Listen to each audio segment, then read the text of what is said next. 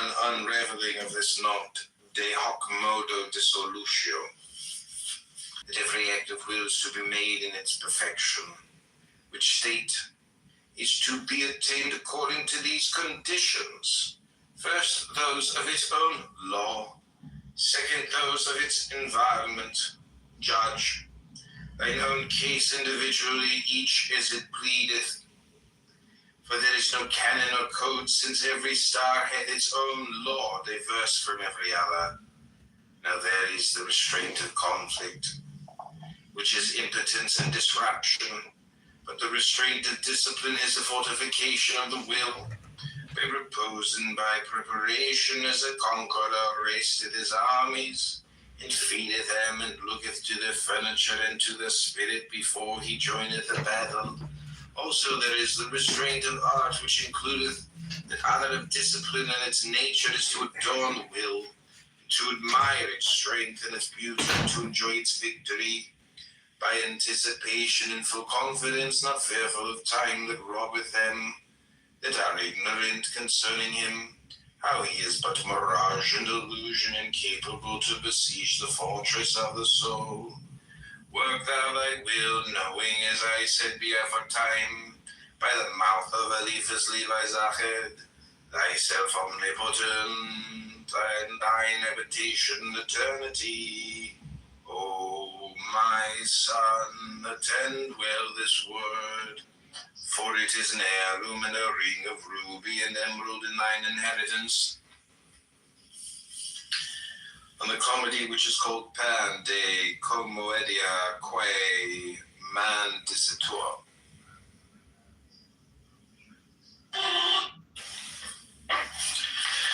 And thy technique is the magic of water, so that thine act is of nourishment and not of generation.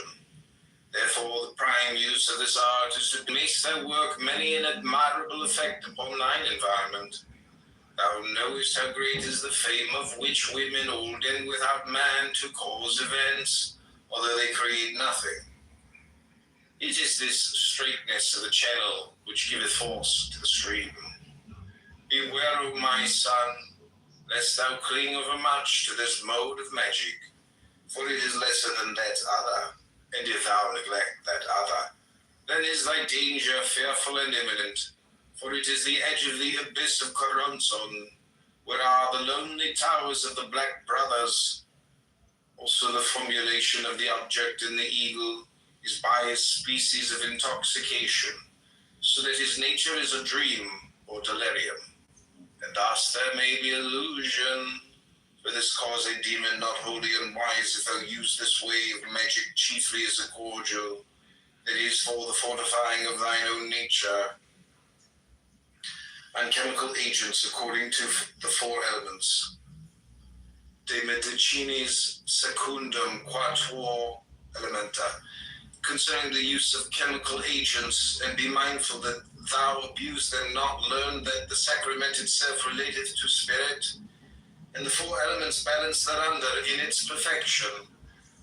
See also thy lion himself hath a fourfold menstruum for his serpents. Now to fire belong cocaine, which fortifieth the will, loosening him from bodily fatigue; morphine, which purifieth the mind, making the thought safe and slow and single; heroin, which partaketh as it seemeth of the nature of these twain aforesaid, albeit in degree less notable than either of them; and alcohol, which is food, that is fuel for the whole man.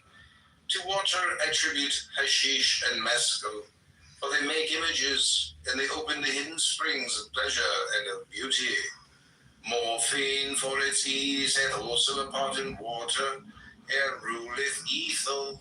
Ethyl oxide, for it is a sword, dividing asunder every part of thee, making easy the way of analysis, so that thou comest to learn thyself of what elements thou art compact.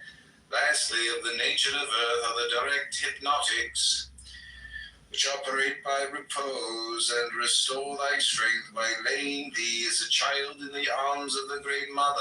I say rather of her material and physiological vice regent.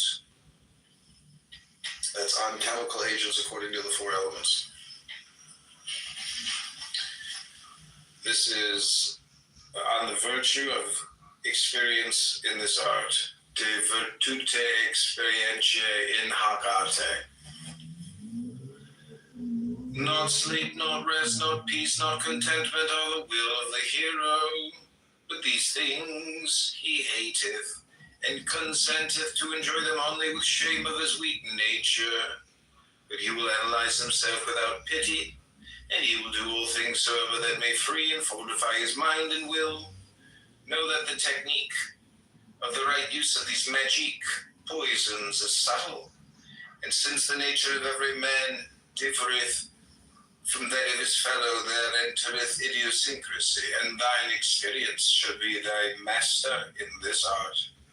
Heed also this word, following the right use of these agents is to gain a knowledge preliminary of thine own powers and of high state, so that thou goest not altogether blindly and without aim in thy quest, ignorant of the keys to thine own inner being. Also thou must work alway for a definite end, never for pleasure nor for relaxation, except thou wilt as a good knight is sworn to do, and thou being hero and magician art in peril of abusing the fiery agents only, not those of earth, air, or water, because these do really work with thee in purity, making thee holy what thou wouldst be, an engine indefatigable, a mind clear, calm, and concentrated, and a heart fierce aglow. And the truth is consecrated by pure light of ecstasy. Also, as this is the strongest, so also it is the most sensitive of all things soever, and both proper and ready to take impressive will, not as a seal passively, but with true recreation in a microcosm thereof. And this is a God alive and puissant to create, and he is a word of magic, wherein thou mayst read thyself with all thine history and all thy possibility. Also as to thine eagle, is not this chosen by nature herself by the way of attraction, without which harmony, aesthetic, and magnetic thy lion is silent and inert, even as Achilles before his rage in his tent. Now also, therefore, I charge thee, O my son, to partake constantly of the sacrament, for it is proper to all virtue, and as thou dost learn to use it in perfection, thou wilt surpass all other modes of magic. Yea, in good sooth, no herb or potion is like unto this supreme in every case, for it is the true stone of the philosophers, and the elixir and medicine of all things, the universal tincture, or menstruum of thine own will. By directing disciples de discipulis regendis, I will have thee to know moreover, my dear son, the right art of conduct with them whom I shall give thee for initiation, and the rule thereof is one rule: do what thou wilt shall be the whole of the law. See thou constantly to it that this be not broken, especially in the section thereof.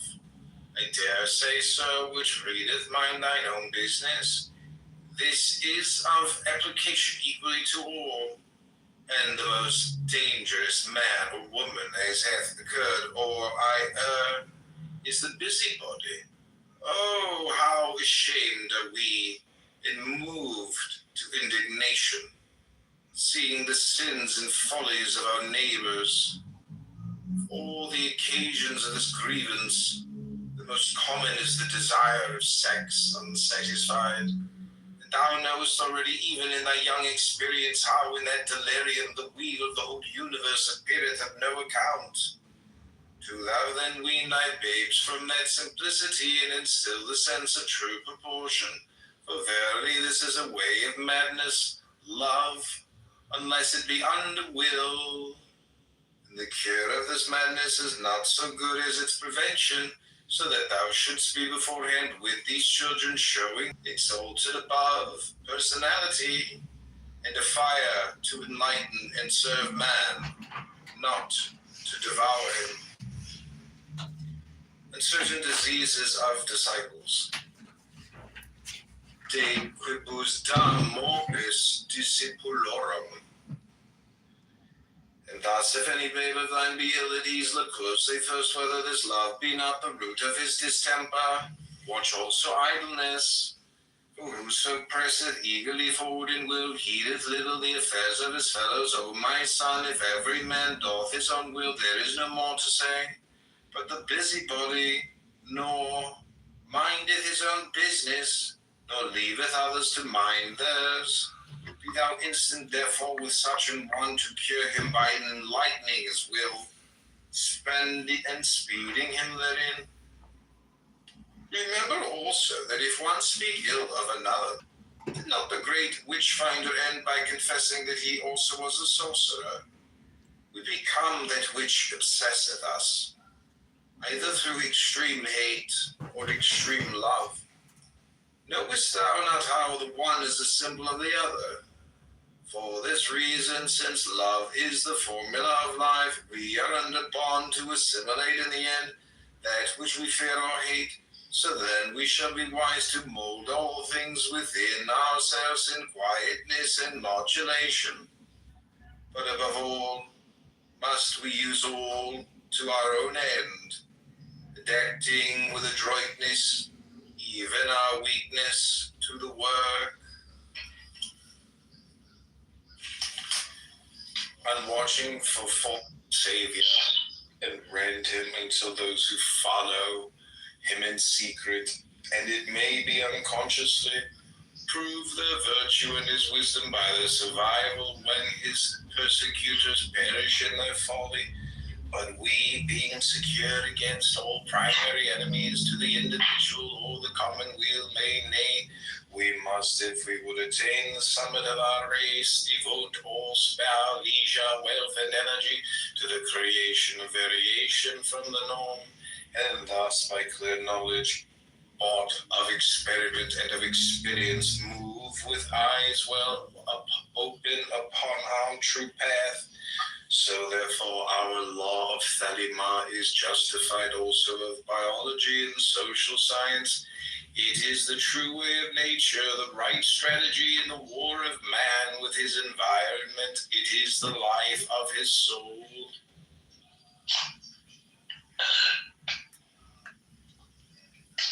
Demonstrate. Okay, I want to tell you really quick something. Okay, go ahead.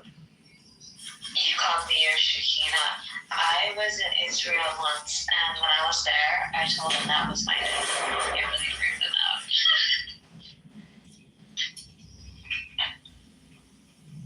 That's all.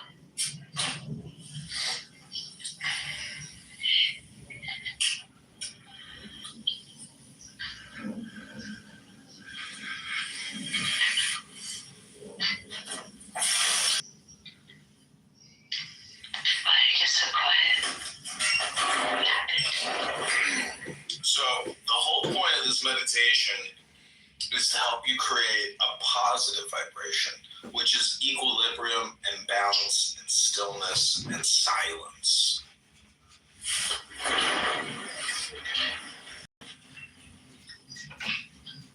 Perfect.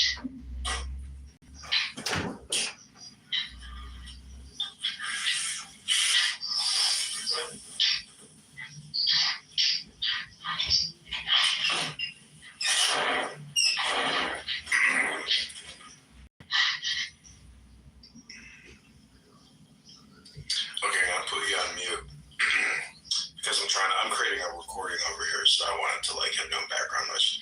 So take the deepest breath of the day.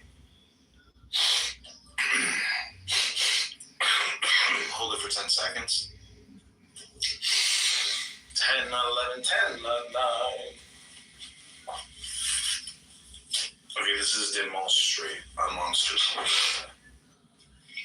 Sayest thou, O my son, that not thus, but by forced training one cometh to perfection? This indeed is sooth, that by artificial selection, in well-watched growth and environment, one hath dogs, horses, pigeons, and the like, which excel their forebears in strength and beauty and speed as one will. Yet is this work but a false magical artifice, temporary and illusion? For the masterpieces are but monsters, not true variations. And if thou leave them, they revert swiftly to their own proper and authentic type, because that type was made fit by experience to its environment. So therefore, every variation must be left free to perpetuate itself or to perish, not cherished for its beauty or guarded for its appeal to thine ideal, not cut off in thy fear thereof. For the proof of its virtue lieth in the manifestation of its power to survive, amen, to reproduce itself after its kind. Nurse not the weakness of any man, nor swaddle and corset him, nay, not though he were poet or artist, because of his value to thy fancy. For if thou do this, he shall increase in his infirmity, so that even his work, for which thou lovest him, shall be enfeebled also.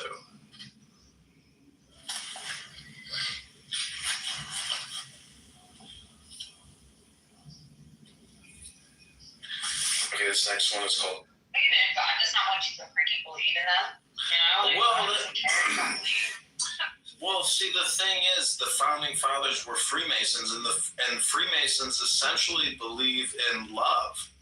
So, well, love is like a red heart. Desire is a red color, but the point is, wisdom is supposedly love. So love of law is the domination of the wise. That's wisdom. I'm just saying that I don't disagree with anything you said, except the fact that maybe you don't like the fact that I could point to the Constitution as being an all or nothing document.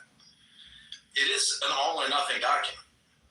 The Constitution is really good, but I heard that there was a punctuation error in regard to the statement about the pursuit of happiness. Well, it's really interesting. If you read it, very slowly, and you just actually pick apart individual words and focus on those individual words, that is essentially, the more like advanced level, because what you're doing is expanding the document. It would be pretty interesting to put it through like an expansion tool on ChatGPT to essentially create more content off of it to help people get an expansion or more relative, positions to it, because so much of that document is transcendental. So it deals document for success. So I don't know, to say that it's not something to contemplate. I mean, I just, if you have one... Contemplate. I think everything is worth contemplation. Well, it's just the ageless wisdom. So the Freemasons are just obsessed with ageless wisdom philosophy, which in many ways is anti-Pope and anti-Anglican Church. It's its own thing. So it is like a gang.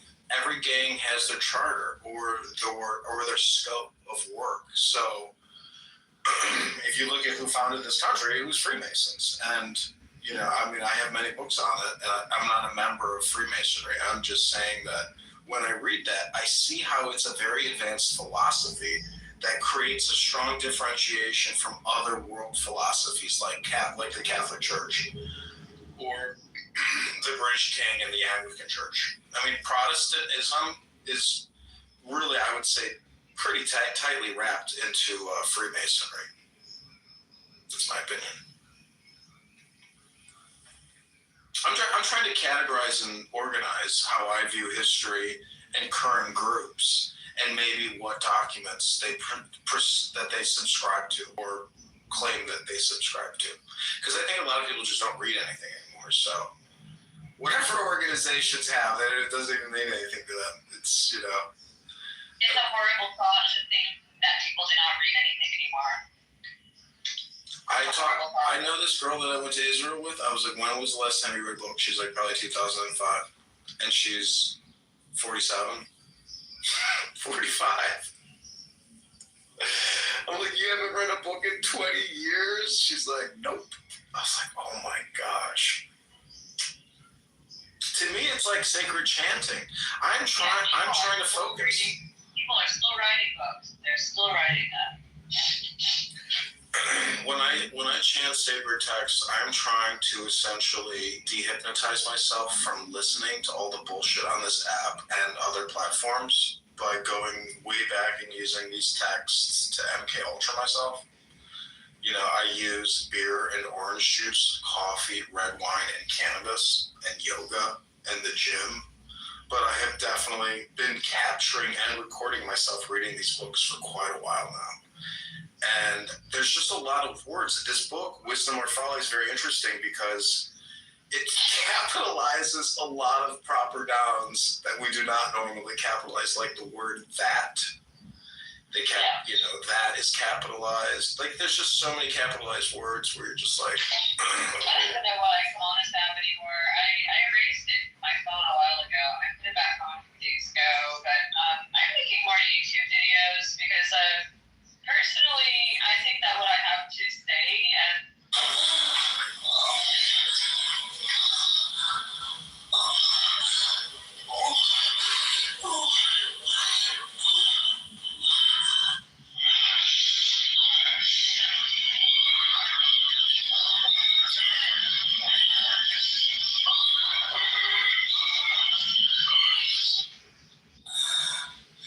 these are much better. This is called What an Orgasm Feels Like by Ada Swift. 3 million views released 3 years ago. Sped up to 1.25.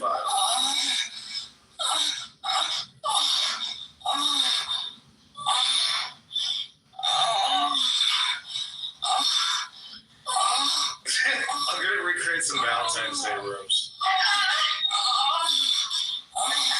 Yeah, okay, go ahead, guys. Give us your best moaning section. oh yeah. I'm laughing too hard. Oh yeah. I can't do it when I'm on the spot. It's too funny.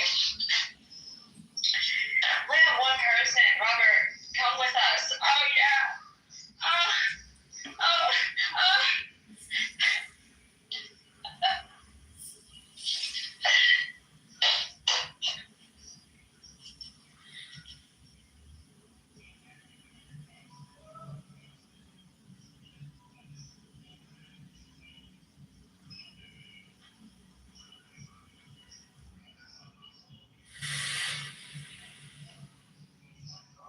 Okay, that was fun. The goddess has left us. Let us return to the Tao.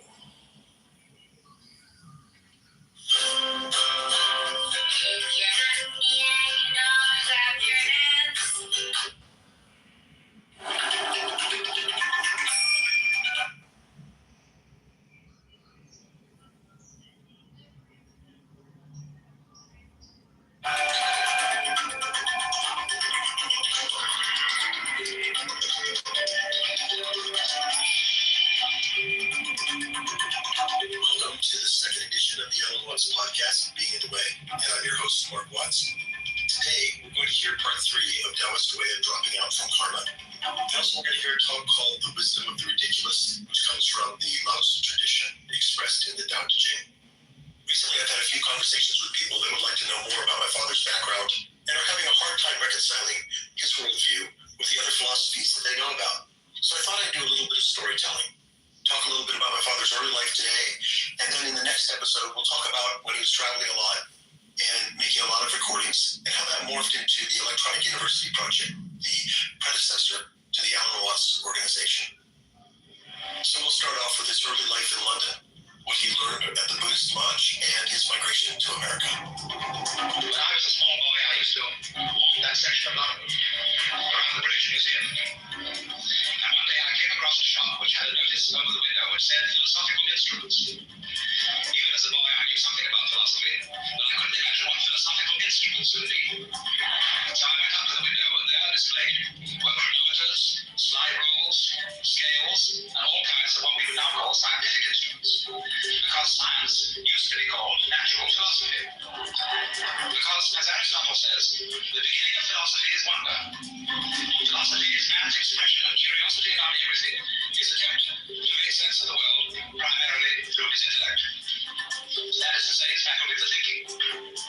And thinking, of course, is a word used in extremely many ways, and is a very vague word for most people. But I use the word thinking now and hereafter, you must understand this, in a very precise way. By thinking as distinct from feeling or emoting or sensing, I mean the manipulation of symbols, whether they be words, whether they be numbers, or whether they be other such signs as, say, triangles, squares, circles, astrological signs, or whatever. These are symbols. But all these things are symbols, and the manipulation of symbols to represent events going on in the real world is what I call thinking. I suppose most of you have heard of Zen. But before going on to explain any details about it, I want to make one thing absolutely clear. I am not a Zen Buddhist. I am not advocating Zen Buddhism. I am not trying to convert anyone to it. I have nothing to sell. I'm an entertainer. That is to say, in the same sense, that when you go to a concert and you listen to... Is there darkness? Yet this comfort is a lamp therein, that there is no error in the will, but only doubt as to the means of success. Else were we as children afeard of night. Thus we have need not but to consider the matter by wit of reason, and of prudence, and of common sense, and of experience, and of science, adjusting ourselves so far as we may. Here is the key of success, and its name is the skill to make right use of circumstance. This then is the virtue of the mind, to be the wazzer of the will, the true counselor through intelligence of the universe. But, O my son, do thou lay this word beneath thine heart, that the mind hath no will, no right thereto, so that usurpation bringeth forth a fatal conflict in thyself. For the mind is sensitive, unstable as air, and may be led foolishly and leashed by a stronger mind that worketh as the cunning tool of the will. Therefore thy safety and defense is to hold thy mind to his right function, a faithful minister to thine own true will, that is king of that star whose name is thyself. By election of nature, heed well this, O my son, for thy mind passive is rightly a mirror to reflect all things clearly without prejudice, and to remain unstained by them. On the way of wisdom, De Cursus Sapientis. Therefore consider this again in a figure, that thy mind is as the marshal of an army, to observe the dispositions of the enemy, and to order his own forces rightly, according to that information, but he hath no will, only obedience to the word of his king, to outwit and to overcome the opposite. Nor doth that king make war by his own whim, if he be wise and true, but solely because of the necessity of his country and its nature, whereof he is but executive officer and interpreter. Its voice as the marshal is its arm. Thus then do thou understand thyself, not giving place to thy mind to dispute thy will, nor through ignorance and carelessness allowing the enemy to deceive thee, nor by fear, by imprudence, either in elasticity or in obstinacy, each at its moment, suffering defeat in the hour of shock. So then, O my son, this is thy work, to know the word of the will without error, and to make perfect every faculty of thy mind in right order and readiness to impose that word as law upon the universe, so mote it be. Unreason, source of madness, when not under will. De ratione quae sine voluntate est fons maniae. Is it not a marvel how he that worketh with his will and is in constant touch with the reality external maketh his mind to serve him? How eagerly runneth it and returneth, gathering, arranging, clarifying, classifying, organizing, comparing, setting in array, with skill and might and energy that faileth never.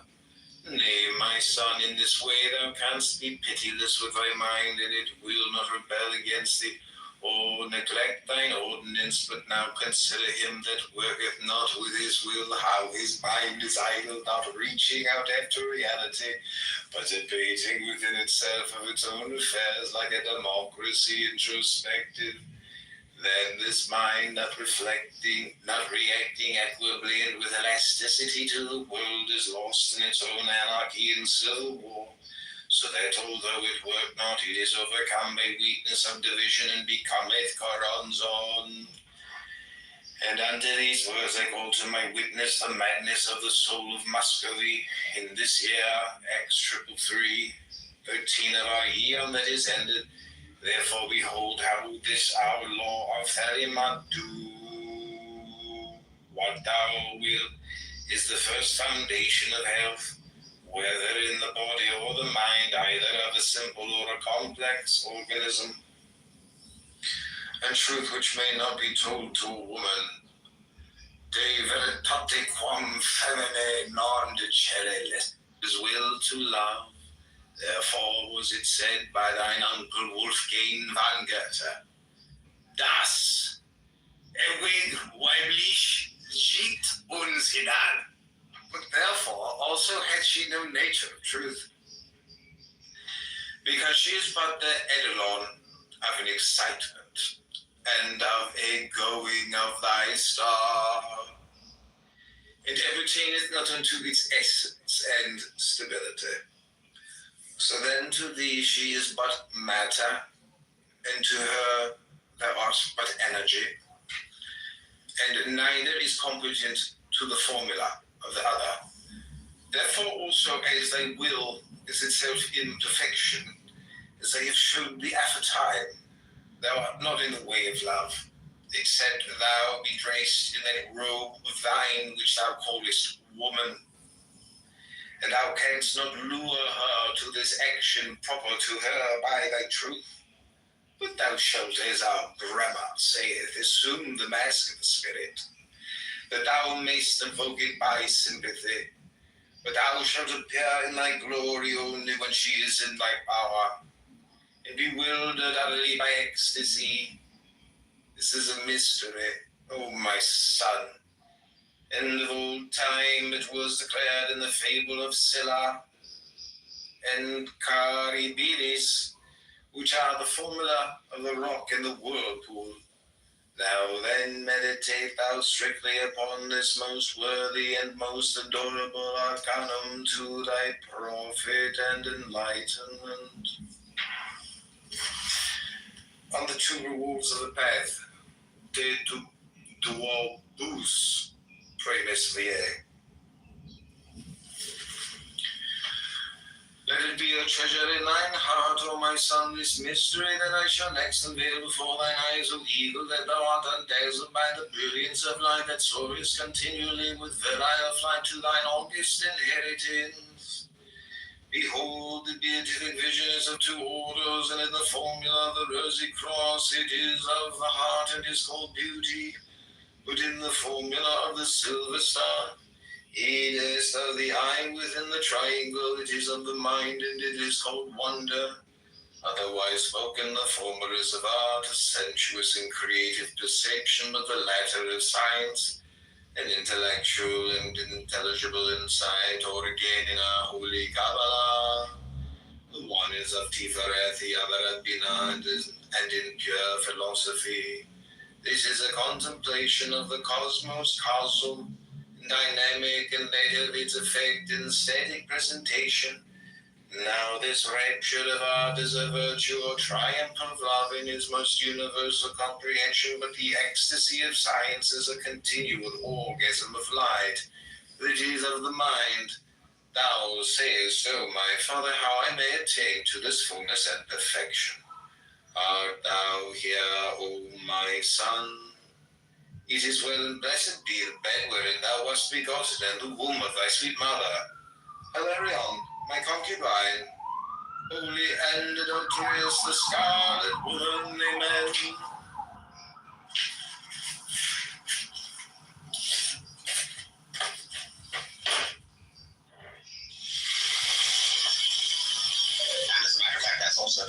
sculpture, but we consider the background in sculpture irrelevant because it is not something which the artist himself has created. It's the temple or museum or place in which it is shown. But when you paint, and especially when you paint on a rectangular surface, instead of a surface that is shaped along with the figure, so that the outline of the figure is also the frame, when you paint, you have to put in some kind of a background. Now, if you've seen, but as time went on, painters began to put landscape in the background, because that's the way you see people. They must be against something. And in due course, Western painters began to be fascinated with the background. And they said to the figure, move over. And then there were landscapes. But of course, the people who looked at them and weren't used to this kind of thing said, well, that's not what I call a painting. But in time, they got used to it. So used to it that, in fact,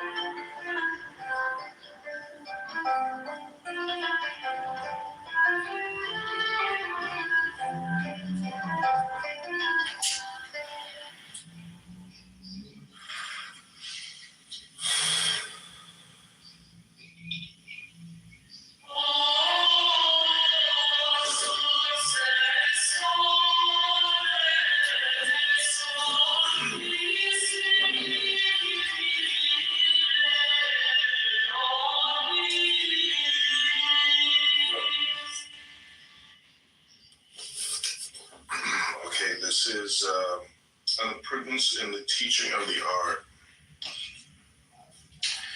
De prudentia arti docendi. Nevertheless, this one affliction shall touch nigh all that come to thee, and this is the great pox of sin. And boweth before thee, whether there be not conflict and restriction in his mind and in his will, if he deem good and evil to be absolute instead of as relative to the health of his body, or the will of the society of which he is a member, or what not as it may be instructed. But if he say that he will sacrifice all for initiation, correct him as it is written, but whoso give one particle of dust shall lose all in that hour. For it is conflict if he weigh one thing with another in renunciation, being sorrowful is not worthy of acceptance, that he must with joy unite all he is in death, he being the whole into one billow of love and will. Yea, O my son, until thou hast brought the postulant into our freedom from sin, and the sense and conviction thereof, he is not ready for the path of our magic and illumination, because every way soever is a going, and the sin is an obstacle, and a fetter, and an hoodwink on every one of them, for it is restriction, whether he set out by the meditations of the Dharma, or by our Kabbalah, or by vision or theology, or howsoever.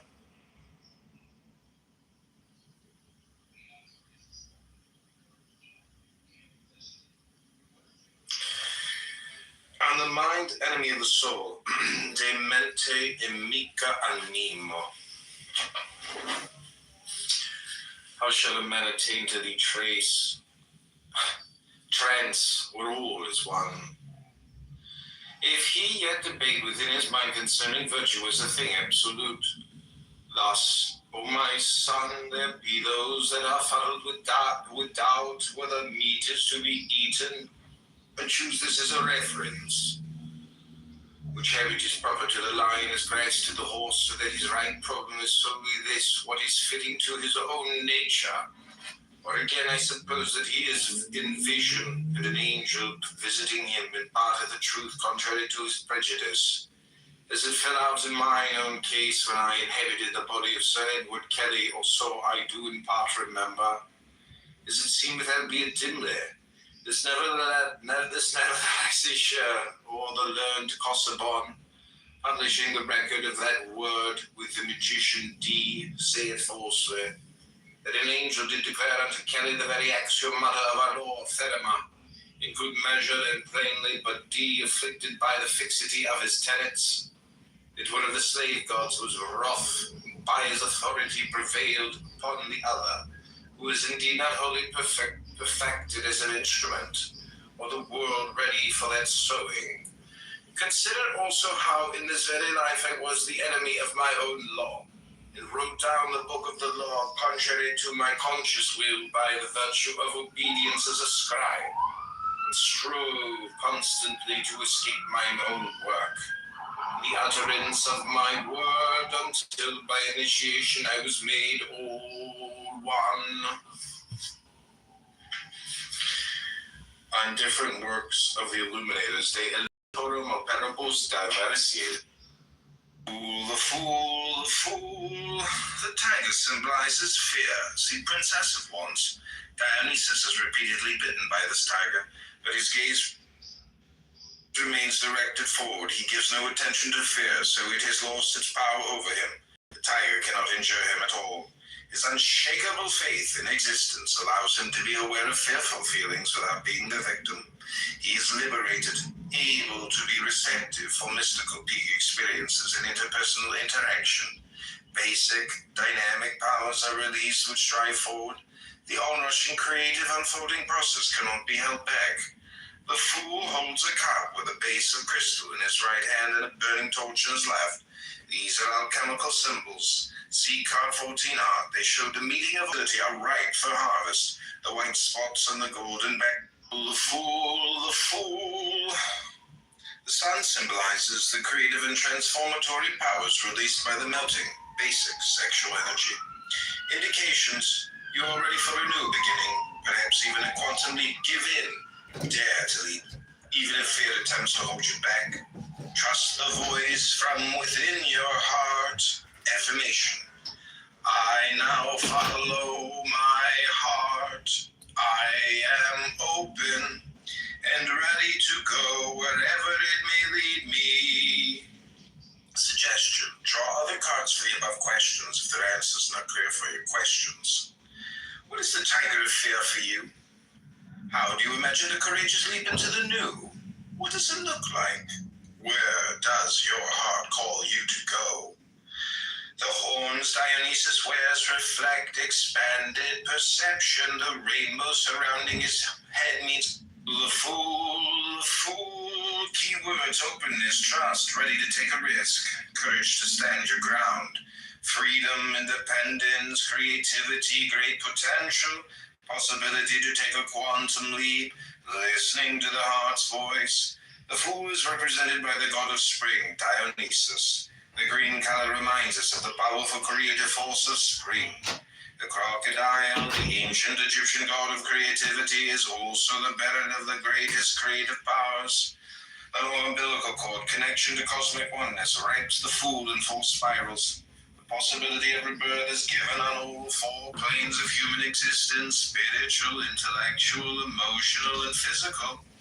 The prerequisite is your readiness to change in all areas, your responsibility to self-development. The four spirals are described as follows. The first spiral surrounds the heart and heart shape. It stands for emotional rebirth, recognition, perception, the Magus. The two snakes at his head are an ancient Egyptian symbol for healing and regeneration, caduceus. In this context, they refer to the regeneration of thought. Above them is the eye of Horus, god of perception, with the symbol of a dove, bearer of the spirit. The Magus receives inspiration from the soul of the universe, whose message he spreads on earth. This is more strongly expressed by the blue-yellow energy beam which enters his head, penetrates through his body, and emerges again at his feet. He cannot fulfill his tasks without constantly remaining in touch with the spiritual forces of the universe. He is always in service of a superior law. When he recognizes and accepts this as his true function, he bears clarifying light unto the darkness of ignorance and misunderstanding. Indications you have at your disposal brilliant capabilities which you should share with other people. One important task is to find or create the proper surroundings for your activities. Questions. In what areas lie your The objects Mercury juggles represents different realms of communication. For example, 1. Coins, body, matter, finance. 2. Fire, inspiration, transformation, dynamics. 3. Wand, philosophy, religion, spirituality. 4. Arrow, directness, honesty, purposefulness. 5. Scroll, writing, publication. 6. Winged egg, extrasensory perception, telepathy. 7. Cup with snake, emotions, relationships, sexuality. 8. Sword, intellect, logic, analysis. The 2 snakes at his head are an ancient Egyptian symbol for healing and regeneration, caduceus. In this context, they refer to the regeneration of thought. Above them is the Eye of Horus. As the Magus, keywords Mercury, communication, playful dealings with all possible forms of communication, flexibility, brilliance. The Magus is represented by the Greek god Mercury, the messenger with wings of pure spirit. See the yellow wings on his feet. Mercury bears energy which spreads and radiates from him. The cards represents the will, wisdom, and the word through which the world was created. Mercury balances with great skill on the tip of a surfboard-shaped stand and juggles with the different tools of communication. He is a genius, using all the possibilities available to him. In his duality, Mercury stands for truth and falsehood. He brings all set ideas and judgments into question, which often makes him appear in a questionable light himself. As a creative creature, he knows no conscience. He uses all tools, all the Empress, the Empress, the Empress, the Empress. Keywords: Venus, beauty, love, motherliness, femininity, wisdom, connection between spirit and matter, inner and outer wealth. The Empress embodies and commands the feminine in all its forms. Her form and surroundings are marked by beauty and wholeness. You feel a sense of well-being in her presence. Her femininity is fully evolved in all levels of her being, given her a special radiance. She is mother and lover, ruler and seer at the same time. Her strength rests in the unifying of the highest spiritual values in the fully perceivable forms of the lowest material qualities. The essential characteristics of her dominion are love in its giving and its receptive aspects, white and red, creativity and fruitfulness, green, understanding and wisdom, blue.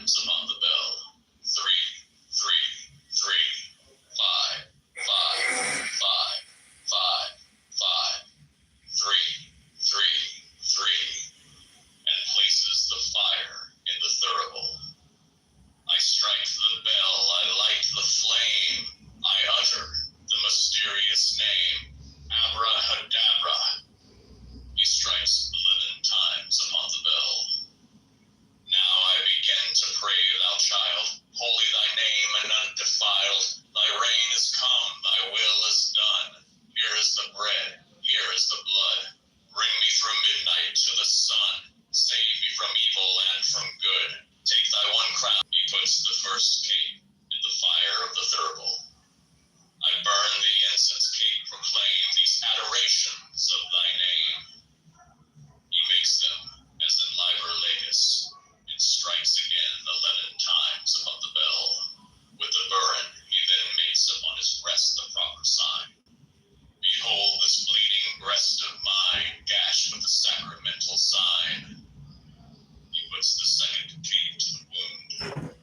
I staunch the blood, the wafer soaks, get up and the high priest invokes. He eats the second cape.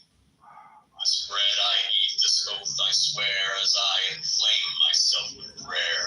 There is no grace, there is no guilt. This is the law. Do what thou wilt. He strikes 11 times upon the bell and cries, Abrahadabra.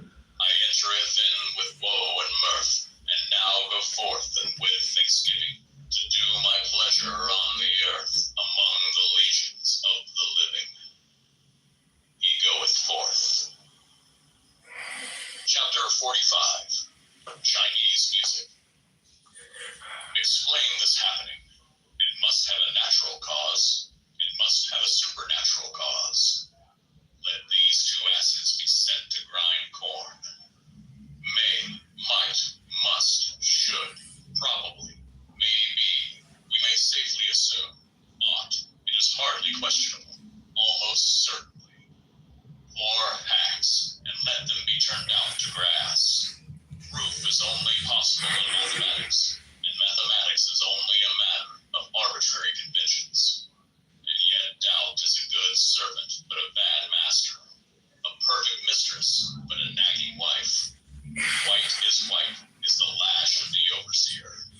White is black is the watchword of the slave. The master takes no heed. The Chinese cannot help thinking that the octave has 5 notes. The more necessary anything appears to my mind, the more certain it is that I only assert a limitation. I slept with faith and found a corpse in my arms on waking. I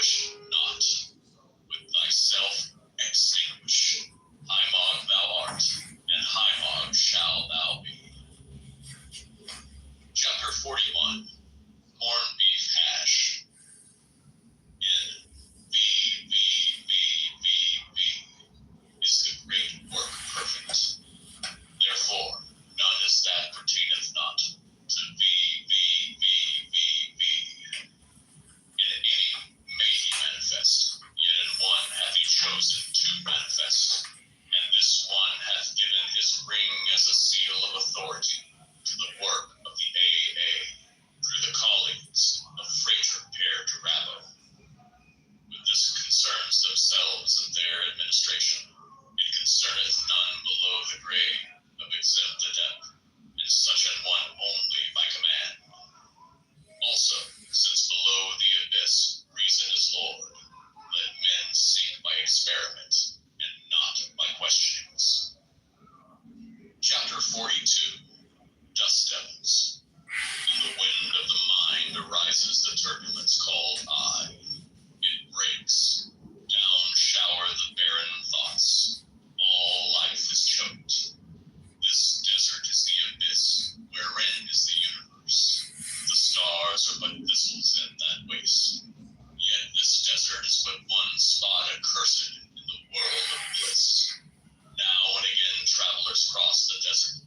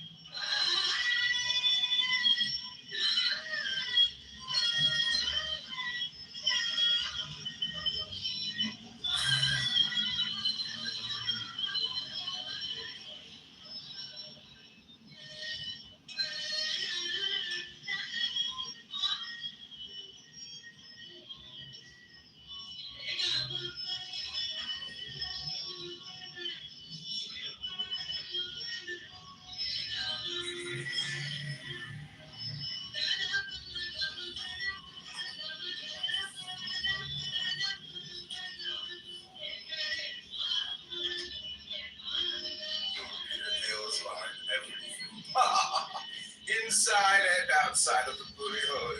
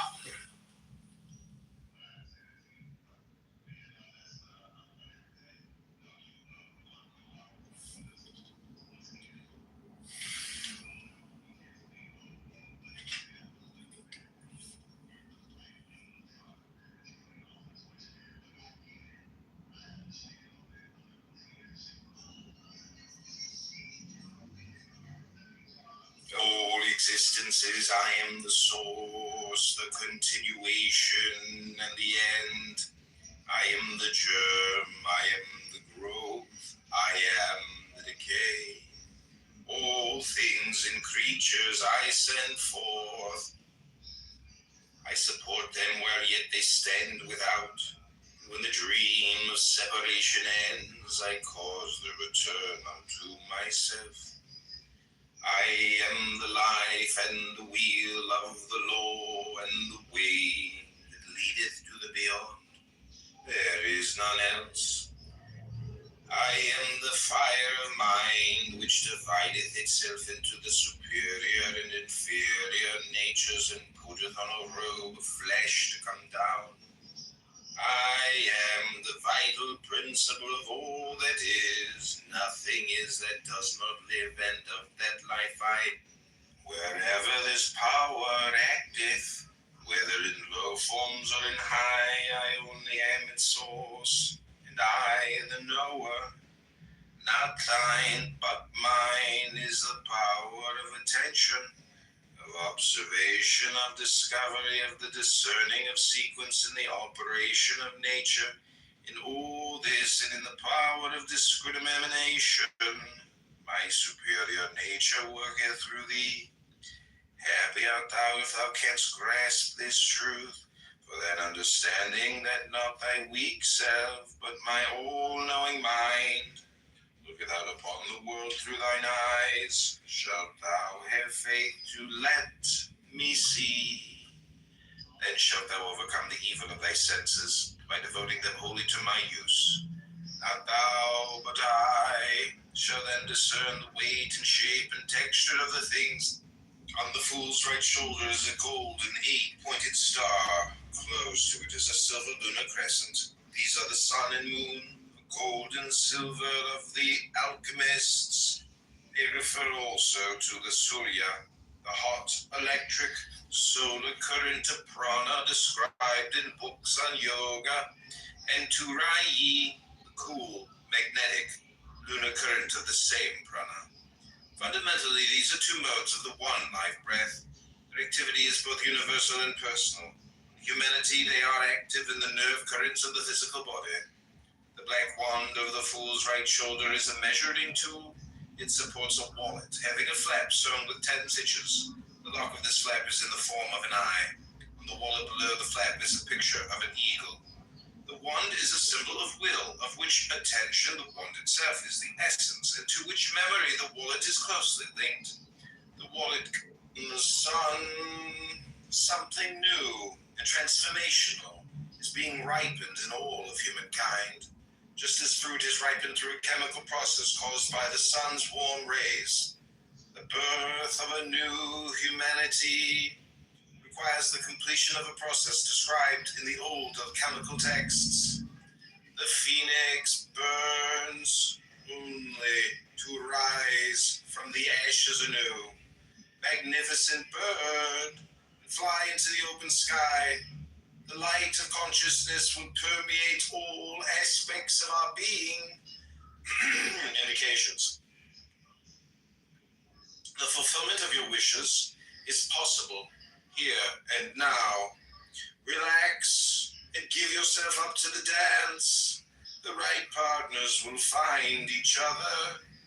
Question: what task or project is on the agenda for you now? The lamps are the interior stars or chakras. The oil is the nerve force, a modification of Fohat or Kundalini.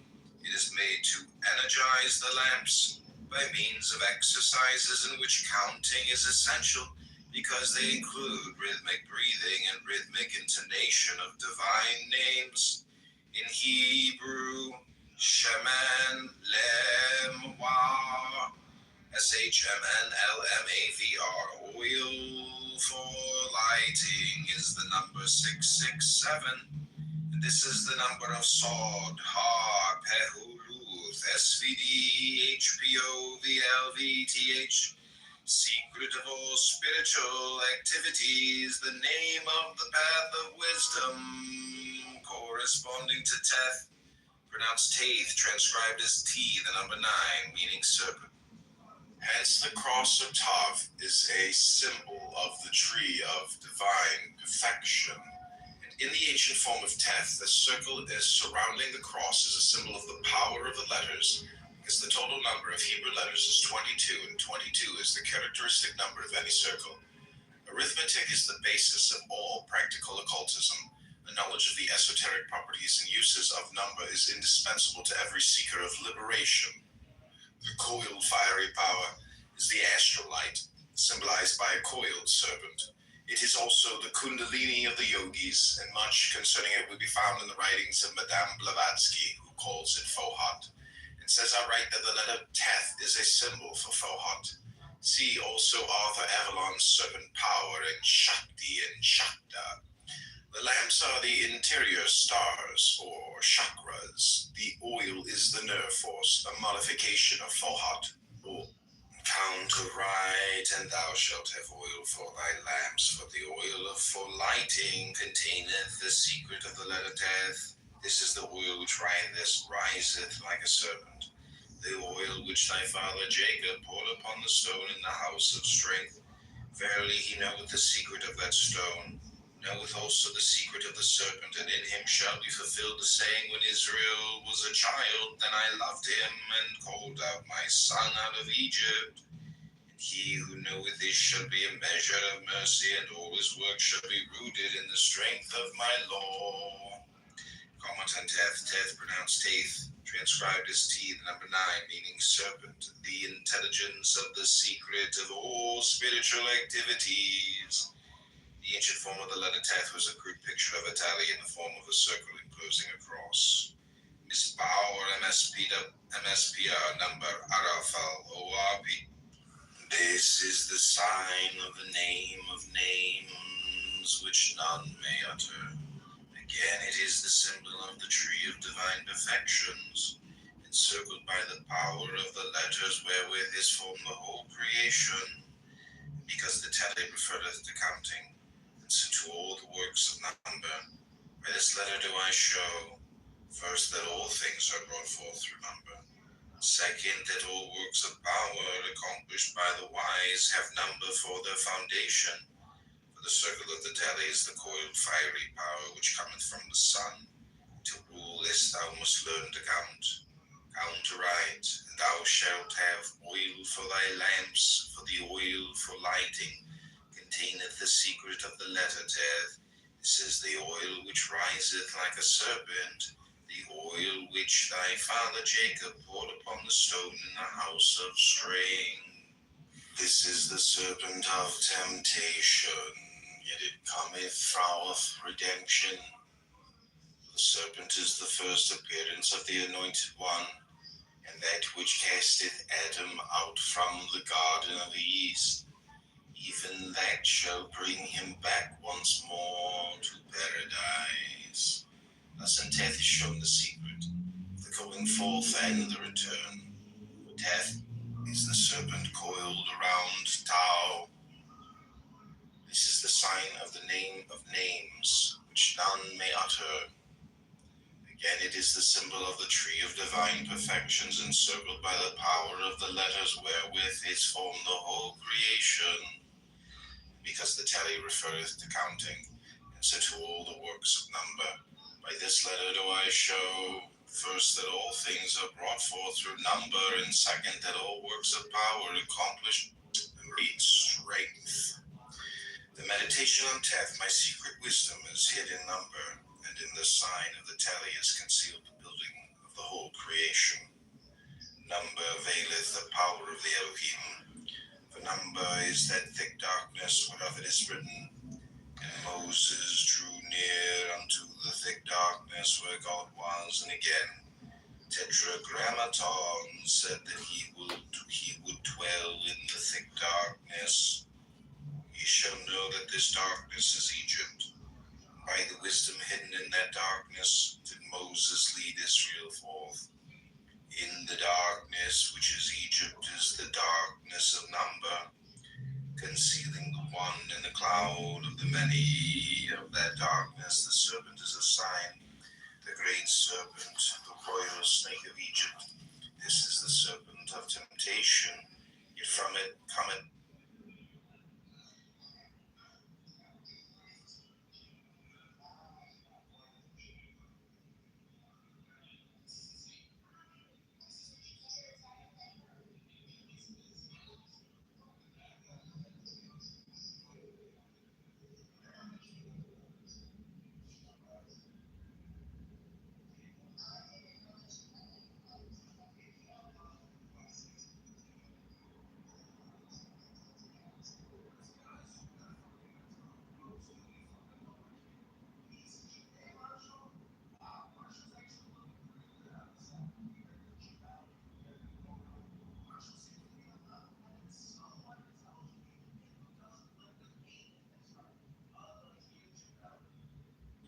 The king in the card holds the sacred lance, while the queen holds the holy grail.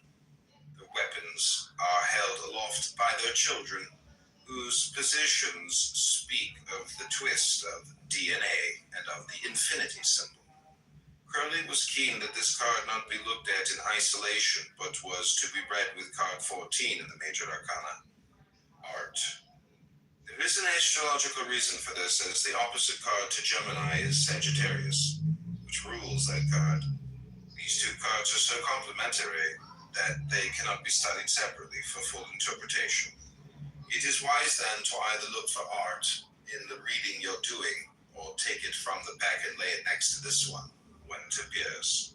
The Lovers. Keywords: inspiration, intuition, childish, unrealistic, simple, union. It can help to look at the themes within this card. No 6, the Lovers. Keywords: inspiration, intuition, childish, unrealistic, simple, union. Crowley gave an alternative name to the card, the Brothers. The traditional meaning of this card, being one of choice and relationships, is sublimated by Crowley to mean an openness to inspiration and intuition. Due to the complicated nature of what Crowley was attempting to convey magically, this card can turn into the one of the hardest cards to fit into a more traditional tarot reading. It can help to look at the themes within the card. This is a union of opposites, but it is a royal marriage, and those are often the result of political expediency rather than great love. The twins arising from the union are more important, however, as these represent the card's affiliation with Gemini, ruled by Mercury. This should indicate a degree of communication and swift comprehension. In fact, it is more the intellectual ability to analyze that is being hinted at here. The querent is advised to analyze the situation. The magician's problem is to arrange them in proper order. In ceremonial magic, these implements are the staff, the cup of libations and divination, the magic sword, and the pentacle, talisman. On the pentacle are written or engraved words, numbers, geometrical figures, and sigils. These are determined by the nature of the magical operation to be affected by the powers they represent. In this instance, the sigil on the pentacle is the pentalpha, 5-pointed star or pentagram. Of this sign, Eliphas Levi says, the pentagram expresses the mind's domination over the elements, and it is by this sign that we bind the demons of the air, the spirits of fire, the specters of water, and the ghosts of earth. It is the star of the Magi, the burning star of the Gnostic schools, the sign of intellectual omnipotence and autocracy. It is the symbol of the Word made flesh. Guises in which counting is essential because they include rhythmic breathing and rhythmic intonation of divine names. In Hebrew, Shemen Lemwa, SHMNLMAVR, oil for lighting is the number 667, and this is the number of Sog, Ha, Pehulu, SVD, HBO, VLVTH, secret or spiritual activity.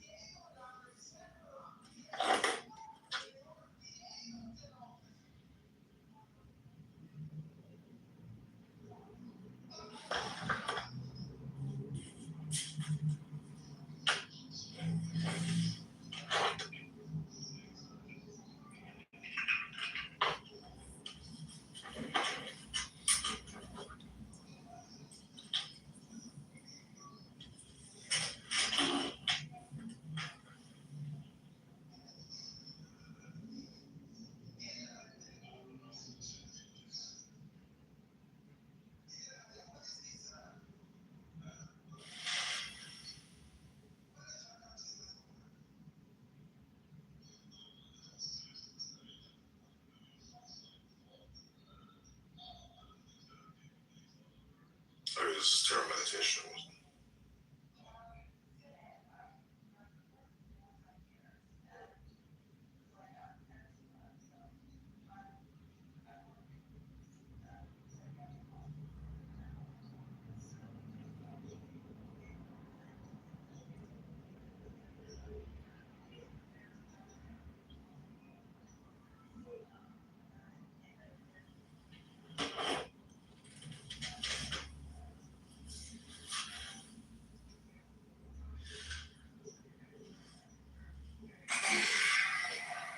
Oh, Dr. Adams, welcome to Terra Meditation and Wisdom. I'm reading what's called a book. Many people here on Clubhouse have forgotten what these things are called books, but I have rediscovered them. And I am bringing them back to you all. Spiritual activity. So that you may enjoy life again and free yourself from this pit of hell known as Clown House. It is a genie bottle trapping countless thousands of innocent souls in despair and stupidity. But I have returned with what is called a book. Many, many men have forgotten what these are. But we shall return once again to the book.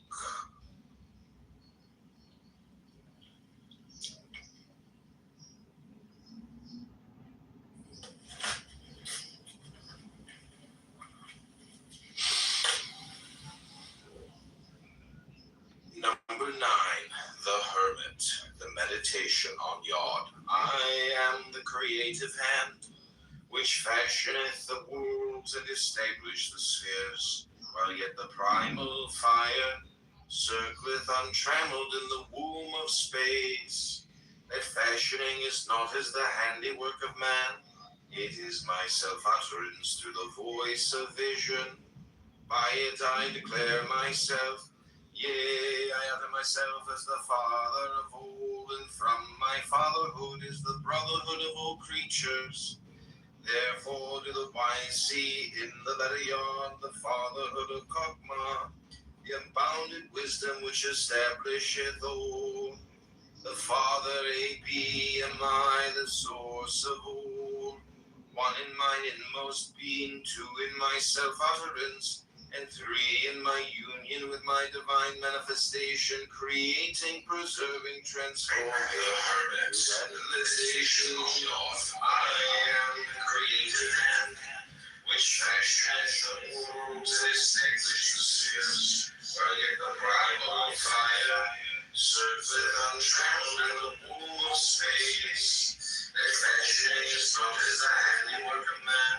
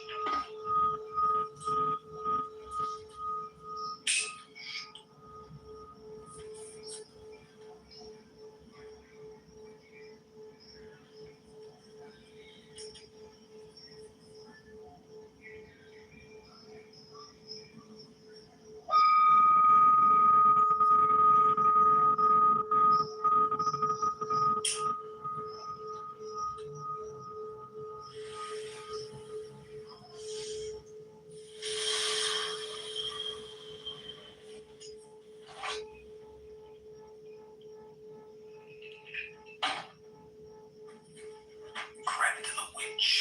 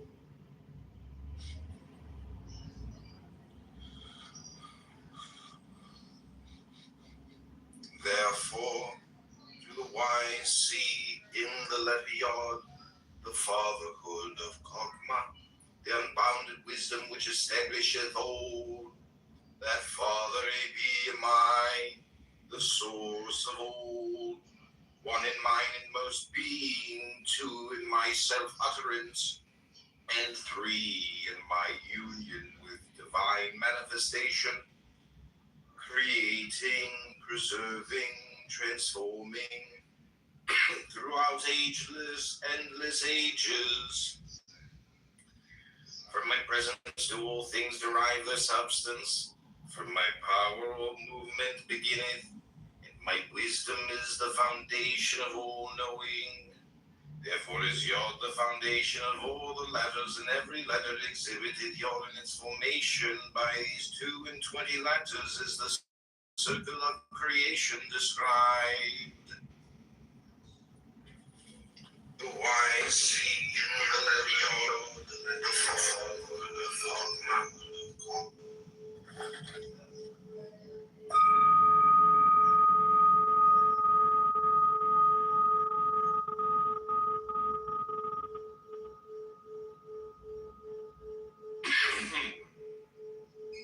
Oh, Dr. Benji's back. You want to get your lick back, don't you, Dr. Benji? You want to get your dopamine off. You don't even have ears, you just have a mouth. Your ears have fallen off your head, Dr. Benji. I don't see any ears on your head. Hello?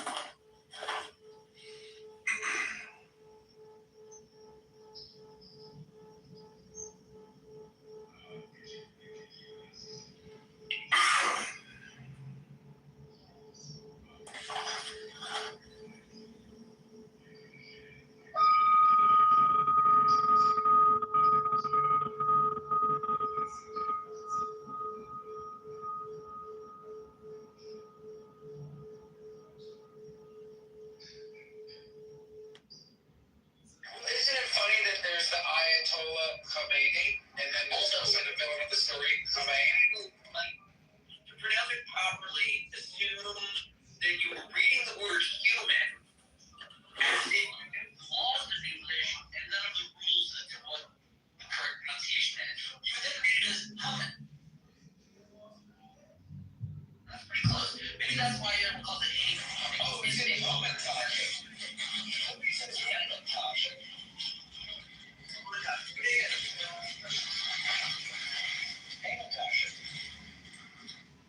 But I'm just saying, like, it was ridiculous maneuver, and it happened so quickly, right? Like, if you track the story, they come up with this scheme for Purge Day, and like the next day, Mordecai's in sackcloth.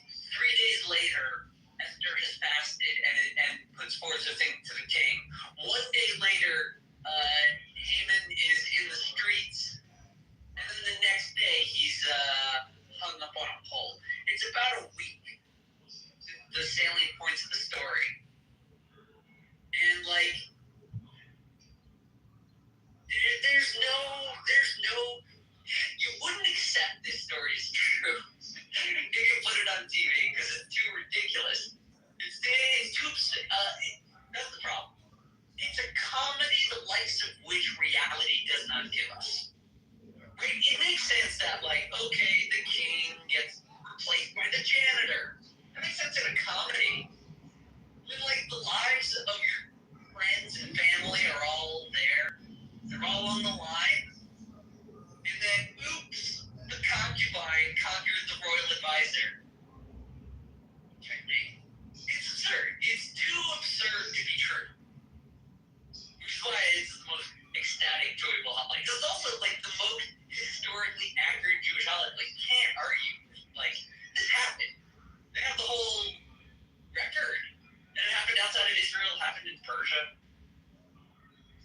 And it's a ridiculous story. Everyone should remember Burma. When did they change the name from Persia to Iran? Somewhere around the time they figured out Islam. Morons.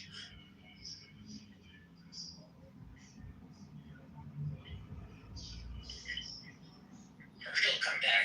Good names have a habit of doing that. People, stop asking me questions. It's a holiday.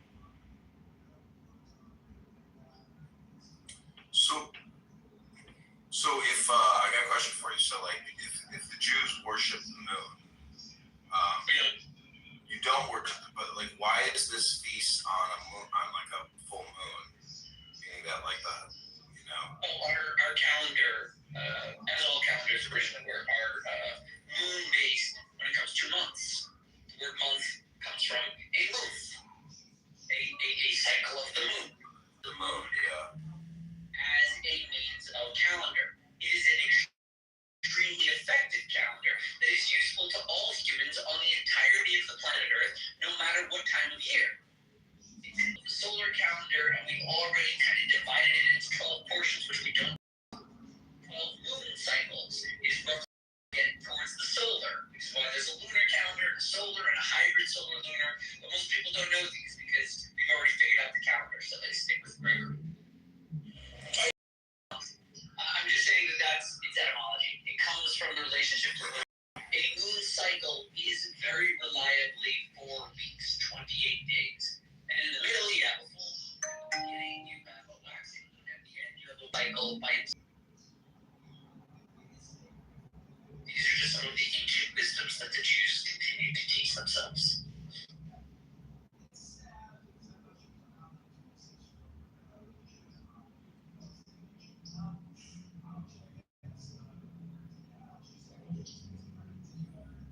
But the reason it's often in the middle of the month is probably by decree. Like, they know that there's always going to be a full moon in the middle of the month. That means extra light.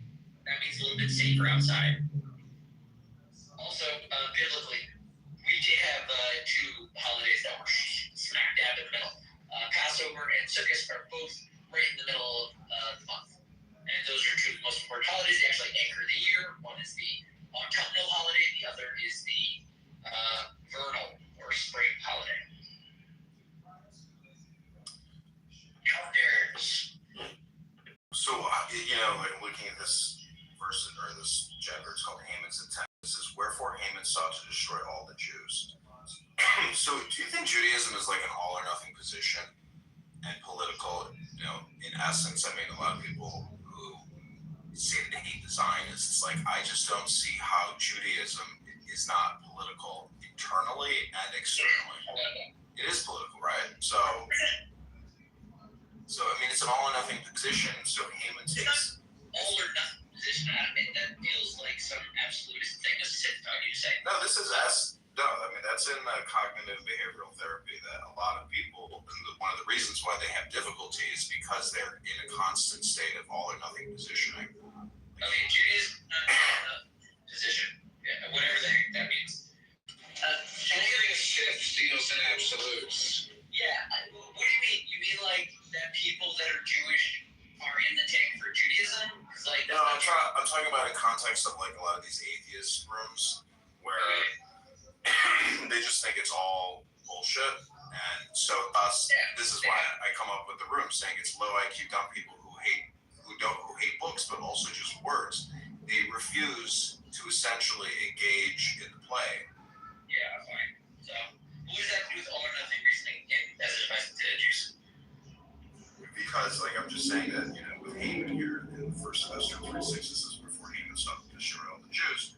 Yeah. I'm saying it's like the yin to the yang. So there's this dualistic matching of opposites, which is like an essential philosophical tenet, I guess you could say. It's in Taoism, or Kabbalah. You're wondering the Jews? Like, I don't exactly understand your question. I don't have a question per se. This room is all or nothing reasoning. What were you seeing that made you say all or nothing? Because, like, if politics is inherently inherent in Judaism and Zionism. The opposite is true, meaning that there's Zionists and anti-Zionists, or there's Freemasons and anti-Freemasons. There's Christians and there are anti-Christians, I suppose. Like, every system has its opposite corollary politically, maybe not entirely esoterically, but politically. A lot of the Jew hate we are witnessing is, like, go to Dan Bilzerian's account and you can see that it's like stupidity upon stupidity. It's like a lack of understanding psychology and philosophy combined with a political reaction, meaning that there is a sentiment that Jews are the all or nothing root cause of all problems. And you see this with Elon Musk and all of these people that are essentially have like this anti-Jew sentiment in, this online platform. Not this platform, but like X, etc. I think you misunderstand the role of the Jew in the modern discourse of politics. You're right that they are being used. There is a role for the Jew in the modern discourse of politics, but it has very little to do with Judaism, or really, I would say, anti-Semitism. It's not really about either of those things. It's more a marketing issue. It's a question of brand recognition. If I talk about my discovery of the cabal of Burmese bankers that were controlling the world, I get very smattering of applause. Nobody knows who the Burmese are. People don't know their history. I could pick, let's see, the Uyghur Turks, right? Where did the Uyghurs come from? And why did we care about the Uyghurs? And why have we never heard from them since? And what is their religious persuasion? It's not as effective to discuss areas that other people aren't even familiar with, right? Part of the reason people talk about the Jews is because they don't have anything better to say. They haven't actually investigated any of the issues, but there is one sound that exists through all theories, in all cultures, and all histories, and when you make this sound, people will pay attention because maybe this guy has something to say, and strangely, that sound is Jew.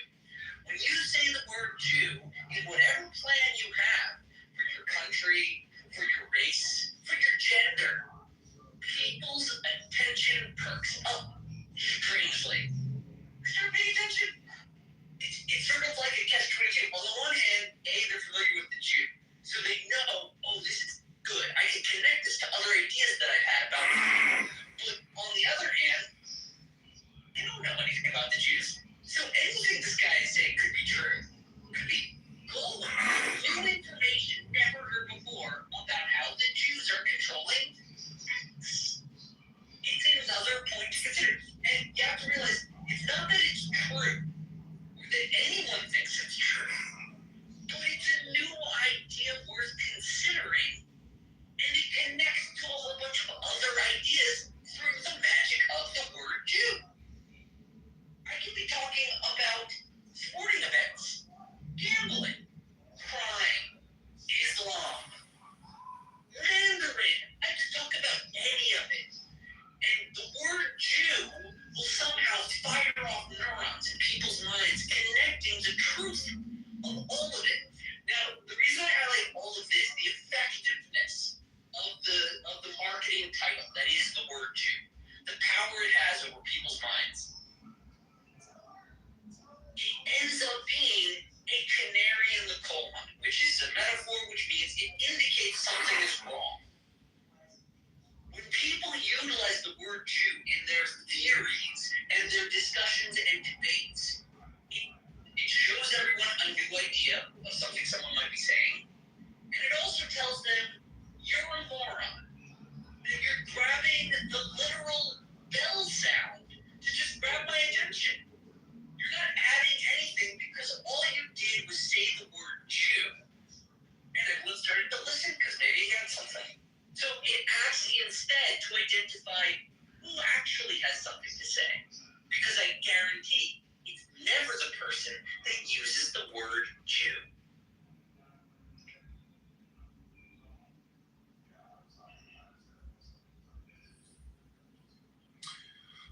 So it's like a bell, basically. Is it like a mnemonic? And like it got there, it has copyright. Through whatever millennia of weird quirks of fate, it has that. Just like the word God has that, Yeah. the word Jew has Jew. Well, that's why I say there's a conspiracy amongst three-letter words. It's all to bring you into the now. Because if you have a dog that's got to take a pee, you got to be present in the now to take that dog for a walk. Listen to this. I wanted to read you this. I found it. It says, when Mordecai caught up with the children, he asked one of them, recite for me the verse in the scripture you studied today. He replied, be not afraid of sudden terror, neither of the destruction of the wicked when it cometh. Proverbs 3:25. Second child followed him, saying, today in school I studied the verse, take counsel together, and it shall be brought to naught. Speak the word, and it shall not stand, for God is with us. Isaiah 8:10. The third added, even to old age I am the same. Even to hoar hairs I will carry you. I have made and I will bear. Yea, I will carry and will deliver. Isaiah 46:4. When Mordecai heard these verses, he not only cheered up, he became jubilant. Haman asked him, what did the children say to you that made you so joyful? Mordecai replied, they gave me the good tidings that I need not fear the evil counsel you have devised against us. Enraged, wicked Haman said, I will make these children the first to feel the blow of my hand. So it's like Clown House, but I mean, when I listen, that's a good measure. That measure just answered the question. Interestingly, in the letter of the Megillah that tells the whole story of everything that happened, his decree did include the children. He said from the Zakim, from the elders that couldn't fight, to the children that didn't know anything. And this medrash is a classic style of medrash addressing an inherent question. Why would Haman want to do that? Right? Of course, nowadays with Hitler, we can say, okay, yeah, he can get genocidal, he doesn't want everyone gone. But to an ancient's mind, that's an objection to the question, to the story. He wouldn't want the kids dead and the elderly. What offense could they have done? Thus enters this story, explaining that the children were learning and it was a personal offense to Haman. Because they talked about how their God would destroy him because of his wickedness. So he did target the children.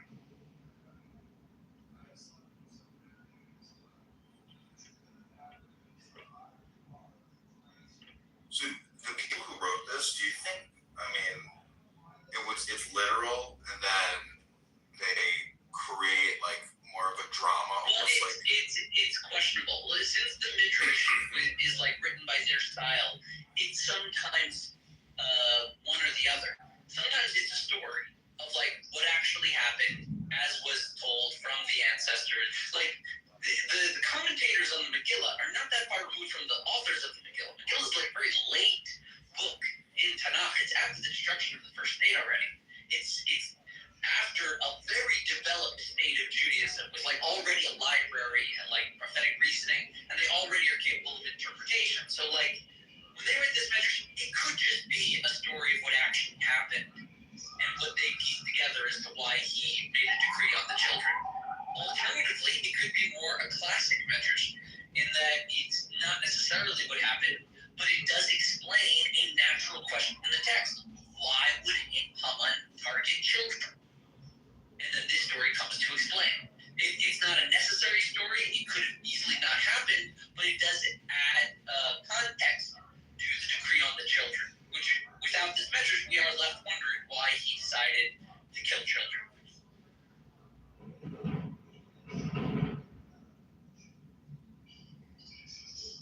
So what do you think about this part here? It says, after he had set it up, he measured himself against it, and that a divine voice spoke up, saying, these gallows fit you fine. Indeed, these gallows have been ready for you ever since the 6 days of creation.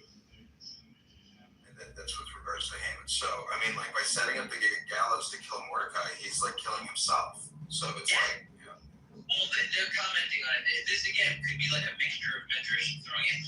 This is commenting, saying that we know that he put up the gallows himself, which is already strange. It was an advisor to the king. He could have had like a handyman do it, but like he personally wanted to destroy Mordecai. And it's saying that he literally did use his own measurements. They're saying that they're highlighting another irony in this story, that not only was he tried on his own gallows, but he properly finished himself for his own gallows unintentionally.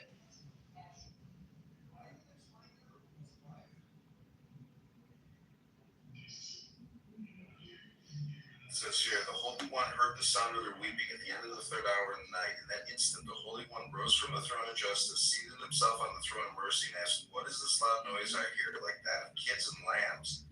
Moses, our teacher, stood up before God and said, "Master of the universe, Ribono Shel Olam, these are neither kids nor lambs. They are the little ones of your people who have been fasting now for 3 days and 3 nights, and tomorrow, like kids and lambs, they will be made to stand up for slaughtering." With that, the compassionate Holy One crested, and he broke the seals, tore up the letters of doom, and that night cast dismay on Ahasuerus. Right, because that's the thing. If you track the story, it's really crazy how Ahasuerus it sort of turns on Haman. It starts with the first. It's really like seeded beautifully, like foreshadowed. Like really, if you're paying close attention, at the beginning when Haman asks to destroy all of the Jews, he says there's like this evil people, and we're going to wipe them out, and I'm going to pay you for it. That's his first mistake, right? If there's a bunch of evil people in the kingdom, and you're killing them, right? And you're telling the king about this. You're like, "Hey, king, here's a bunch of evil people. We're going to wipe them out." Why would you be paying him for it? Shouldn't he be paying you? You're helping him. You're saving him from evil people in his kingdom. When Haman pays him, it's implicit that the king is going to lose out on this deal. That Haman feels the need to compensate him. It's some of these like little touches that pop up. But now the king doesn't comment on that. Oh, he does a little bit. He questions it at the time, and he gives him the ring, so he like pushes the authority off onto Haman. But he doesn't exactly know what's going on, and he doesn't trust this, because earlier in the story, he also kills his wife, this king. Ahasuerus killed Vashti because she wouldn't show up and dance in front of his friends. And his advisor, right, so Ahasuerus has a weird relationship with his advisors. His advisor says, "Oh, just kill her, because she should have done what the king said." And the king did kill her, which was a bit of a mistake, because she was the one with the royal blood. He was more like a general that married him, so he was a little insecure about it. Either way, he has her executed, and when he sobers up the next day, realizes that was a terrible mistake. He shouldn't have killed his wife, and he's really upset about it. To which his advisors come with more ideas. They say, "Oh, we'll give him extra wives." That's where he gets Esther from, right? Because he killed Vashti, he finds Esther in the beauty contest and throws her into the harem. Plus, they make a decree throughout all of Persia, and you'll love this decree: all women must obey their husbands. So that should settle the issue that the king was having with his wife. So you see the king doing these like big, broad decrees because of failings in his personal life. But because of those, now Esther is there. When Haman has his strategy to like kill all of the Jews, Mordecai immediately goes into like sackcloth, and he is praying for salvation. Esther hears about sackcloth. She also heard about the decree, but like she was more concerned about the sackcloth, and she asks him what he's doing. They bicker a little bit, and eventually they get Esther to fast and show up before the king. Okay, so she shows up before the king. Here's the big trick. Here's the move. When she shows up, she's putting her life on the line because they could kill her, but he grants her a favor. She's allowed to talk to him. She doesn't tell him immediately. Here's the interesting move. This is brilliant. This is like Jedi mind level conspiracy. Watch out for the Jews because they will control you. This is what she does. She invites the king to a banquet in private with her and Haman. That's the move. The whole move. She's a concubine. She doesn't have a lot. She does that. Tonight there's going to be the special banquet, right? King's curious. He doesn't know. They go to the banquet. Haman's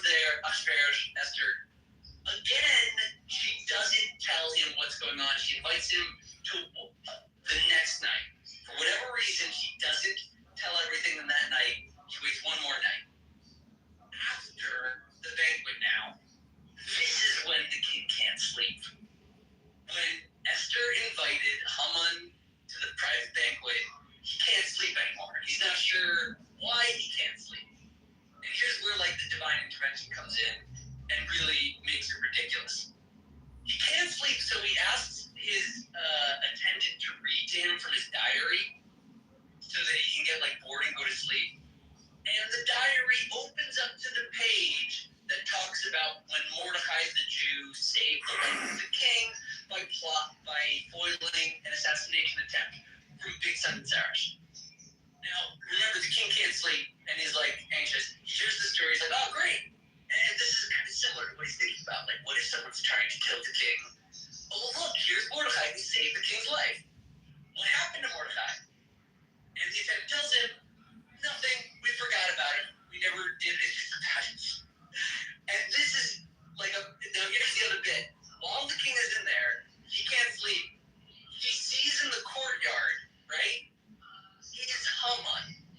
Haman that very same night, because he had gotten invited to the banquet, he saw that Mordecai was still disheveled in the street, that poor, decrepit Jew, and he decides he's not going to wait until the purge date he's scheduled. He's going to kill Mordecai tomorrow. So that very night, he's building the gallows in the king's courtyard while the king can't sleep. And here's the story of Mordecai. Because Haman is right there and the king can see him and can't sleep and wants to settle this problem that Mordecai was never given a reward, he invites Haman in and he asks him to answer a question for him because he's an advisor, so that's what he does. He says, what should I do? What should happen to the man that the king wants to honor? Now this, if you're a careful reader, will be the one bit of prophecy that exists in the whole Megillah. It comments on what Haman was thinking at the time. And it says that Haman thought the king was talking about him. There's no way we could prove that. Haman didn't write the Megillah, but it is the one bit of prophetic text in the Megillah that says Haman thought to himself, the king must be talking about me. So he comes up with a strategy because he thinks that they're buddy-buddy. They're about to purge the Jews. He just got invited to the banquet. He's building the gallows for Mordecai. So he says, here's what you do to someone you want to honor. You give him the king. His clothes. You give him the king's horse. You carry him through the city. And you say, this is what happens to the man the king wants to honor. Right? Classic story. And of course, the king, hearing the subtext, wanting to be settled, and sees in Haman's eyes that he wants the king's robes. This is it's late at night, and this is all merging into his dream. He's not sure why he can't sleep. There's a story about someone assassinating the king, and now he asks Haman what to do to praise the guy, and Haman starts talking about how to be the king. So the king snubs him on the nose a little bit. He says, great, that's a wonderful idea. Go do that for Mordecai. This is when the floor falls out from under Haman, because he's been rolling along, succeeding, planning his first day, invited to special banquets, and now he has to put Mordecai onto the king's special horse and the king's special clothing and carry him through the town like a servant, the very guy that he was just trying to murder. So this is where it starts to break down. As he takes Mordecai through the city, because he does actually have to do it, they also say that Haman, before he became advisor, was actually a barber. And because Mordecai had been in mourning, right, he was concerned about Purge Day, he looked disheveled, and Haman actually even had to snip Mordecai's hair. So he cleaned Mordecai up nice for the parade. And after the parade, he gets garbage thrown at him because it's a big parade. He's exhausted. His wife tells him that maybe it's not a great idea to turn against the Jews. But at that late time, it is too late. He's on to the second banquet. And this is where it all comes to a head. That's where he falls down on his knees. And the king accuses him of trying to steal his wife. And Haman that day gets himself and his 10 kids all killed. And the Jews still survived the Purge Day. It's a crazy story. That was amazing. Now I don't have to go to shul. No, you have to hear it every year. This is a ridiculous story. You have to look into the details of this story. It's so absurd.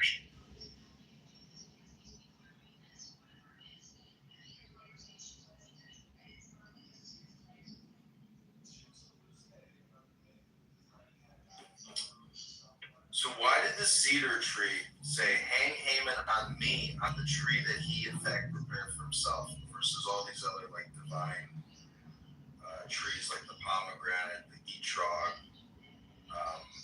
the fig tree, etc. Why is it that the cedar tree? Is it because Haman chose the cedar tree to hang, Mordecai?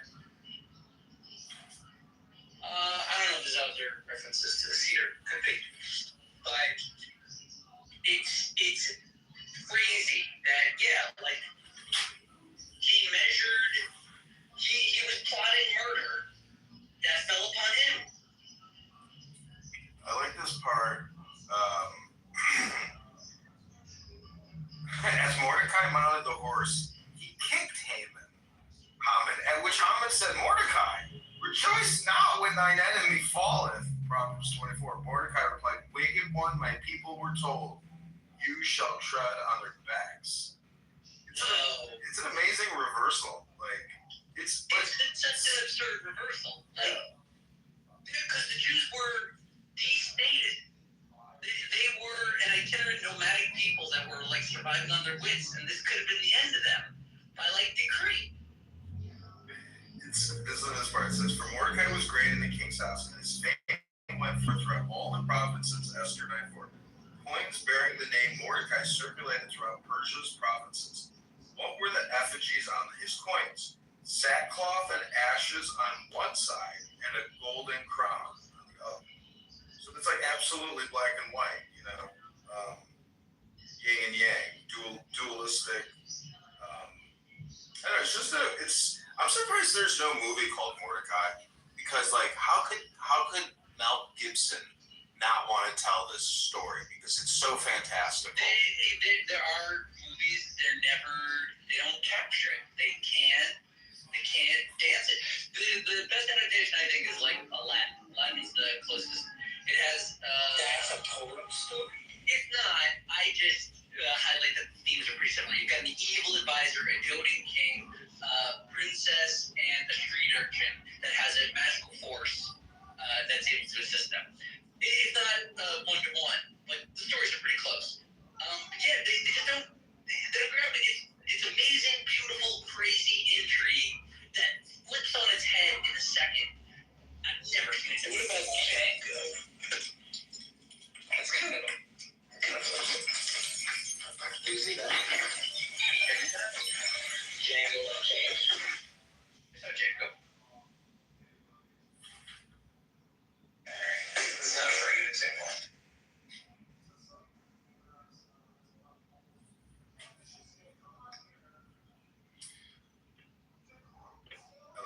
It says, then Mordecai understood that the Holy One had performed a miracle on his behalf, so he raised his voice and said to Haman, you are the biggest fool in the world. Here I am, seated in ashes, my body is filthy, and I am to wear royal apparel? It is not the seemly thing to do. I shall not put these on until I bathe and have my hair short. So Haman, it's so crazy. It's Haman the hairstylist. Yeah. Wicked one, did I not know your father, who for 20 years was bath attendant and barber in the village of Kirianos? What do you think about his name, Haman? Because it's like woman, like woe man, or ha-man. So it's like a pun.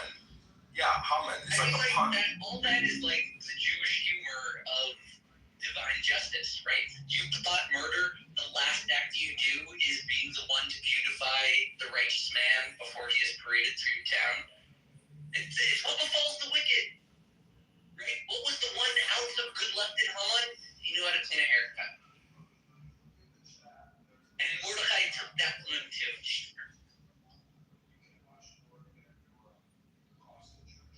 I don't know, have you ever seen Superman when he fights Bizarro Man, or Bizarro Superman? It's like his antithesis Superman. It literally, Mordecai and Haman is what are some other examples of Mordecai and Haman in popular, I know you said, essentially Disney uses this foil. I mean, it's Shakespearean, right? Yeah. Disney was not stupid when they made Snow White and the Seven Dwarfs. They were stupid when they tried reading it.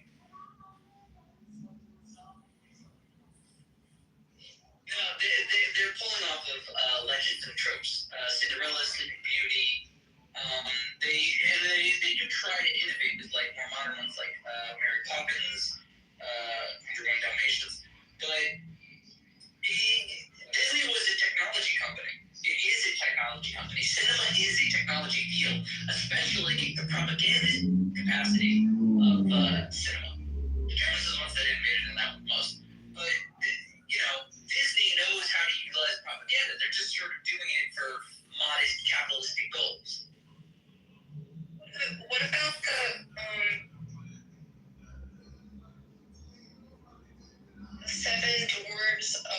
Auschwitz, did that inspire them? Like, I don't know the timelines.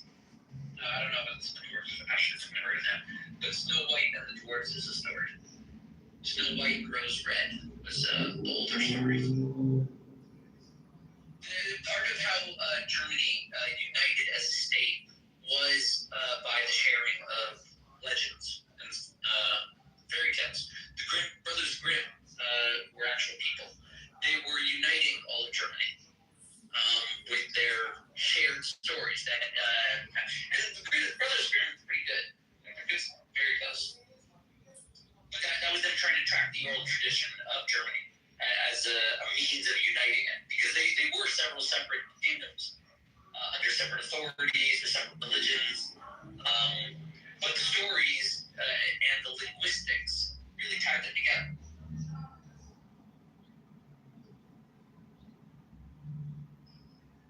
And there's some anti-Semitism there. But what can you do? But that's what Disney was doing. They were grabbing mythology and making it real with images, because then you control all the people, right? If I own the correct version of Snow White, then I control your dreams, basically.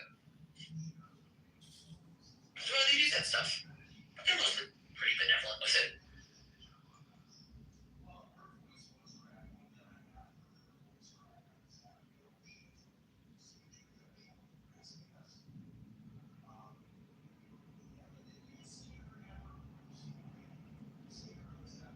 Yeah, but nobody's ever depicted the Perm story properly. They've tried.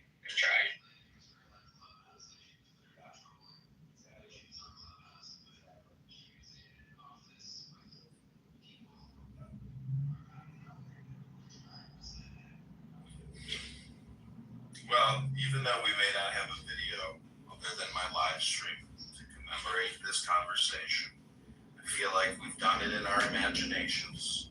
That's good enough. Yeah, probably.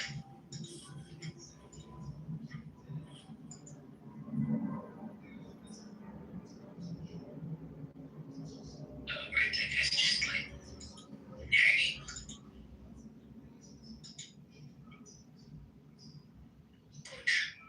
That's right. Another one. Nice suggestion.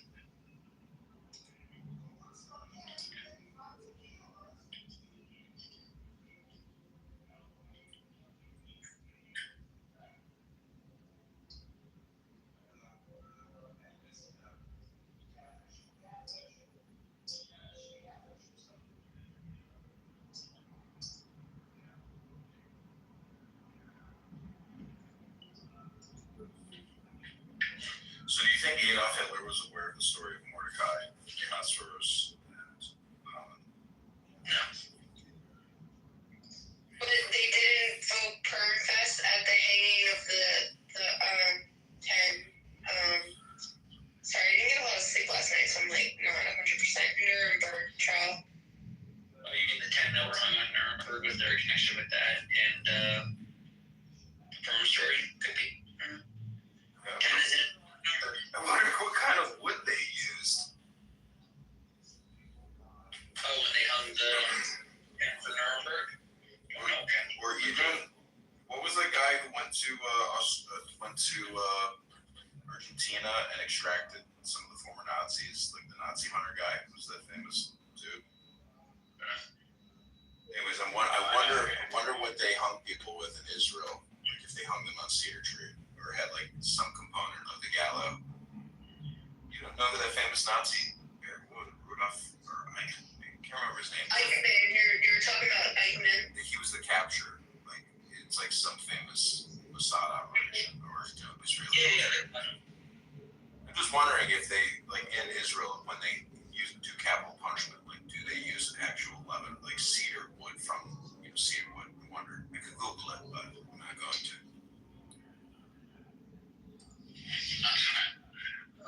Maybe I'll Google it. Let's see. What do you use for Saddam? Did they hang him? Yeah, they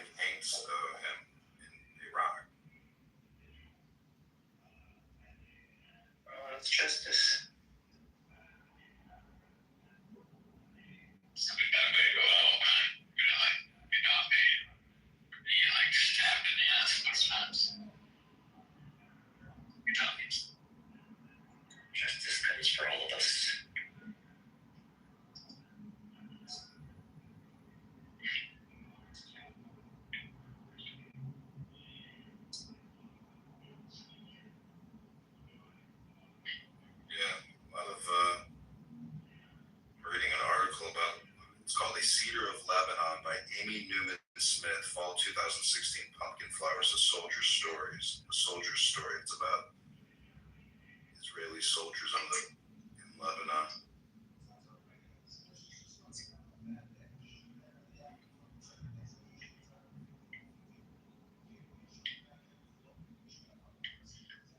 Hezbollah flag flies over the remains of the Pumpkin Fort in southern Lebanon, 2002.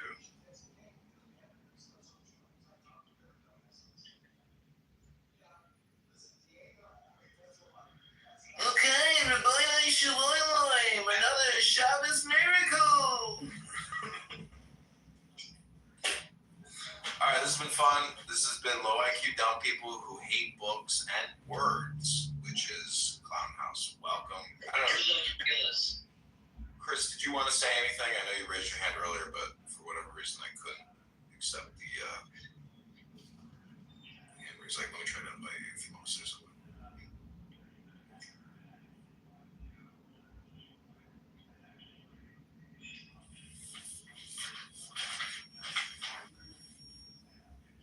Yeah, I didn't get to read the Megillah like yesterday. They were doing it every 30 minutes.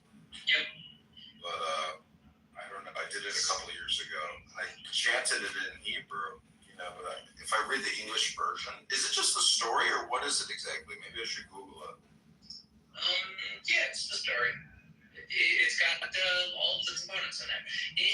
It's technically the letter that Mordecai wrote at the end of the story, explaining everything that had happened and preparing the Jews for the warfare, and then the success of the warfare. And it worked. So it's the diary that sort of the official record Mordecai wrote afterwards, explaining everything.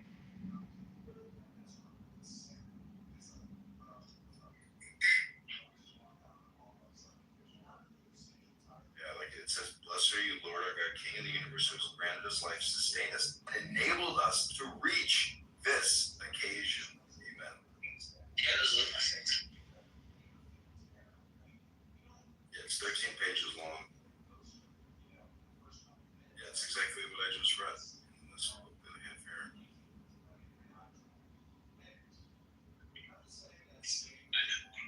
The 10 sons of Haman, the son of Hammedatha, the adversary.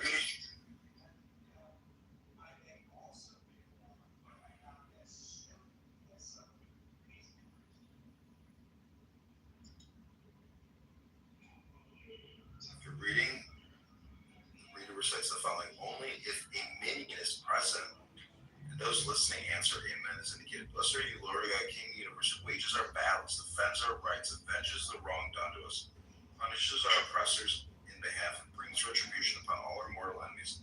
Blessed are you, Lord, who exacts payment in behalf of his people Israel from all their oppressors, God who delivers them. Amen. The rose of Jacob thrilled with joy, exalted when they beheld Mordecai garbed in royal blue.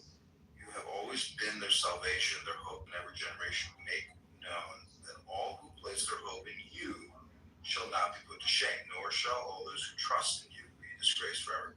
Cursed be Haman, who sought to destroy me. Blessed be Mordecai the Jew. Cursed be Zeresh, the wife of Haman, who terrified me. Blessed be Esther, who interceded on my behalf. Cursed be all the wicked. Blessed be all the righteous, and may Charvona also be remembered favorably. Charvona,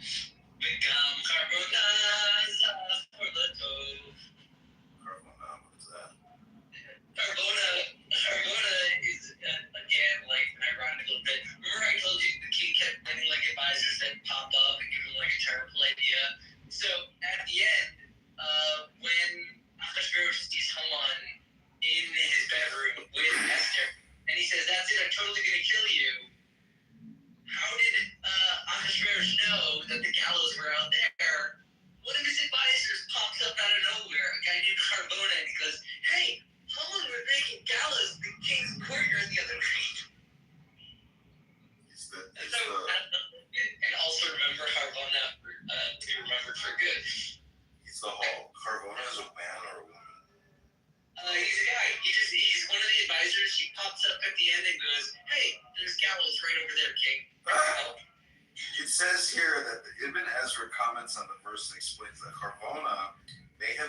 Eliyahu Hanavi, the man who always comes to our rescue whenever we need him. He comes to every Brit Milah circumcision and every Passover Seder table. That's interesting. There's also, well, yeah, that's the thing that Harbona is Eliyahu. Eliyahu is reported to like show up and save Jews whenever, because he never technically died, because he went up to heaven in a fiery chariot. But Harbona is like, again, like an illustration of how tenuous this salvation was. If Harbona was not there, maybe Helen could have talked him out of it. Like, this is a deep relationship. He just needs a few words. Harbona comes in at the at the last second, and he goes, "Hey, we can kill him right now. There's gallows over there." So, what is that character?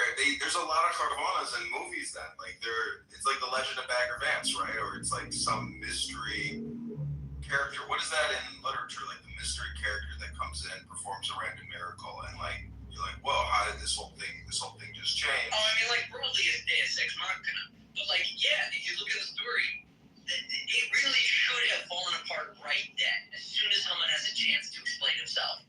The fact that Harbona, a non-character in the story, pops up to say, "Hey, let's kill him quick." It says here, the lesson is very fitting for the holiday of Purim, which is characterized as a holiday of covered miracles. In fact, it's intriguing that the entire Megillah Esther, God's name is not mentioned even once. That is correct. This symbolizes the character of the holiday of Purim and what can be gained from it. We need to keep our eyes open for all of the Harvonas out there and pay attention to the messages they bring. May we all extract a little bit of spiritual electricity of Purim and ignite the rest of the year with it. And also remember Harbona Zehalatov. Zelatov. So it's the entire Megillah Esther, God's name. So God's name isn't mentioned on it? Not once. In fact, because of that, a lot of scribes practice on Megillahs. Because if you make a mistake, it's not the same rules as if God's name is there. So even though mezuzahs, which are very small scrolls and don't have a lot of words on them, are shorter, easier to produce, because God's name is written in them, they're tougher. Right? There's tons of Megillahs. Every sofer is practicing on a Megillah. If he makes a mistake, he doesn't have to worry about God's name being erased.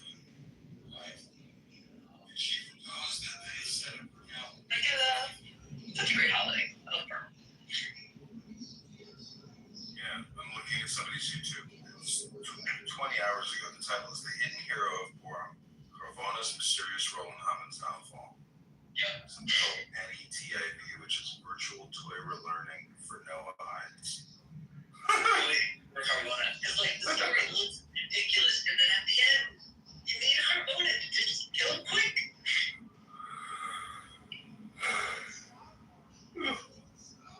Harvona. How does that word break down in Hebrew, I guess? No, it's not Hebrew. Don't forget, they're in the Persian court. Most of these names are Persian. Ahasuerus, Xerxes, or Darius. Those folks. Okay, well, I'm going to leave this room. You're more than welcome to stay, or I can just end it. Danny, Abe, anything you want to say as we enter the Shabbos?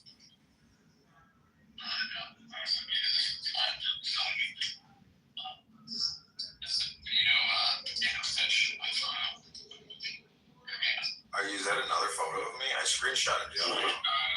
That's not yet. Oh, no, that's not me. That's Tim. He's potato farm. He's farming potatoes. Nice. And it is Tim. Look at that guy. The heart of hate. And the feisty Irishman. Leprechaun. He did? Yeah. Oh, that's good news. Chris, did you want to say something? I just want to say, great room, guys. Great conversations, great intellectual, intellectualizing and reading books. That's what we all need. I agree. Have you gone on the MCG? Oh, yeah. What? All about that protocol. Have you looked into Gemini's Flash Pro? Like, looking to images is crazy. Crazy for the power.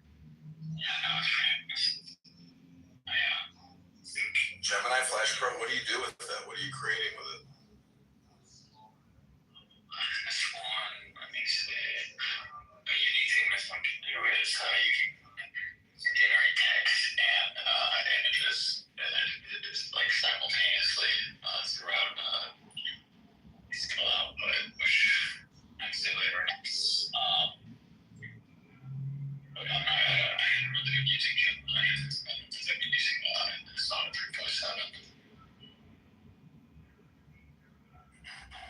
There's MCP, the model context protocol is like a game changer for someone like me who I don't know how to code it. So this really changes things and makes it basically where it can integrate with anything, sort of. Have you been using Cursor at all? Yeah. I just got it like 2 weeks ago.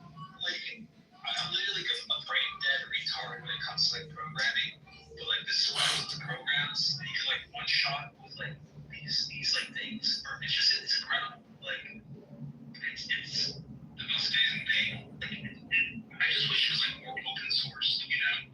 Like there's like models that can compare, but it's gonna come down in size. Like DeepSeek R1 was like a game changer, like demonstrating that like hey, we can like make these models super small, like the parameters, and they're still like as functional as GPT-4 or 4.5, whatever. Yeah, it's crazy. Well, did you say it destroyed the stock market as well? So that's it's like it literally Manus thing. I haven't. Manus AI. It's doing the same thing right now. But go on, I'll tell you after.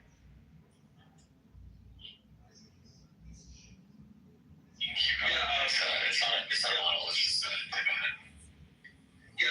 with like DeepSeek, like these big companies like ChatGPT, like OpenAI partnering up with Microsoft, they were wanting to build like these huge data centers, but this like this fintech from China said, screw it, we're gonna release it open source and everything, and make it into a fucking commodity instead of like something gatekeeped. It's insane. It's so crazy. Yeah, it's changed everything. It's changed the whole dynamic. But yeah, there's it's called Manus, MANUS. It's still providing name only right now. But there's a open Manus, it's like a open source ledger version of it, but people have been talking about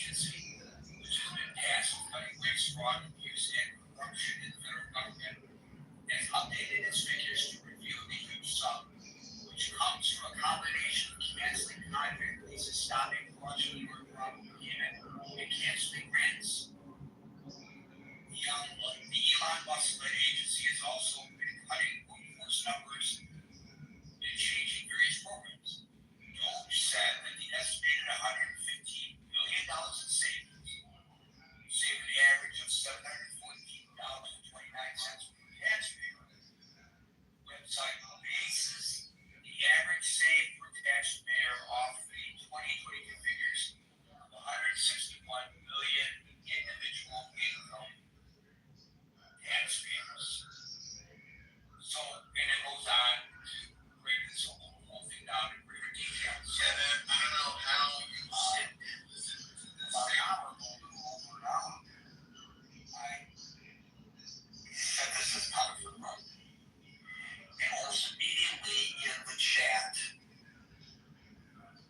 the Facebook Messenger chat, which is linked above, somebody pointed out that that assertion by Musk and all needs to be challenged or has been challenged.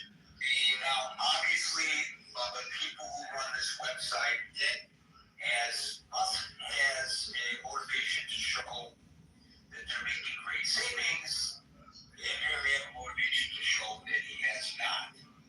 So I cannot tell you with any degree of accuracy who's right or who's wrong about this. But the site is called mustwatch.com. And they have this thing they call the Doge Tracker.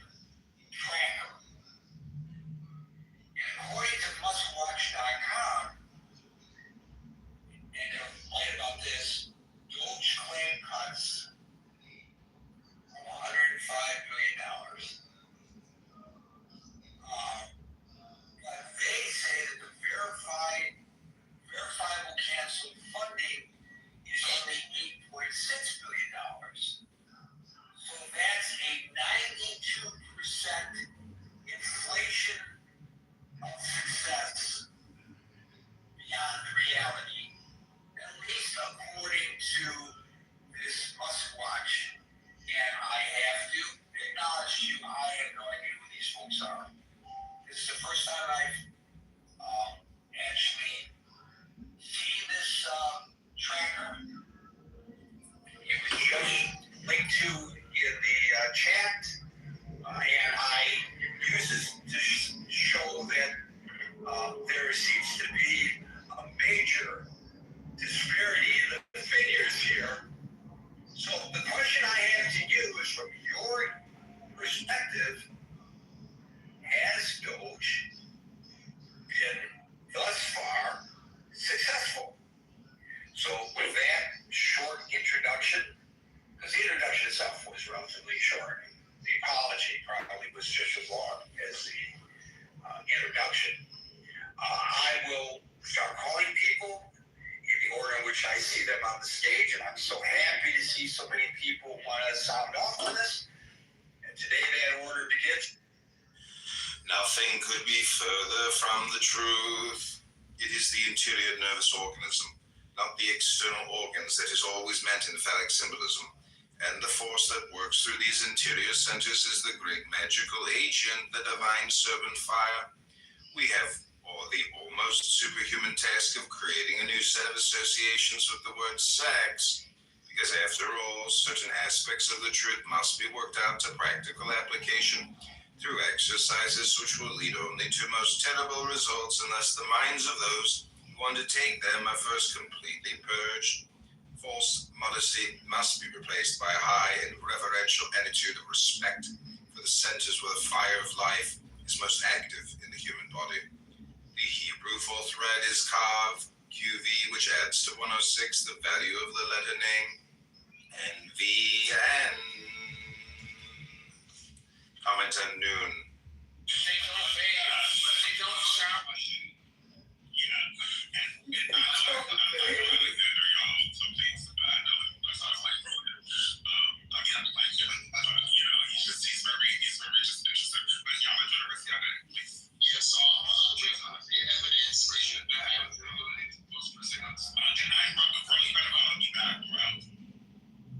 What the fuck?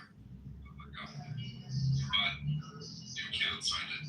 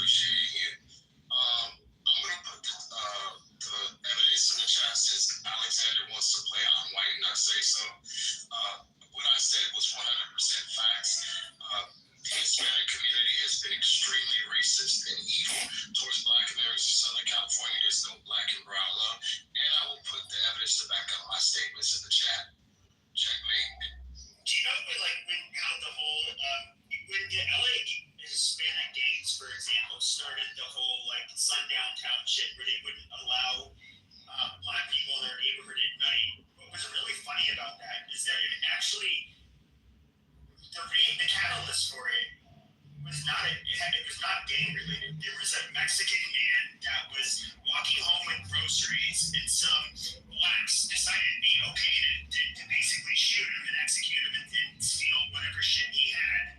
And the Mexicans basically said, "Well, fuck this shit. Like, instead of having to rely on the police, which obviously isn't working, we're just not going to let these blacks into our neighborhood, and we're going to enforce it with violence." And you say it's horrific, but what I think is horrific is just hardworking Mexicans, and you have this hardworking Mexican dad coming home with some food. He's walking home, for Christ's sake, and then some feral black people end up shooting him, and they just want to stop their community from being preyed on.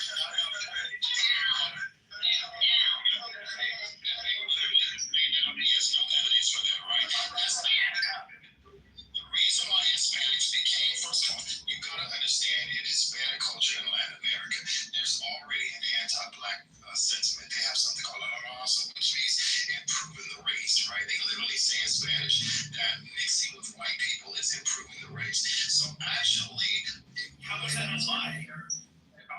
it's about territory, right? So as Hispanic populations begin to grow in the Mexican mafia, begin to grow in large numbers, and gangs begin to grow, they wanted more territory.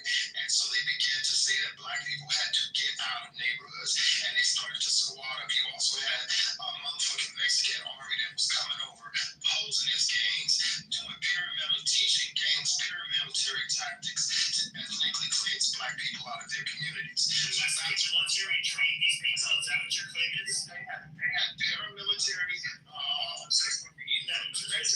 from the Mexican military, yes, that taught gangs and joint gangs and teach gangs paramilitary tactics to ethnically cleanse. That's going to the next level. Oh my God. Also had the Latin, you also had the Mexican mafia that called for, the Mexican mafia is ahead.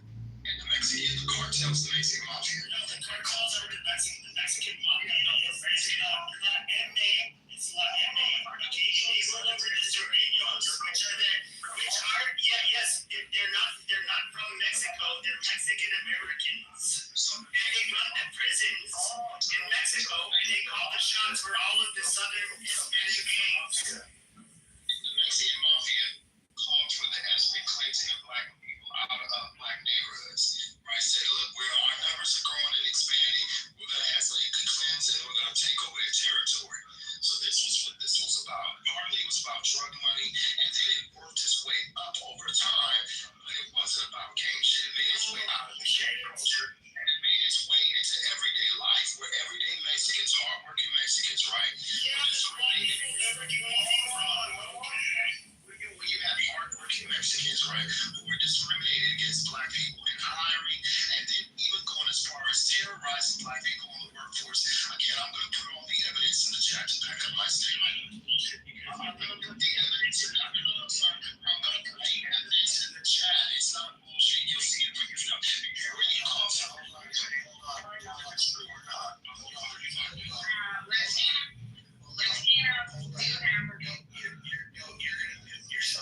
You're gonna find the people. I'll find it for you. Thank you. Here's the issue. When people say that something's 100% fact, and then they say that they're going to post something in the chat, really what they're going to post, I guarantee you that what's going to get posted is going to be an opinion piece. But feel free to bring these things. It'll be fine. Hey, why don't you let me finish speaking? I didn't speak. I'm just gonna weigh in here and just say that I would bet that whatever you post is going to be an opinion piece. I don't think that, sir, with all due respect, I don't think you're an expert on the Mexican mafia. I mean, the Mexican mafia.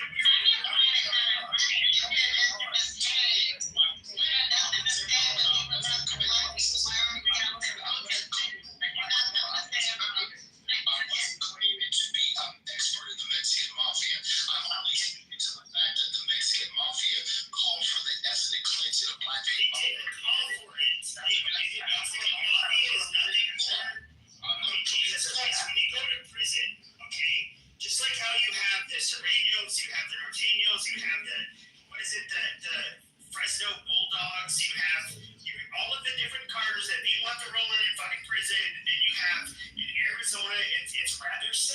except for we have paisas and Chicanos instead of norteño serrano. Now, what you're stating is that, okay, Southern Hispanic gangs, which are largely not people of Mexican, they're not Mexican nationals. In other words, these are people that are generally more than one generation American.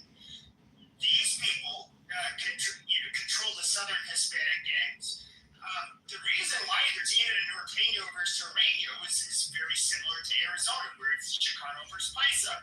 The Paisas, the people born in Mexico, they largely were the fruit pickers in Northern California. The Mexican Americans did not get along with the Mexican nationals. It exists to this day, but obviously it's kind of evolved. These people are not. They have. I mean, I'm not going to say they don't have ties to Mexican cartels. I'm sure they do when it comes to dealing drugs and shit. But these are not. This is not like a mafia that comes from Mexico. It's just fucking massive.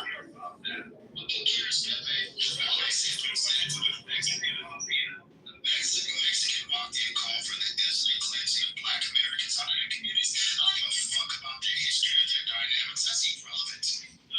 The truth, you're going to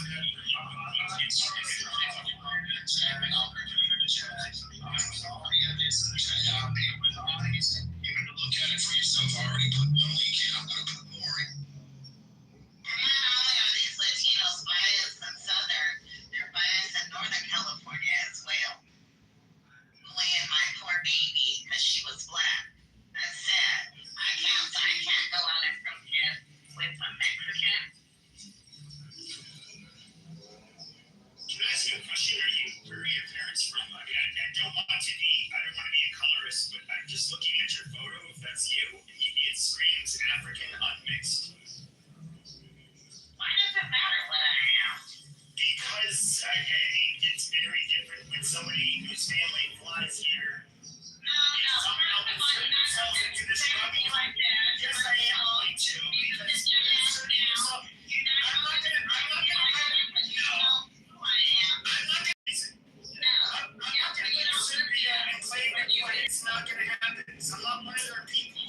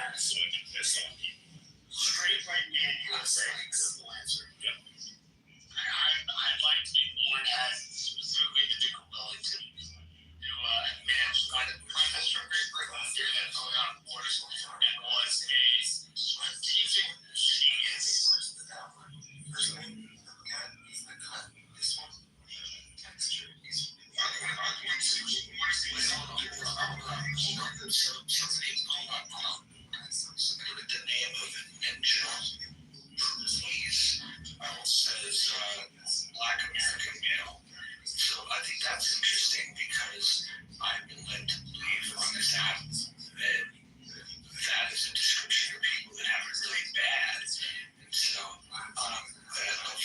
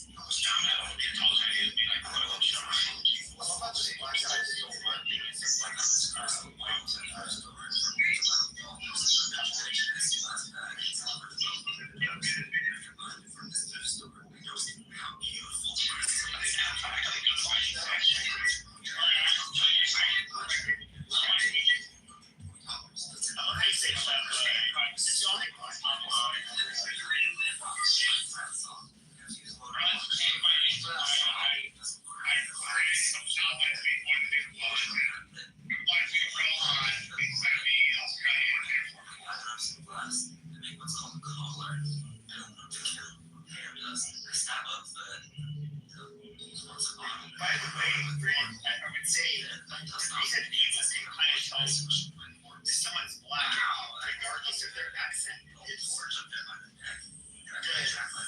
reverberations that you see through your sinus cavities and your nose are different. And black people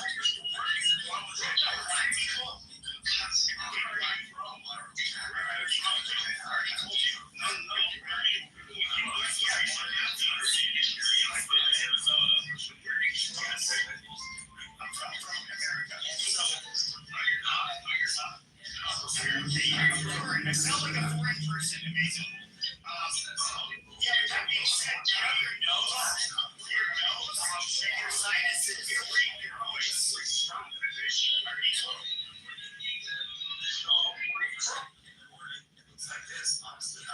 I am just astonished with Roger's message.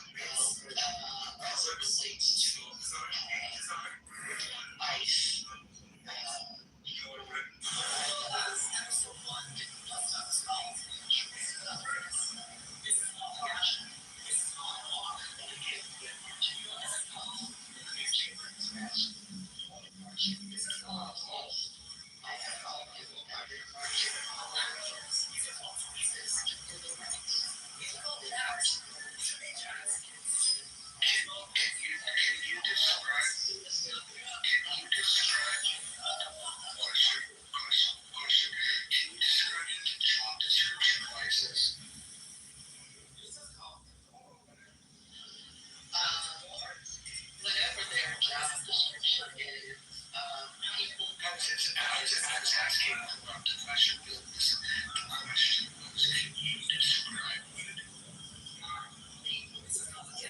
Process of citizenship. So if ICE is, they are supposed to, but it's changed, right? Because ICE was established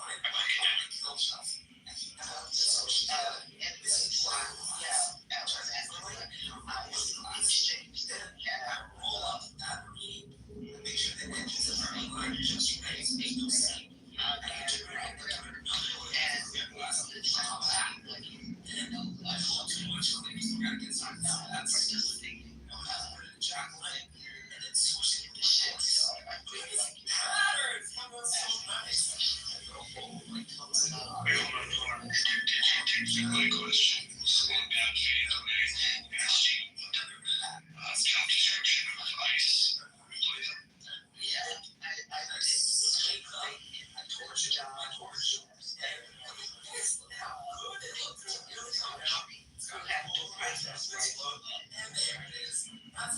Their job description is not to, I gotta make this badge, but they transfer the box and clear. Can you read to me?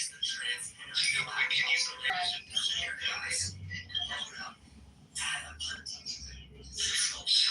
here's the thing, right? And this is a problem for all of you.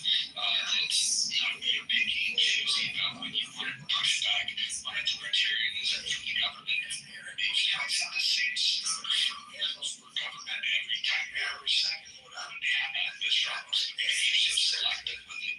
We have all of these problems.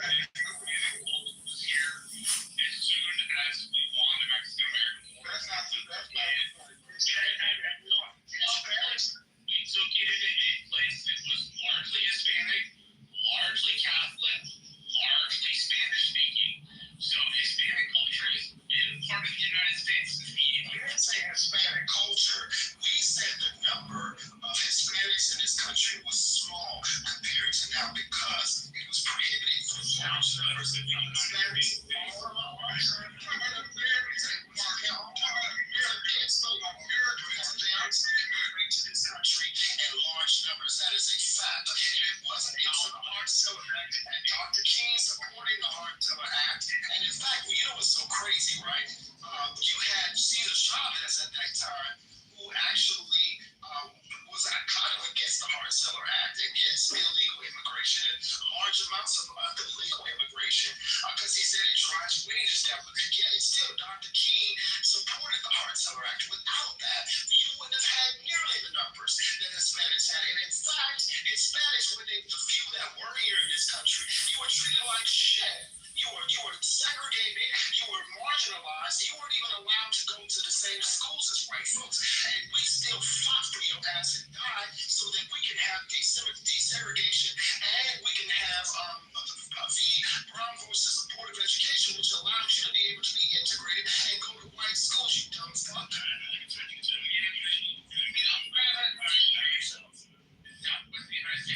Far larger geographical area and contains far more folks that look around, spoke Spanish, or count language. We're less than 2% of the population, sir. We're not 50%, and we're not 40%, but they were less than 2% of the population in Southwest. Stop.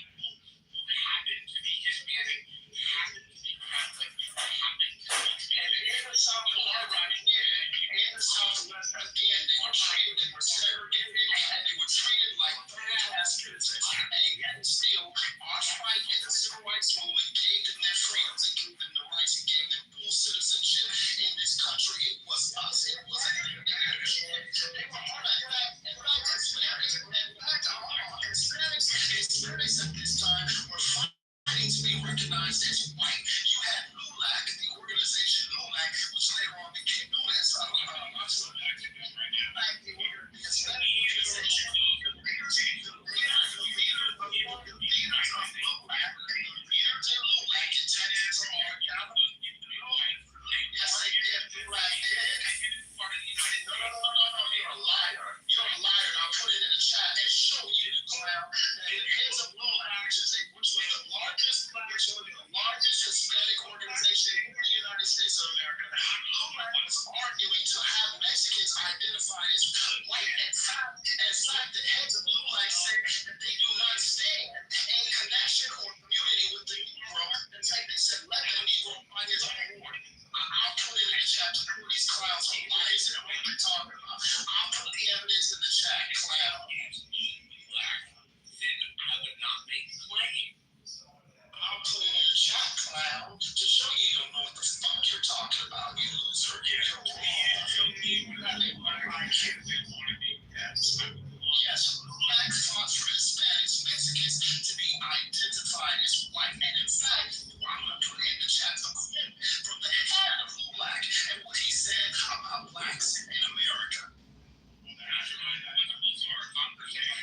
Our conversation is about LULAC saying we should be white. They were fighting for Mexicans to gain white status. That is a fact. That's what I said. Don't try to twist what I said around. I'm going to say it again. What I said was LULAC literally fought to have Mexicans identified as white to gain white status. That's what I said around. And that's what they were doing. Mexicans weren't trying to fight for their freedoms.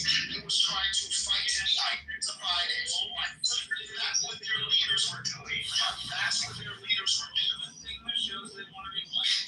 Yes, I'll put it in the chat. They wanted white status. They wanted to be recognized by the government as white. LULAC fought for that. If you do LULAC, and I'm so happy about this, here's the problem. When you were actually LULAC, the LULAC actually said they were trying to be white. They were trying to gain white status. Stop trying to. I see what you're trying to do. You're trying to wiggle your way out of it. I said they were trying to gain white status. White status. See how white people are there?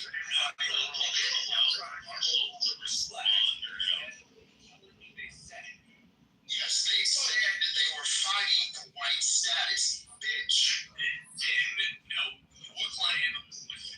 I know. Try to tell me what my claim was. I'm very clear what my claim was. I don't hear what you heard. I'm telling you what I said. And what I said was that the LULAC fought for white finds out that it's one Mexicans and also I'm white. They did not see themselves and allyship with Black Americans. We're treated like third class, second class citizens, third class citizens. We're treated like third class citizens. And at the end of the day, you bitch, at the end of the day, they were arguing that they wanted to be identified by the government as white. That's what Iraq was fighting for. That's what Iraq wanted everybody to come to live in the room. Anybody who listens to my voice, and then everybody, I want you to look at what Lulak, the head of Iraq, said about Black America. What is he saying about Black Americans? He literally said, we are nothing like their heroes. We're not saying the community was a hero. I just think you're not theirs. You got to take the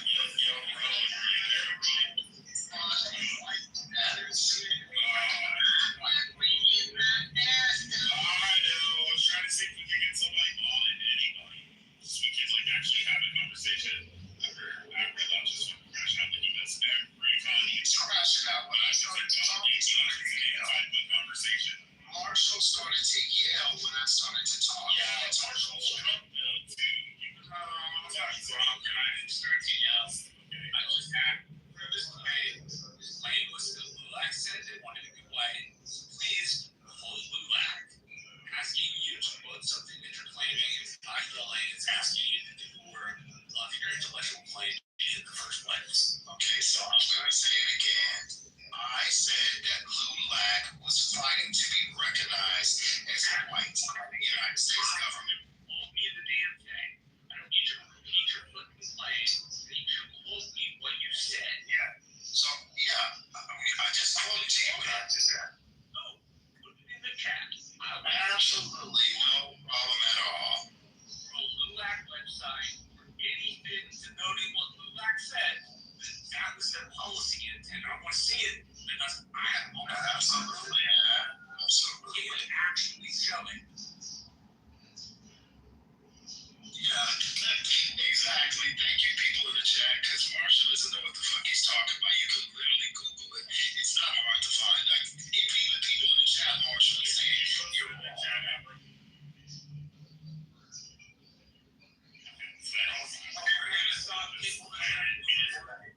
Hey, Dr. Jordan, can you mod Marshall or somebody? Marshall. Well, you're right. Please don't do that. Marshall won't kick anybody. Yes, he gets me down all the time. Marshall's like, I don't know.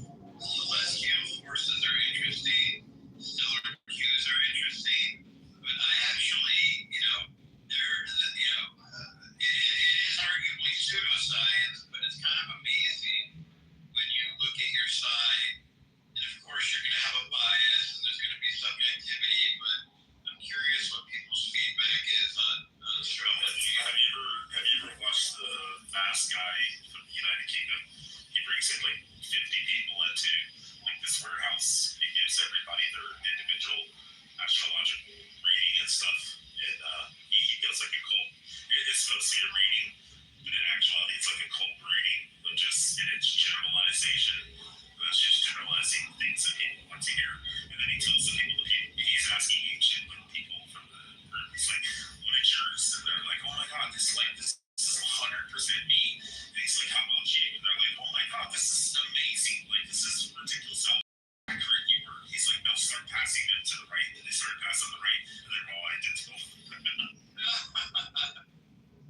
Oh my god, that was like the most like villainish, pretentious laugh. Dr. Jordan. Much. I'm trying to convince people that astrology is legitimate. Like, what sample? There you go, Marshall. There's the actual quote from the head of Blue Lab. I didn't ask for the head of Blue Light telling me. I asked you for Blue Light policy, which is what you claimed. It's in the text. Brown, black, white, Texas. Now we're back to talking about race. Much like it's carrying the word there. It's sufficient enough to convince me. This is what white men do. This isn't sufficient enough to convince me. I'm white and I see how. What does this have to do with whiteness? Really nothing to do with my opinion. It has to do with where I live. It doesn't satisfy it doesn't satisfy me. That's not why I said it. If you were playing that with me on stage. Don't fuck yourself, you dirty white cracker. What the fuck was that? I didn't hear it. What was that? What the hell was that? Cracker, cracker, crack. Oh, Jesus.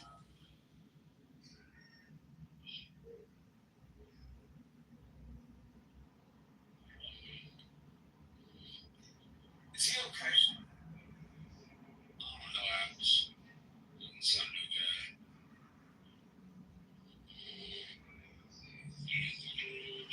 It's very white.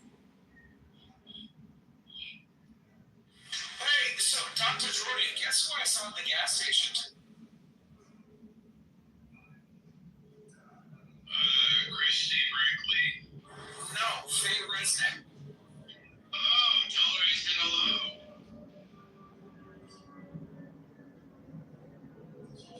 I don't even know if I would recognize her anymore. I know she was friends with my friend. She looks good. I'm telling you, I hardly recognize her. Like, she looked. Something totally different than what I was being. You fat white bitch. What are you talking? Oh my god.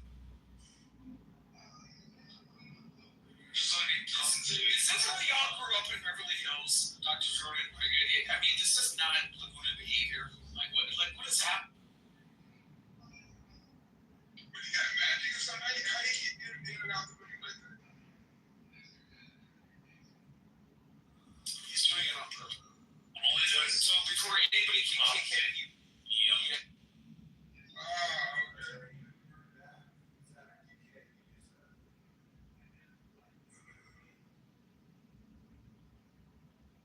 Can somebody bring him down?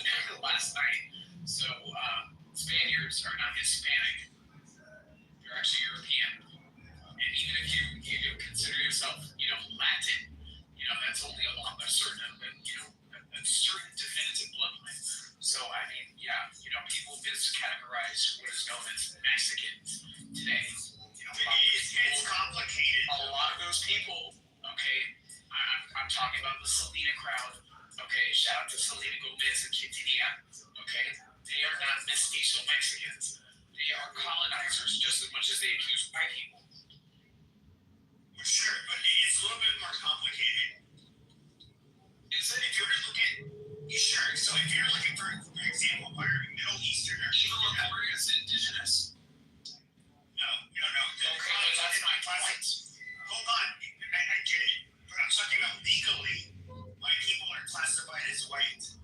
There was a case in California in which there was a, I believe it was a Syrian person. This is, like 100 years ago or something. And he arrested a white Californian, and it actually made it to the Supreme Court. His argument was, well, this guy's not, a white man. He can't arrest me.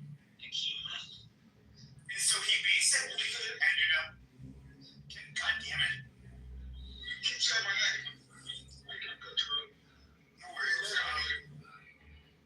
And so the Supreme Court ended up ruling, yes, this guy's classified as white for all intents and purposes. So when it comes to, what the classification of white was something that kind of put you, so we had segregation back then. We had a lot of things. It basically meant whether or not you could be classified in these states as somebody who would be subjected to segregation and so forth. That's basically what it was. It was a blunt tool.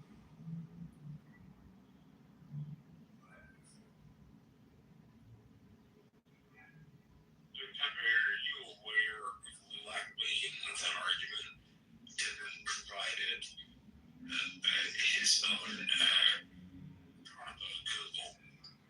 Are you aware of that in your area? No, I'm not. I wasn't. Yeah, me either. See how wide the reaction I have, it does not, at least modern day, they don't advocate for any of the kind. I would say this, people of Mexican descent were always, we can look at World War I, World War II, Mexicans, even Native Americans would serve on the front line, even though Mexican Americans have always explicitly been considered not white. But they would serve on the front lines with white Americans. Even up until World War II, black men were not allowed to serve on the front lines with white men. Mainly because the fear was that the white men were going to end up killing them on the battlefield. And if you look at the exit surveys after World War II, the most common complaints were how dare you allow this N-word to wear my beloved uniform? What a disgrace, that kind of shit. And so, I wouldn't say that. The reality is, and Marshall, this as we grew up in border states around a lot of Mexicans. Mexicans don't consider themselves quote unquote white generally. We don't generally look at them as white. To me, it was more of a legal classification as opposed to an identity. I don't know if you agree with that.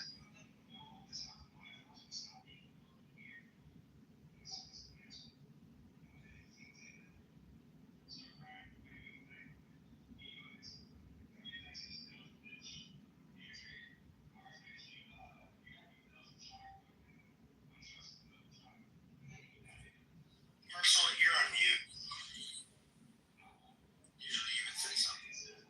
Oh no, dude, my thing cut out so I couldn't hear anything. I had to leave the room. Did you hear what I said? I heard part of what she said. I didn't hear the rest. If she said something offensive, then I'm going to get on the line like you're right.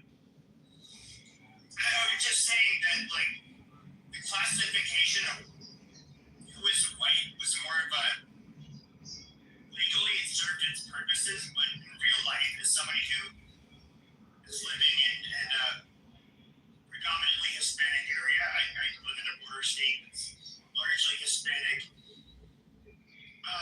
In real life, Mexicans don't consider themselves quote unquote white. I think you agree with that. Oh yeah, not at all. I don't know any Mexicans.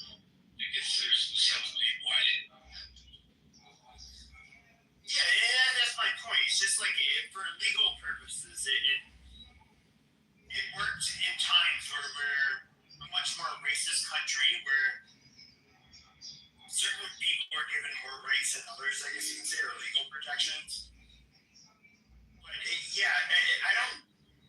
I hear a lot of people saying like that there's an aspiration to whiteness amongst Mexicans, where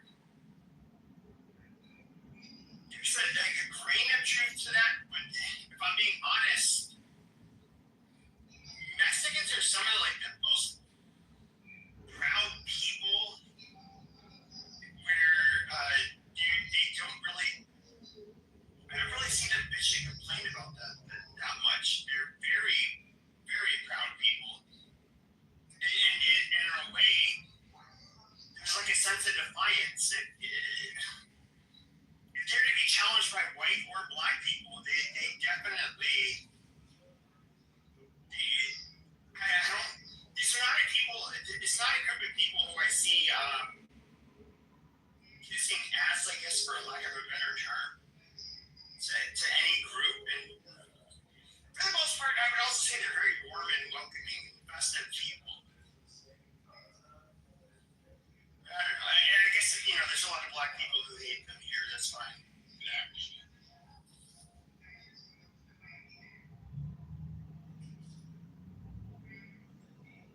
I don't see any ounce. You can see the fault in trying to be white in America. That sounds like it's hard to do. Look at the Asians. I think they've done an excellent job at that. Excellent job. So, the rabbit has the gun. Tough Anthony. Good to see you, Marshall. Hope you as well. The rabbit has the gun. I ain't no rabbit. I ain't got no gun. I'm just participating.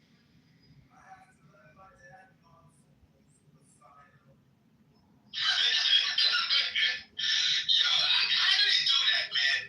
How does a hit dog holler every time on Clubhouse? That shit is amazing, yo. That's crazy. I mean, is there any way that you guys can end this beef? Like, it's like... Yo, I love Lakeem. I have no beef with him. But, Lakeem is angry, so it's okay. I don't think that Lakeem is angry at all. Like, what? Adams and bro, listen. I mean, come on. If you listen to Hakima's temperament, like, he's not angry. Like, I mean, I feel like Hakima definitely has grievances, in terms of some of the things that people say, and I'm not just, excluding, just singling out you. Hakima and I have, he has grievances towards things that I say. So, I mean, we can't be disingenuous in saying that Hakima's angry. Like, he's not angry. Like, we hear a bunch of, knuckle-dragging Neanderthals, opening up rooms, doing the shit that they do on this app. That's angry. Hakima's definitely not angry. So, Adam, I just want to be clear. I didn't say Hakeem is irrational. I didn't say that Hakeem is emotional. I didn't say, what I'm saying is that the way Hakeem presents his anger is by, casting insults at people that aren't insulting. So Anthony, can I ask a question? We maybe interchange the word anger with something that's more congruent to the facts of how Hakima's disposition is. Frustrated. How he displays his frustration. I don't necessarily see it as anger. You see what I'm saying? I see it as because I don't think Hakima has talking about me. Hakima, would you consider yourself angry? No, you have a gun. I can get out of that. I can get angry, but if I'm nothing else, I'm consistent. When I was minding this room, I was shut down race conversation because I just felt it was inappropriate. So therefore, like you cannot be surprised that when I hear racial conversation, I don't like it. Like why is that surprising to you? Like I'm consistent with a mob bad or without a mob bad. I would rather not talk about race and black people at the time. I would rather not hear black people shit on black people in front of white people. Like there's nothing wrong with that. There's nothing inconsistent about that. There's nothing angry about that. It should be like common sense that this is how I feel. I ain't saying you gotta shut up. You can't be surprised or call me I'm angry or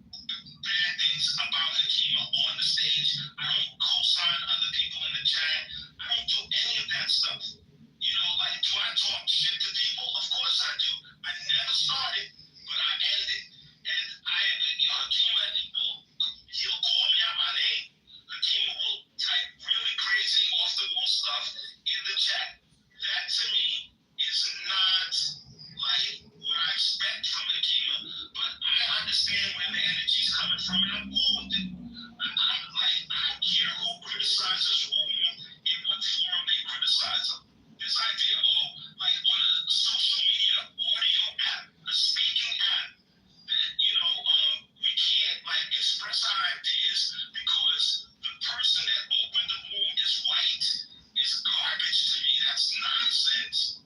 And if I had a problem with it, I would leave quietly once I realized this is the kind of room it is, and I have a philosophical difference with the way it's being conducted.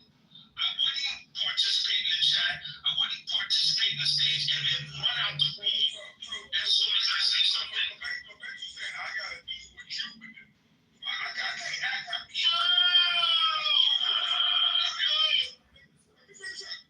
so basically, like, the way I choose to handle it is not appropriate. That is weird. But like, what I don't get, you literally told me one day, if a white man came in my face and said, nigga, I call me nigga, I shouldn't have a problem. Yeah, if I call you coon, you got a problem with it. That is so odd to me. It's just words. You told me it's just words. I just said nigga. Okay, so Akina, I am telling you from my perspective what I see. I am not telling you how to comport yourself. I'm not telling you what words to use, what words not to use. I am just talking to you about my observations. I never tell anybody what to do. We are all autonomous beings. I never say this is what Hakeem is supposed to do. I'm still like, I didn't have to replays ain't on. That's not what I said, bro. And you see, this is where communication fails. We have the sender, we have the receiver, and there's clearly a breakdown somewhere. I didn't tell you how to be. So can I give an outsider perspective? I feel like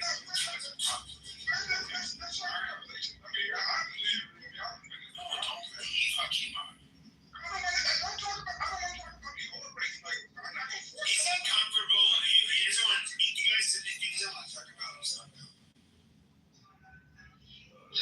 This is odd, man. Like, Why would I talk about me for? Like, the way I handle myself in the room, why I got to talk? It's crazy. I honestly feel like we can talk about anything. If you want to talk about me and the way I handle things in the room, so be it. If I don't like the conversation, I'll leave. That's the way I look at it on Clubhouse. Like, there's no safe spaces in Clubhouse. What you say can and will be used against you on Clubhouse. This is the nature of the beast. Do I have a right to ask? Of course you have a right to ask. Of course you do. Okay, cool. That's what so Adams, if you want to talk. You're like, we're grown ass people here. Talk about whatever you want to talk about. Can I ask you a quick question? So, like, I can get if somebody, I understand, like, for example, if I was going to say, what are you looking at, you fucking N-word, whatever, or, like, what are you looking at, pussy, or just, your mom's a stupid whore, like, whatever. We realize there are things that can be said that you're kind of, in a way, challenging somebody to react, where it could get physical. I guess my question would be this: like, if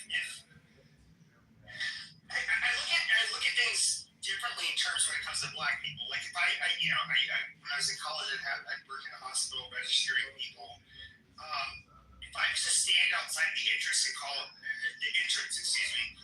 like the Black doctors checking in like N-words, they'd probably just be like, oh wow, that guy's better call security. That guy's not well, and that would be that. They're not gonna like risk their livelihood over some.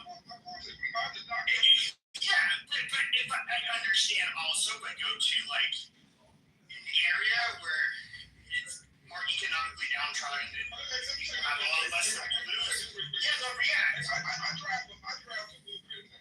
If a pastor called me N-word, I wouldn't attack. Like when you're a professional, I would handle it professionally. I would ask him about my car, but I would not attack.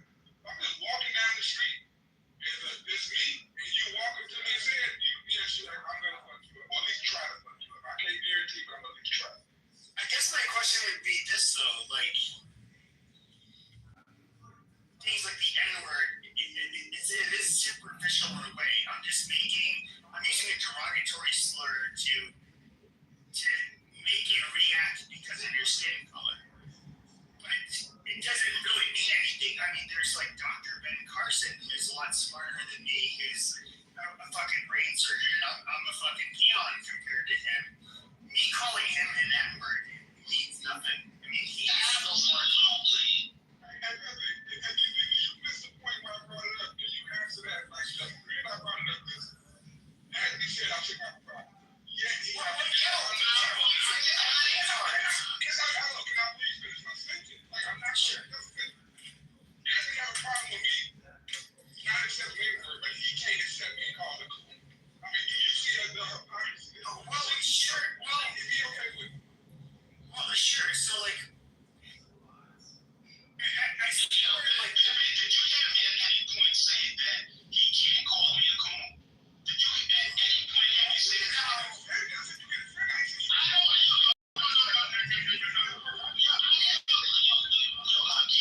I think it's beneath you. I don't care. I don't know what you okay, Hakeem, I want to be clear, right? I don't care if you call me a coon. You know, I've been called a coon. Well, you need to stop complaining about Hakeem. What I'm saying, I don't call you any names. I don't what I'm saying to you, you know what I'm being accused of. One day I sat on the stage and Kelly dressed you down. Kelly, absolutely. All right.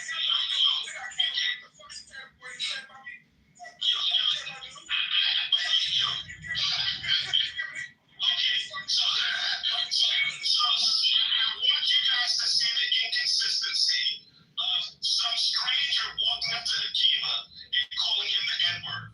And you think I care about what's on the hillbilly? You see, this is the hypocrisy. This is the vagueness that we talk about. This is the vagueness. What would you do to her if she said it in your face?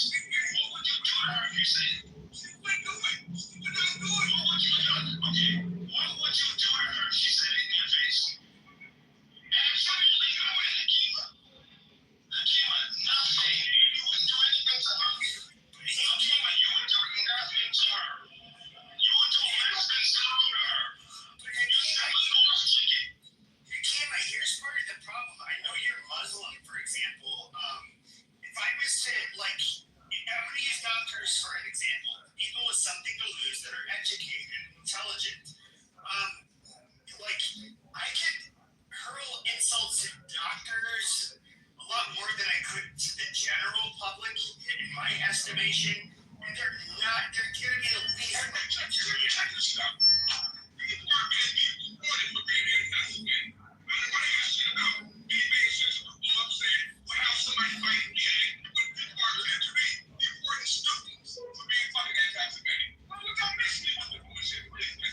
Okay, sure, but okay.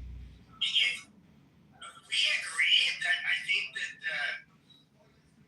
they're going overboard when it comes to at least this administration, when it comes to. Okay, sure. This is systemic. It's the system handling words. Sure. Okay, sure. I would say this.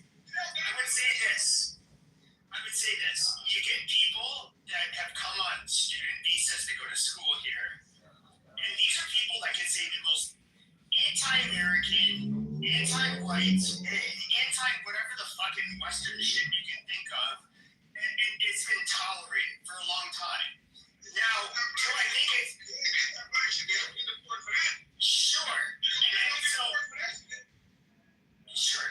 And what I would say, do I think it's hypocritical that all of a sudden it's just like once it's anti-Israel, that Trump is cracking down and deporting these people? Yeah, absolutely. And it's offensive in a lot of ways. It's just like, oh, well, I mean, once they start criticizing this particular minority or this particular country, now you're going to draw a line, but it can be as anti-American and racist towards other groups of Americans as they want. Yeah, I mean, I think it's offensive.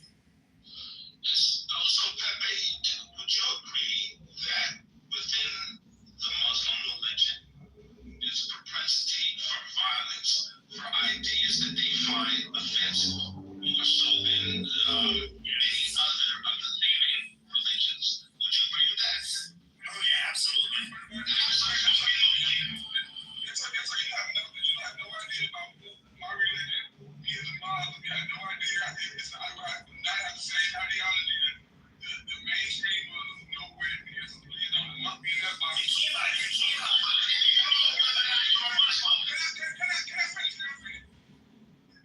The sect of Islam that I'm in is zero violence. You can't find no fucking violence of motherfucking Muslims around here terrorizing nobody, violating anybody, harming anybody who don't need it. It does not happen here. I mean, except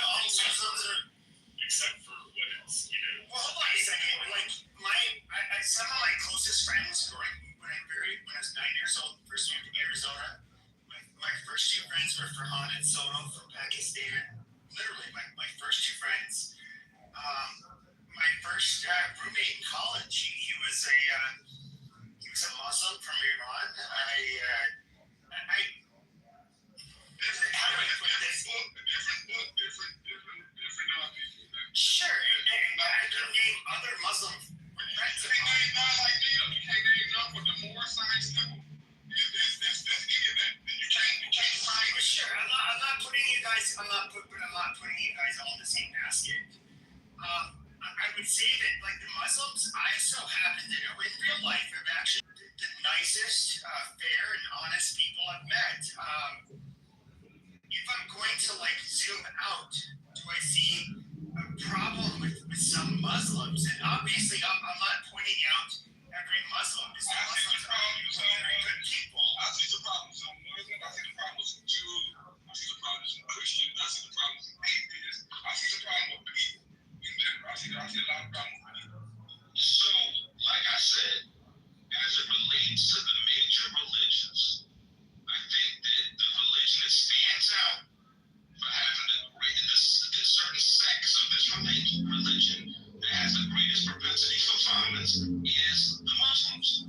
You can disagree, you can come with your stats, your facts, whatever. And that's, we can have an interesting conversation about it. And to be honest with you, you keep up. His opinion is rather correct, though. Like, I'm not trying to make a debate it. yeah, but what we're talking about, Muslims are talking about Sunni as Shia. We're not talking about, like, Hinduism. We're not talking about, like, you guys are like the Mormons of Christians. But Kima, I think you have to look at it this way. Like, for example, there are, like, people like that are maybe, were pro-white for many years. There were definitely people that were white that were maybe raised Christian that committed ungodly sins and massacred people. We can look at Dylan Roof. He went into this black church. These parishioners were so kind to him that they let him pray with him, this goofy little white kid, and he fucking slaughtered them. We can look at Buffalo, New York, where, this 18-year-old white boy. Hold on a second. What their family members did after Dylan Roof slaughtered them. They all came out and said that they forgive him and they love him, and they said they hope someday he will be in heaven if he accepts Christ. Like, they're the most loving people, including their family members. Who had their grandmas and grandpas all shot in the church, came out and said, "We love you and we're praying for you every day." And so upset with when you. But what I would say is that what is different, though, is that these white people who did these things, I mean, there's no denomination of Christianity that would co-sign this or say that it was okay. It is going to be universally condemned. Now, I'm telling you, the Muslims I know are good Muslims. They're good people. I won't say good Muslims because I'm not. But what I would say is that there are, like, within Islam, you do definitely get, like, people who are, I guess you say terrorists, where they commit atrocities, like, kind of like prevention. Yeah, Pepe, somebody came in here and said fuck Jesus or fuck Moses or fuck Muhammad. Which are the three No, we listen. There you go. So blow your fucking house up. Wait, no, that's widely known that,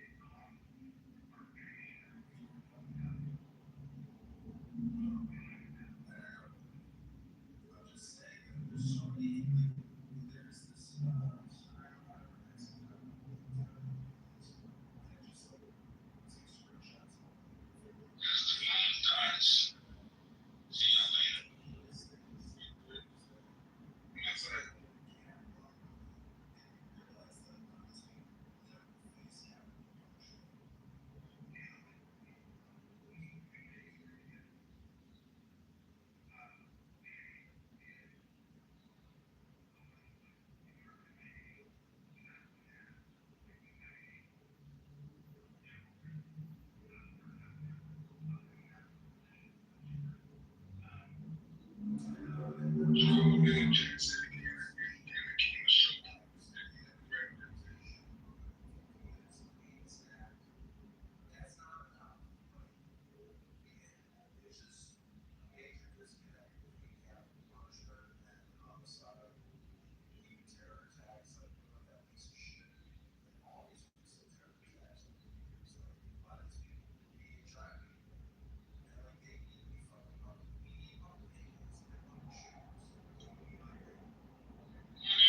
Since the people left, can we talk about something similar?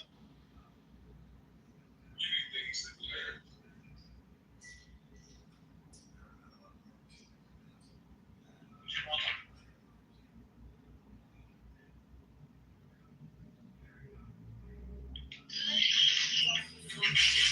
I got a simple question. Did Cleveland just make my point for me? He's black and he's still somebody, myself and somebody else saw it. I was hypersensitive. Can I ask a question? Yeah, I hope this doesn't take us too off topic, but in case the room is dead, I do have a topic. Does anyone notice that the prices of housing is on the decline? At the same time, while venture capital firms have the largest stake of single-family homes in Yeah, and BlackRock thinks our state streets hit at 49% of all single-family homes by 20. They're actually getting 50% of our market value. BlackRock closed by $100 billion single-family homes per week. No, China, I have nothing to sell. It's just a topic because I do think that it's an important thing.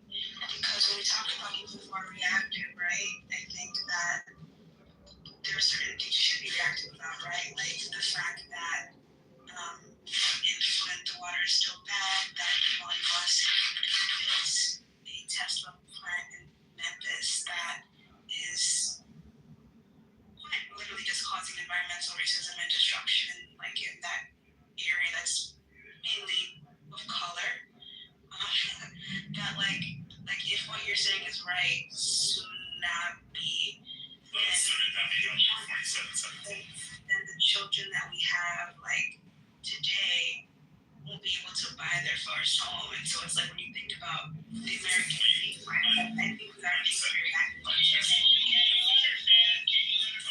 Liz. No, go ahead. I'm actually going to know what she's saying. I agree with her. I mean, with the idea that, Tesla building a facility there is going to drive the market price of their homes like double in the next 5 years. So they're $300,000 house, not $600,000. I don't think that Tesla's going to improve property value if the air in that area is putrid, right? If they're dumping toxic waste into the nearby supply. So, for example, if you guys know who Chadwick Boseman is, I believe he's a native of North Carolina. Or maybe South Carolina, I'm not sure. I think it's North. And they revealed that the neighborhood he grew up in was like near all these like manufacturing plants and stuff. And so you think about how oftentimes like I don't know why I'm getting laughter, but like the guy died of cancer, right? So we can't, if you don't like to give free handouts here, I don't know what that means. But I mean you guys can think this is a joke, whatever, but like Just like you make it valid point to people that try to derail you. So okay, yeah. So yeah, I guess I just make my take brief, yeah, is that like if we're talking about being reactionary, it's like, are we really being reactionary if we see valid issues and we are worried about it, So Can you be genetically higher likelihood of having these type of cancers than he had? can you genetically have a higher risk towards cancer? Specific types of cancers. Priscilla, he has cancer of the IQ. Yeah, that's still very funny.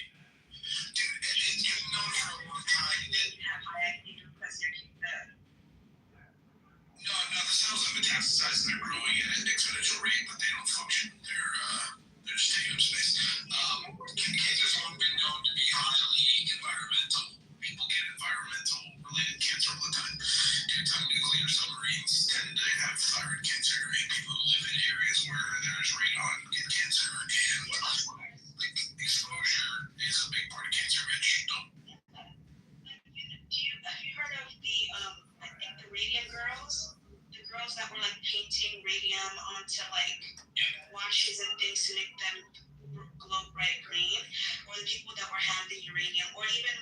Marie Curie?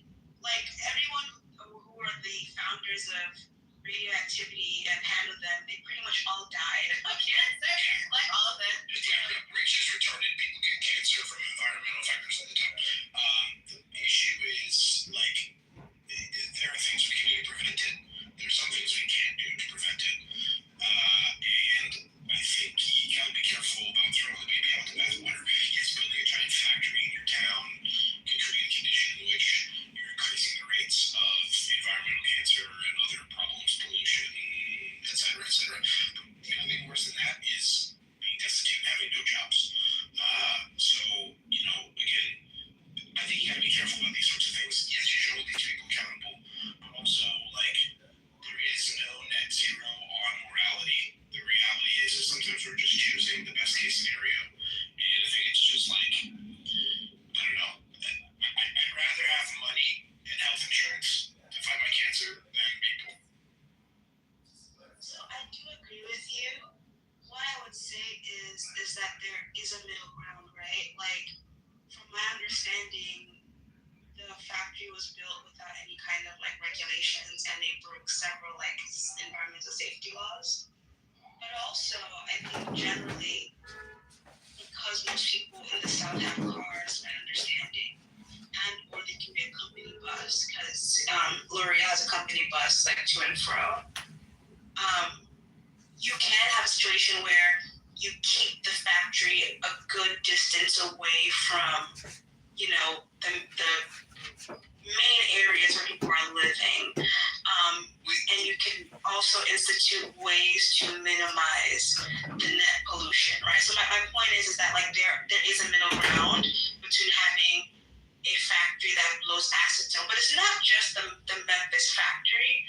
It's that we, in my analysis, are living in a time period where all the things we took for granted that made us buy into the American dream are quickly eroding, right? From job stability to a dollar that is secure to being able to even get a job if you go to college and have a master's, even to be able to say you're going to get married and have a family that's going to like be with you, you know what I mean? Or kids that will be there when you, I don't know, it's just like so many parts of the social safety nets are eroding. And so I think everyone is really reacting, it's not just Black people. Like I see other people reacting to the ever-changing ecosystem as well, so. Yeah, look, this idea of moving factories to places where people aren't is, I get where you're coming from. The issue is these places require infrastructure. These factories have to have people who need them to work in them. People don't want to commute 3 hours away from home into the middle of the desert to do their labor, right? The reality of that situation is we've done that. We looked at jobs and said, these are unsafe, they don't pay well, they're not, moving society forward necessarily. It's just going in and day out, trying to get through. We did take those jobs elsewhere and away from us to alleviate the danger. We sent them to Mexico, we sent them to China, we sent them to Vietnam. The car manufacturing is one of the industries that seems to be coming back in a big way. Not only Tesla, Hyundai's building factories all over the place. But that is the balance. The balance is we can't be broke. We can't all work from home. We have to eat. We need to bring manufacturing back to this country in some way. The interesting thing about what she's talking about is that all those problems that she just laid out are all being exacerbated by Democrats, and they're all being fixed now by Republicans. So I'm not sure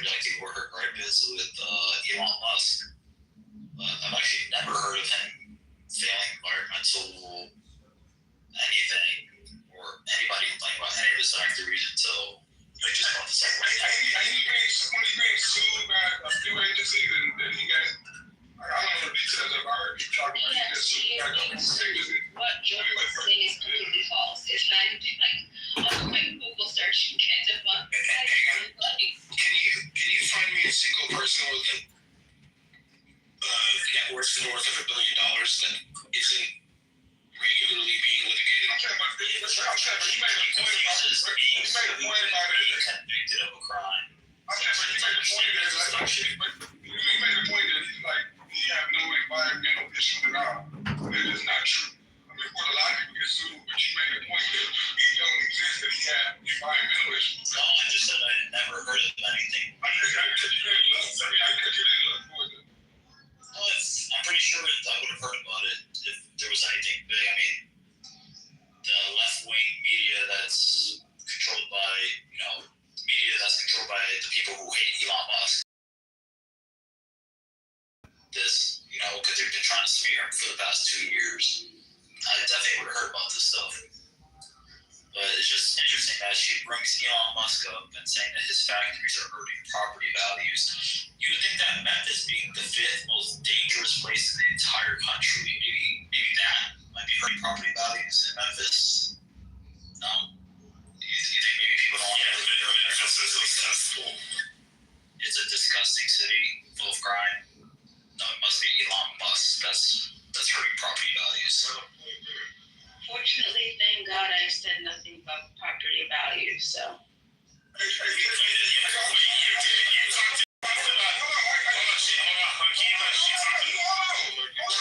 anybody gonna want to buy a house in Memphis? She said nobody can will be here to buy a house. So I can move you up to the order. It wasn't about. Hold on, please, hold on a second, hold on. I'm reading right now, the NAACP is suing, trying to sue environmental law center, trying to sue Elon Musk, XAI over environmental issue. That's one. Tesla is being sued in the Fremont factory. That's another one. SpaceX is being sued. It's multiple lawsuits on Elon Musk. It's just not one of them. Can you show us the ones that he's lost? Hold on. Amazon is currently being sued. Walmart is currently being sued. Cracker Barrel is currently being sued.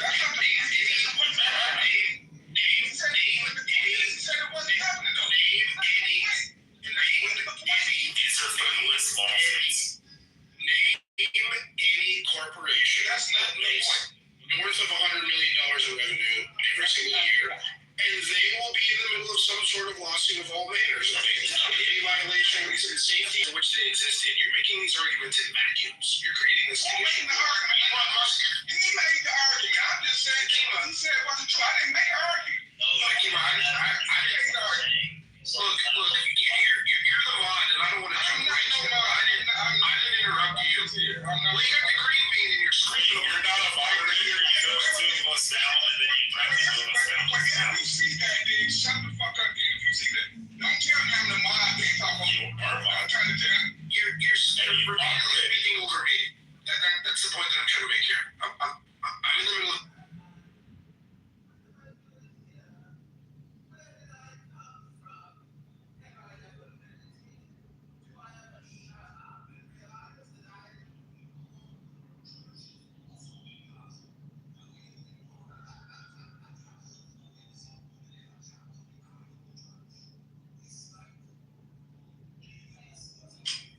Okay, Adrian, I think you really want to troll, and it's so sad because it's just like I know you want to troll really bad, but I would recommend trying a different tactic because hold on. What am I trolling about? Hold on. My Nigerian sensitivity. Less than him. Sorry, I had to. Yeah, my first statement about I'm gonna bring Stillbar back on stage if that's okay. I think Hikma left. Oops, I'm gonna bring folks back. I literally made 2 separate points, right? I talked about the social contracts eroding. You deciding to conflate different things to make an argument I never made is not my fault. You guys fixated on the Tesla plant. That was one example of a broader topic, okay? So I'm gonna assume that you're trolling because I don't think anyone can just be. Okay, so let me respond to that. Don't assume anything. Right, I'm pretty sure you heard that thing. But I myself and other people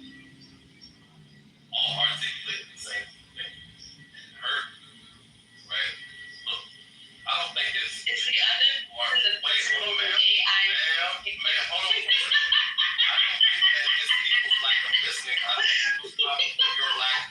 This is crazy that you're just laughing through this. Yeah, his mic is super low. I can't hear you, Adrian. Like your voice is really low. Your mic is pretty fucked up. All right, what about now? Kind of better. Cool, kind of better. Okay, cool. All right, so let me say something. One, I'm not trolling. Two, don't assume things.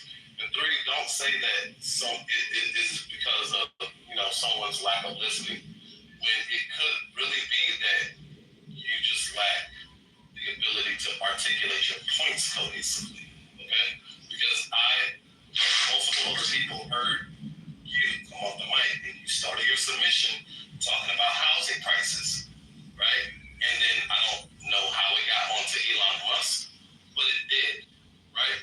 So to the natural person that's hearing, it has looked like you were trying to assign blame to Elon Musk about the housing prices plummeting in Memphis. That's what happened. Actually, can't say that, Adrian. Can I extend a little bit of knowledge here? She did actually articulate that. No, I did not. As I said, You said by Elon Musk coming in there. Rich, you're not Rich, you're not healthy. Can I say this? Nobody's listening. Priscilla, can I be even? I'm not arguing here. Man, hold on, I'm not arguing. I swear to God, I'm not. I need to clarify something because I understand where you're making an error, right? You're making a conclusion that makes no sense. I never said the housing in Memphis went down. I never made that statement. So for you to say it's a logical conclusion that if I say that there's going to be a crash in the housing market. You said that Elon's going to price out black people from being able to buy houses. Say the word. That's what you can do. You said it's going to price out people in the community. You said it's going to price out people in the community to allow people to buy houses. This is predominant. Guys. I'm not arguing things that you're not saying because you are not saying black. I did not say black. You said it's going to price people out of that market. They're not going to be able to buy I did houses. not say black. You know, I said the $300,000 houses that they own will be worth $600,000 in 5 years. Can I explain the difference here? Can I explain the difference? Predominantly, you got people that their houses are going to go. No, I just want to keep talking past each other. Do you want to just keep talking past each other? Look, Priscilla. I'll let you speak a bit. I just need to clarify something, right? If I'm It's not going to work out. They're not going to listen. They're not going to listen. but that We're not interrupting, so you are Literally listening. issues, right? If I'm saying the housing market is going to crash as an example of the lack of social contract, and I said that in my original submission, and I talk about environmental issue and pollution, how you jump from environmental issues to I am now blaming Elon Musk It is the for way that housing you prices presented going it, ma'am. Well, initially her assertion was that these large Fortune 500 companies, Priscilla, are coming in like BlackRock vanguards. Okay, all right. I need to be able to finish a sentence because the reason you guys are unable to understand what I'm saying is because you're not listening to comprehend. You're just trying to argue, which is making sense, right? So I'm gonna just conclude now. I did not say what you heard. I didn't. You want to argue and that's cute. You want to troll and that's cute. But I didn't say what you heard. Still, Gar, please go ahead. Yeah, look, I think there's some conclusions being jumped to here. I heard what you said, and I think I got it in the spirit that you said it. I largely agree with your overall point that, like, the fabric of the American dream is being pulled from the table. Our cost of living is insane relative to our income. Our work-life balance is a fucking nightmare. Our healthcare system is a shit show. As far as like quality of life metrics, like Western Europe specifically is running circles around us. So I see your position there, and I hear what you're saying. I think when you start to bring up things like Elon Musk and you start to bring up places like Memphis, people might jump to the conclusion that you're taking sort of like a highly progressive leftist stance, and you may or may not be. And I don't think it was fair that they jumped to that conclusion. It's fair that they might suspect that that's the case. And if people want to adjudicate that, then we can try to adjudicate that. But I don't think it's necessarily appropriate to immediately assume that that's your position, right? I think the weird part is part of kind of rebuilding that American dream, hopefully in a modern context, not in a 1940s context, right, is creating conditions in which people have their own self-direction, you know what I mean? Giving people autonomy and control over the direction in which their life moves, rather than people just kind of scraping by and surviving and putting their next pair of jeans on a pay-in-4 Klarna credit card, right?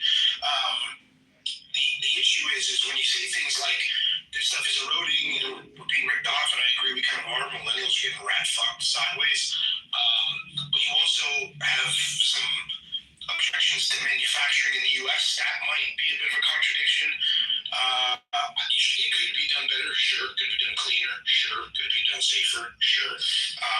That's all I heard you say definitively. Everything else was like, people are going to take that and hear in between the lines and assume your political positions and assume you just hate Elon Musk because everybody hates Elon Musk because he's the Nickelback of the day.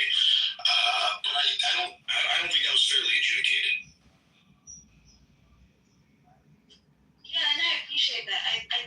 It's one of the hardest parts about being a Black woman is that people see you and they assume all these things about you. This is very annoying, right? Like, people assume that you're liberal, people assume that you believe in all these different stuff, and it's like they don't even see you as a person. They just assume that because you're Black and a woman that you have to be social justice leaning, and it's very frustrating. But for me, I'm just really concerned about being able to have children and being able to give them some kind of like assurance. Like, so for example, I wasted a couple of my days and I read the bill, the big beautiful bill. It's like 1,000 pages long. And what bothered me the most is that they want to make it super difficult for people to get graduate school loans. I think they're capping it at, it was 150K, now it's 200K. And that might seem like, oh, I mean, why would we want to take out that much in the first place? But if you want to go to law school or medical school, you're gonna need to take out that amount of money for the vast majority of students. And if you can't, and you're forced to go into private loans, what's the word I'm looking for? The interest is crazy. So you're basically gonna be an indentured servant just to be able to have a job. So it then becomes like, either you take a low-income job and you start working early in life and you're just scraping by, or you work really hard and have a high-income job and then you owe $1 million, and it's just like, it's, you know what I mean? It's almost as if it's like like, I think you got what I'm trying to say. It's like, there's no way to win. And let's say if you don't buy a house in 2020, unless you want to live in Bumblefuck, Kentucky, you're looking at $500,000 at a house. When will you pay that off? And also pay off your student loans. Then you want to get a car. Cars are starting at 20, 30K. It's almost as if, like, essentially we're just living to work and working to pay off debt that will never pay off. So that's what I wanted to talk about broadly, not particularly Elon Musk or Memphis, but the ways in which it looks as if life is becoming, at least to me, and I would like you guys to change my mind, that life is becoming kind of hopeless. You know, like, I'm being honest, like that's called life. Life is not easy. That's the thing is, it's never been, and that's why it's called life. So as much as like this is called real life, and what we're seeing is real times, and if you look at my history, like that's when you see like we're going into a time change.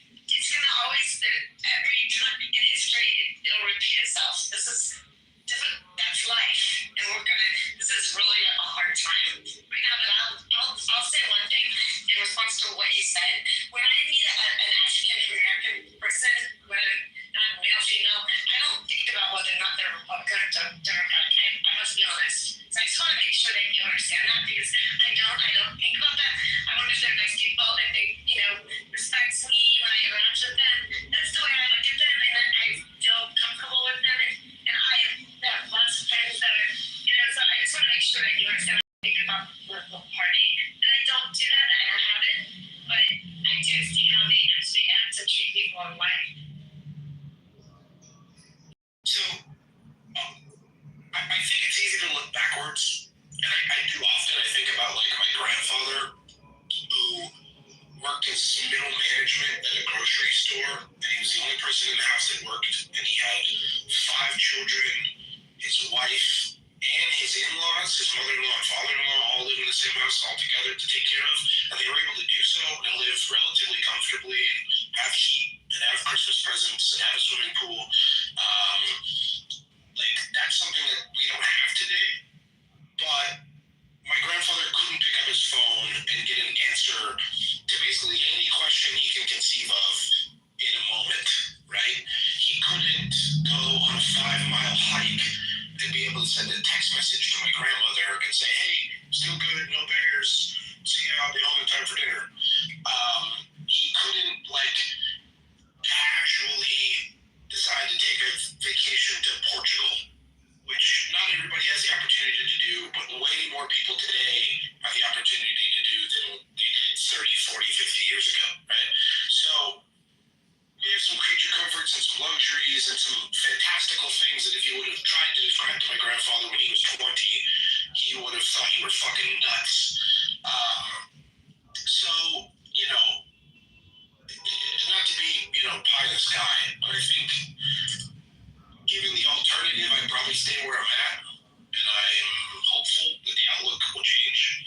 I think these things reach a point where people aren't going to tolerate them anymore, and you see shit like you see in California or whatever the case might be. It just ebbs and flows. We just have to know. That's a bunch of bullshit too. That's what. What's a bunch of bullshit? Just the California talk, like it's like you know, LA took fire. That's not accurate. Anyway, so I'm just saying, like, I just mean civil unrest in general, right? Like, I just mean civil unrest in general. I'm not specifically saying that's what is what needs to be focused on. I mean, that should be like there's a whole discussion around the Marines and all that. You know, this person killing senators, the judges being arrested. That is what we should be talking about. That is unacceptable. These people that service the American people, it is wrong. I mean, that is. I cannot believe that happened. There's not more discussion around that. It is sick. There is an elevated amount of crisis because of this administration causing chaos. It's a fact. It happened. I'm confused. We're supposed to all stop talking about the thing we were talking about before you got here and now start talking about this murder. That's what you want to do. No, I don't. Actually, I don't want to go back. I didn't hear that last sentence, but okay. Yeah, look, it's easy to be doom and gloom, and it's easy to be miserable that you're probably never going to afford a reasonable, like, livable, movie-ready home without killing yourself. We've got a lot of good going for us too, you know, and I'm glad I was not drafted into the Korean War. I'm glad I didn't have to fight in France in World War I. And even with all the shit kicking off in the Middle East and in the Ukraine and Russia conflict, like, I'm not likely to deal with any of that either, you know, in a real world. I get to shit into clean water every single day. When some people have to, you know, hike for miles with a container on their head just to get reasonably clean water. So and renting might be a better option before buying because you might, you know, there's going to be a lot of changes in housing. I think things, you know, everything's going to be okay, but we have to still work together.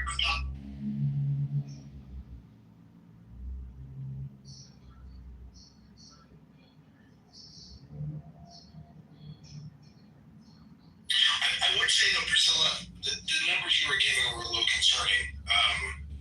Like 30 grand for a car is not even close to what you have to spend. You can get a really nice, reasonably safe, reliable, fuel-efficient car for 10 grand, 12 grand. Actually, I don't really agree. I think this was 20, 30 grand. I mean, to be quite frank, that's reasonable for a new car. So 20, 30 grand is great. And I know, if you go get a graduate degree, I would want to do. You deserve that too. So I Wait, so you said you have to like live in Bumfuck, Kentucky, and how much would like an inexpensive house be for you? What would you consider like an expensive house in Kentucky? I have no idea. That was Okay. So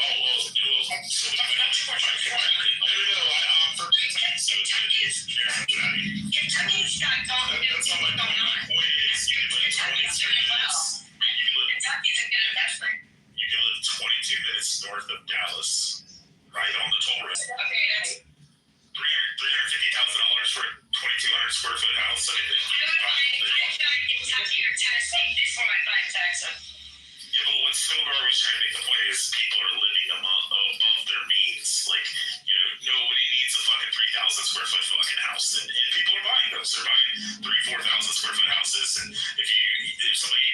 considers or says, hey, how about a 1,500 square foot house or even a 900 square foot house like your grandparents fucking lived in, and they're like, well, houses are so expensive, they're $300,000, $400,000, $500,000, $600,000. Yeah, because you're buying a house that's 4 times as large, has twice the amount of fucking cooling efficiency, twice the amount of heating efficiency, and also the majority of people who are buying houses, the majority of people who are buying homes are buying them centrally located to metropolitan areas. Your average grandpa in the 1940s, when they point out that grandpa bought a fucking house for but grandpa bought a house for $26,000 in the 1950s.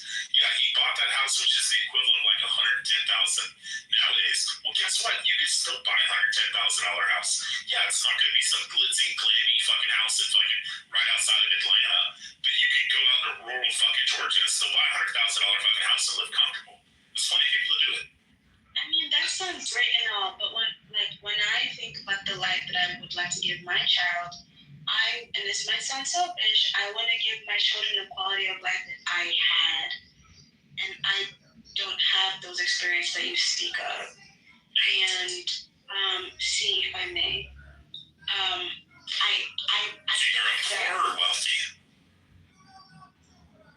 I think that ideally, when you have children, it's to advance your either equal or better, right? And so I grew up in New York. I didn't grow up in the 5 boroughs. I grew up on Long Island. I had access to great education. I had access to, I never wanted for anything. So I can't imagine having to go some of the top schools in some of the safest town in the entire country. My goodness gracious. It's Plainview. Interrupt me. $1.5 million for a house and stay in fucking Long Island. That's fine. But don't sit here and bitch and complain that houses are too expensive when you could live in literally the fucking safest city, ranked like the second or third highest ranked fucking safe city in the entire United States in Frisco, Texas, and buy a house for $350,000. You got 22 to 2,500 square foot. With some of the best schools in the entire fucking country, something like that. I have to. Long Island, it's $1.5 million. They come on Clubhouse and lie about it. Texas got the best school. You don't think that Frisco, Texas has blue ribbon schools? Some of the highest ranked schools in the country. Yeah, I'd like to know more about that. There's literally no middle income and no low income in Frisco, Texas. It's just all affluent, rich fucking people. It's like 25 minutes away to like middle of Oregon. Money trees, there's money trees everywhere. You can buy a $300,000 house, or you can buy a $35 million fucking house right down the street, which is like a $150 million house in fucking New York. Okay, well then if you're living in a $300,000 house, you're not rich. No, a $300,000 house in Frisco, Texas is like a $1.5 to $2 million house in Texas. I mean, if you go to Texas, I would go to California. Okay, go to California. Don't come on Clubhouse and bitch about how expensive houses are. She was the one who we're talking about. Like, you're not comprehending, and this is the problem. People want to argue without actually understanding the spirit of the conversation. I didn't even say I can't afford it. It's not the fact that it's not that you can't afford it. You're bitching and complaining that others can't. For buying their home, they bought it for I think $200,000, and that houses now are like 5-10x the worth that they should have been. Because everybody wants to live there, yeah. The price. Do you have Tourette's? Because people want to live in those areas that you're talking about, which is the entire fucking problem. No, seriously, do you have an inability to like listen? You can't help yourself. You can't stop. Seriously, it's concerning. It's ridiculous that people can't afford to live where I live, so I'm gonna bitch about it. But I can afford to live there. It's not a big deal. But then I'm gonna bitch about how the poor can't live here. Because I live in DC and live in Alabama. You got money. That's fine. Then stop coming on Clubhouse and complaining about the housing market. Yeah. Oh my God. Oh my God. All right, time out, everyone. What is She's whining about the housing market being inflated and that people can't afford to buy houses. Yet she can afford to live on fucking Long Island, pay $1.5 million for a house, which is no problem. But then other people can't. But then I bring up the example that you can move to like 20 minutes north of Dallas, Texas, Texas. Like, DFW is considered the 4th largest city in the United States. It surpassed Houston in population. You could live there for $350,000 with some of the safest neighborhoods in Westwood. So, what is your argument? Okay, there's actually no argument. I was trying to have a sane and normal and calm conversation about the eradication of the social contract, starting with unsafe places to live. I started with like the housing market crashing because like the prices are going high and no one's paying them. Like you have in Florida, like there's like swaths of condos that are just empty because people don't want to pay HOA fees. And also, what was it the thing I talked about? It was housing, it was manufacturing, it was something else. Yeah, and then economic, just like the jobs not paying a lot. Just overall, the cost of getting loans going crazy. Just generally how the American dream is going out of reach. I want to have a broad discussion, but Sunab wants to just be cantankerous and just, argue. You make it sound like those houses are unowned, like they're just sitting there. Nobody owns them. They're tax havens, or tax write-offs, or summer homes, the fucking timeshares, like all these different things. And you're like, nobody's actually living there though. I never said any of that, but I think you're probably one of those red pill angry niggas, so I'm gonna let you have that. I'm red pill. Well, what I'll say is I think that, there is a widening wealth gap of astronomical proportions where, the ultra-wealthy are the only people who are going to be able to afford some of these homes, and other people are just fortunate that they were grandfathered in, and, they bought homes or were raised in areas where house prices went up, and if they were smart, they held on to them, and it's the luck of the draw, but life is, and I know no one's saying this isn't the case, but things are unfair, and you just kind of have to accept that it is what it is, and perhaps maybe people will change their perspectives on what's important, because people like Elon Musk, are so miserable that he can't even for a moment sit and enjoy what he's done, because he's pathologically competitive and pathologically ambitious, and he's leaving quite a wake for the rest of us. So again, I think when you live in an emerging country, it's so simple, it's so much happier in many ways, but when you get teased with these capitalist markets and nations, then it's a rat race, and most people, or many people, are miserable. You know what? I actually think that people who are rich are not miserable or unhappy. This is going to be a hot take, but I think that they're probably much happier than those who have to worry about their daily bread. I also don't think people who live the quote-unquote simple life in developing nations are happy, because they're often not getting their basic needs. I think they romanticize poverty. I think they romanticize the idea of a simple life. I also understand that everyone cannot have everything. Everyone cannot have a phone or a house or whatever it used to be. But I do think that there should be some things that humans should be entitled to, and that should be adequate health care, it should be food, it should be a safe place to live. But it seems like that is out of reach. Have you noticed that in southern states they're repealing child labor laws? Like they want to make a dependent or an independent child from 18 to 7 years old. That was in the Big Beautiful Bill. So when I say that the social context is eroding, I don't just mean in the big things. I mean even the fabric. The first thing I think either Doge or what's his face cut was Meals on Wheels and lower income subsidies. It's gosh, if you weren't born to the right family, you're just fucked.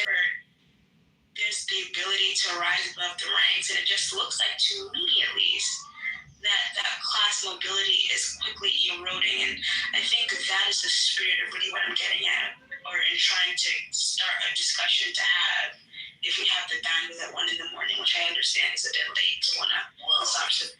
I mean, I argue that, having lived in emerging countries, in the developing world, I think that, well, first of all, corruption is problematic in many, but the truth, my sense is that until you're teased with Western influences, you can be relatively content. Now, that's not to say that you're absolutely right. If you're starving people who are only competing amongst themselves for material goods and they're never content and satiated.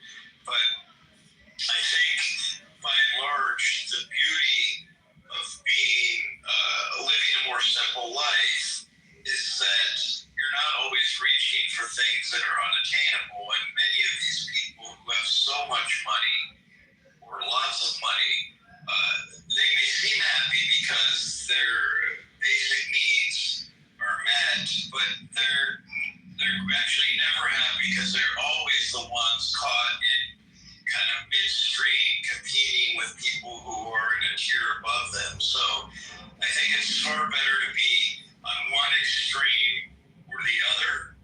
But this is why in America people are constantly trying to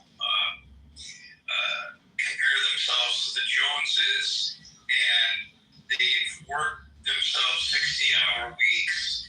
They don't get any time off. But much of this comes from political philosophers who have written books about how the competitive nature of upper middle class people today, for example, is one that is sourced in working crazy hours, never really enjoying your time, and then never being happy because you still don't have enough money.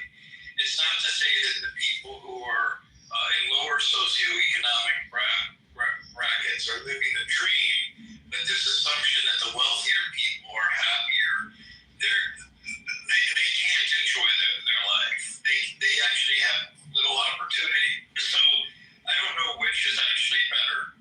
Having grown up privileged, I can say that people don't tend to focus on relationships. They focus on competitive edge and things that ultimately don't matter in the end. And there's something to be said for people who live more modestly, who don't aspire to be or do things that also aren't going to make them happy.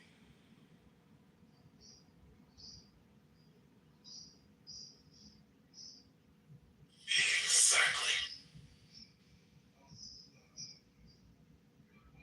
I think that's a great place to close. It was phenomenal talking to you guys. Have a great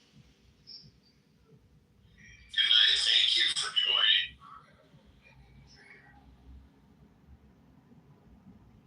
Kima, shut up.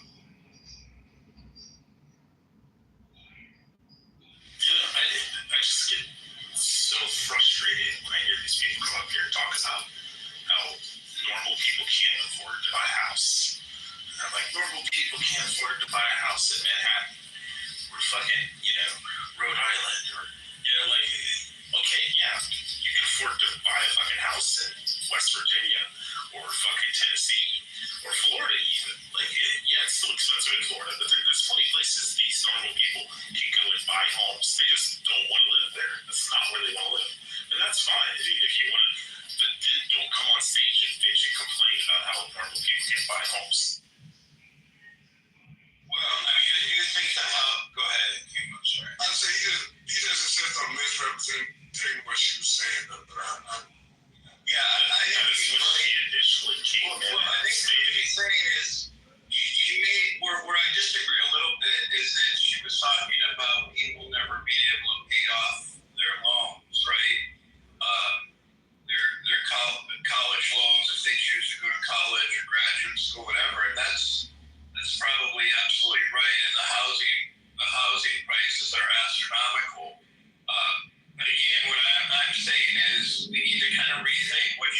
who's happy, because my sense of it is that people who can afford these things are also still unhappy, and in many ways they're less happy because they never take a moment to sit down and enjoy, because they've always been in competition mode, right?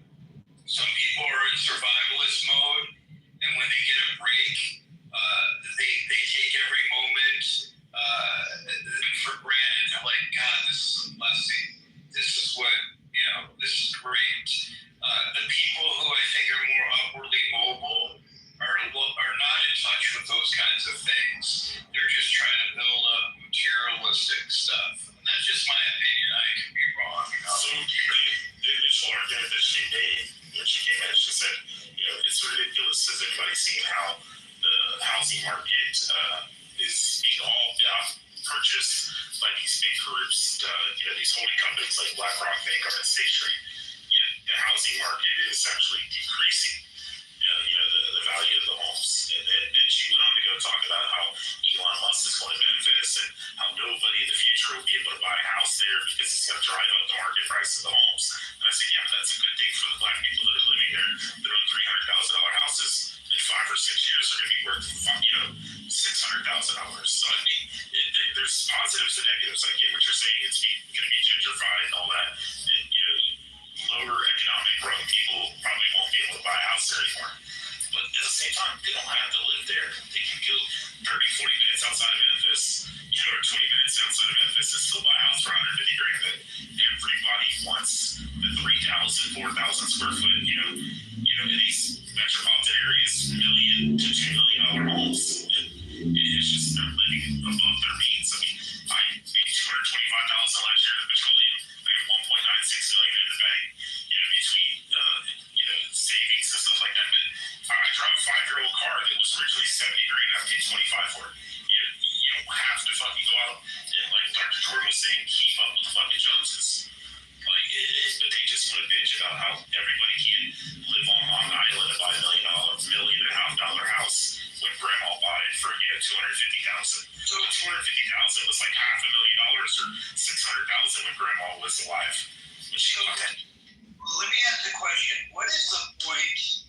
What is the point really of owning versus renting? Right? Like, is owning simply for the point that you build up equity and you pass something on, or what about the notion? Like for me, for example, I think of in California, one may be a surprisingly better option, right? Like it just, I'm very curious about this. I mean, it depends where you want to live and what your plans are for the future. I mean, if you don't intend on staying there indefinitely for the rest of your life, or at least 10 years, then yeah, just rent. I mean, it depends where you're living. If you can't afford to buy a place. No, but what I'm saying is that there's this notion that buying, there's a stigma around renting, whereas this notion of buying, what is that? What is that built on? Is that built on the fact that you can pass something that you're likely to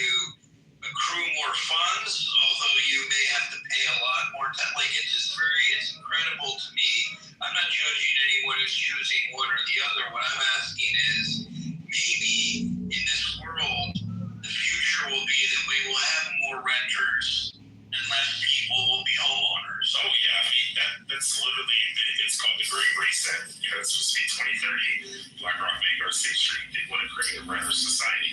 That's what's telling her that BlackRock, Vanguard, State Street are going to own 49% of all single-family homes in America by 2030. I mean, that's what they're estimated to do. That's why they're paying 50% of their market value. So a house comes on the market for $350,000, they'll pay $5.25 right off the bat because they want to buy it out from under anybody. They tell these companies, are like, hey, if the house comes up for $300,000, we'll pay it to $450 regardless of what anybody else offers. So if somebody else offers $400, we'll get it for $4.25. And they're just buying up everything. And their goal, if you go and type in the Great Reset commercial, it's actually brings you to the World Economic Forum, and it talks about because of civil unrest, climate change, and because of COVID and other things in the future that they want to build a better society. Well, I mean, for example,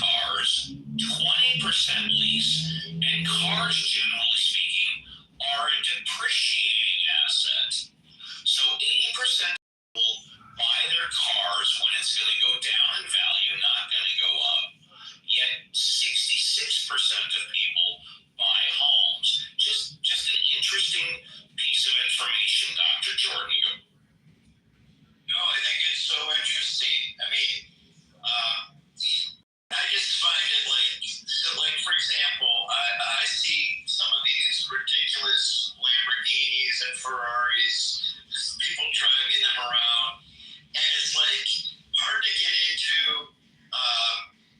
There's so many burdens that come with that kind of lavish investment, right? That depreciates, as Steve said. But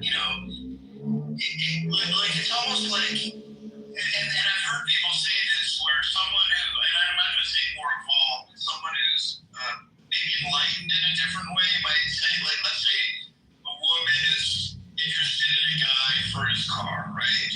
Whereas another woman might be interested in a guy because he buys something that's much more practical and pragmatic, and if it depreciates, it's not such a big deal.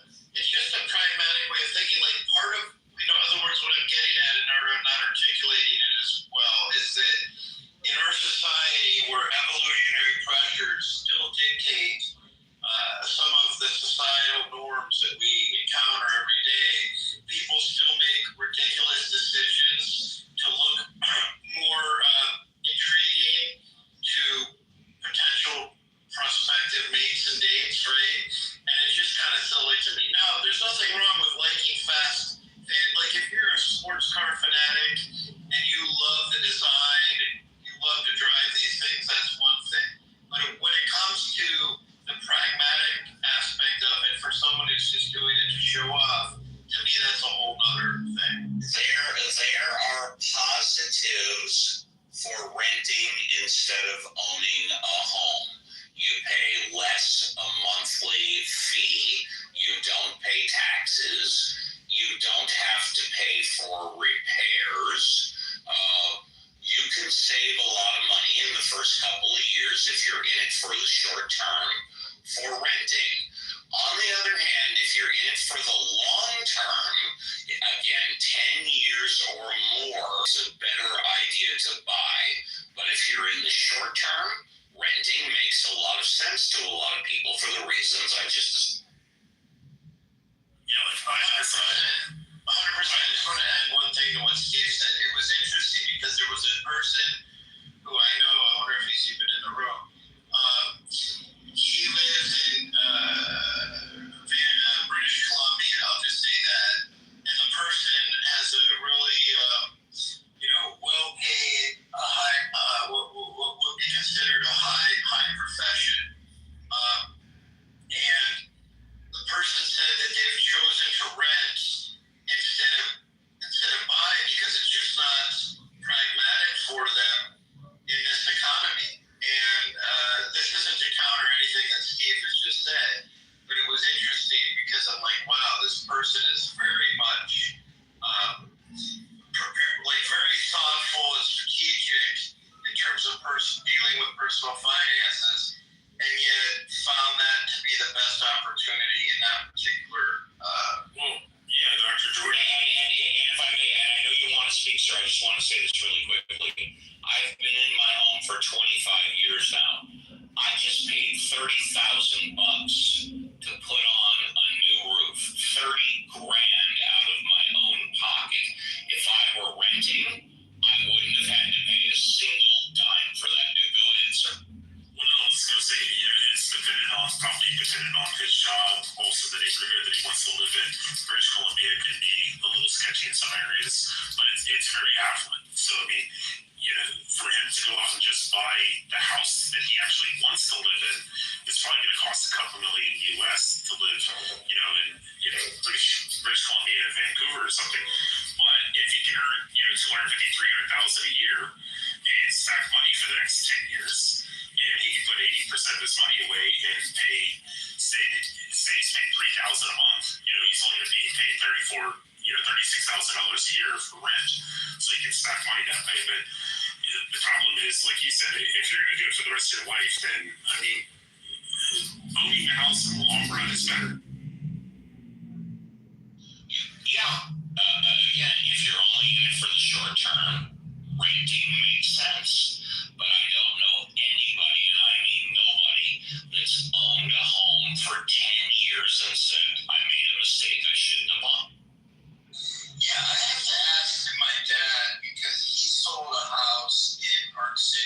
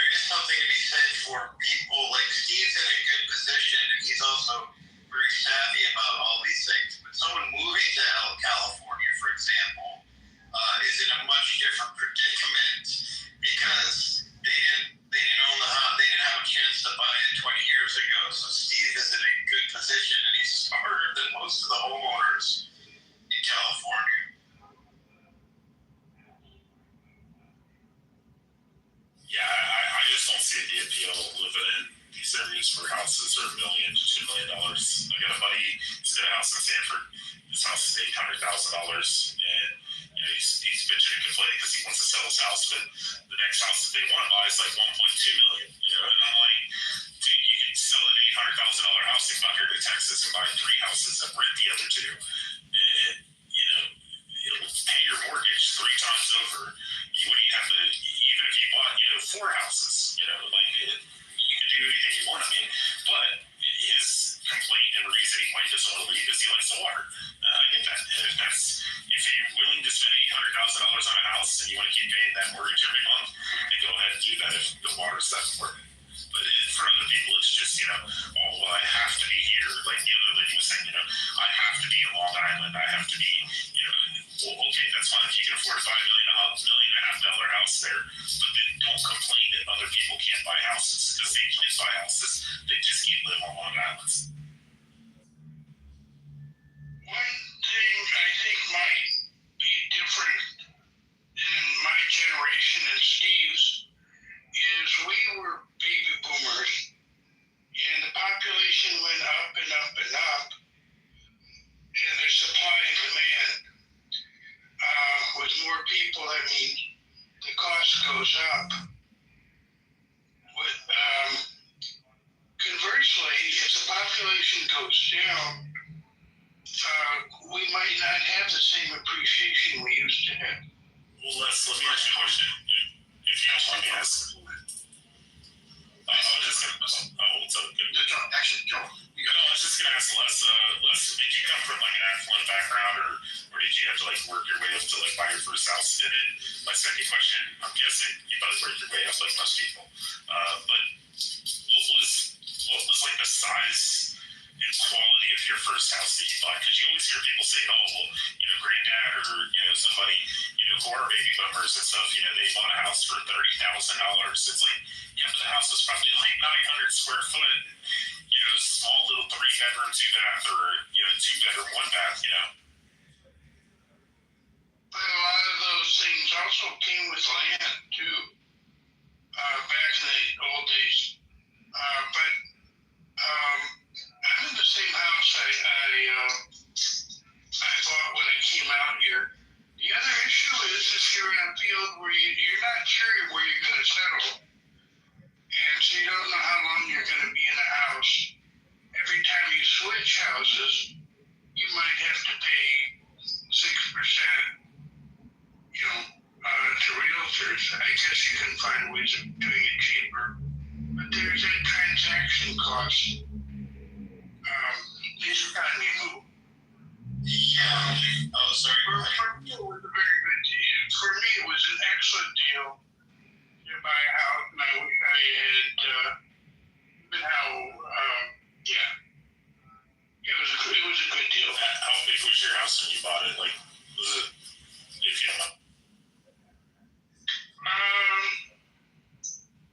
I'd rather not say. No, you're good. I'm just, the only thing I was pointing out is everybody nowadays, they want 3, 4, 5,000 square foot homes. Yeah, you're right. So, not bigger than they used to be, definitely. So I just wanted to quickly say, like for example, I think about my own situation. I lived in 9 states, and like I didn't know where I was gonna be. When I lived in Alaska, the idea of buying a house outside of Anchorage would have been. It's not that it would have been cost prohibitive. It's like, what do I do for my next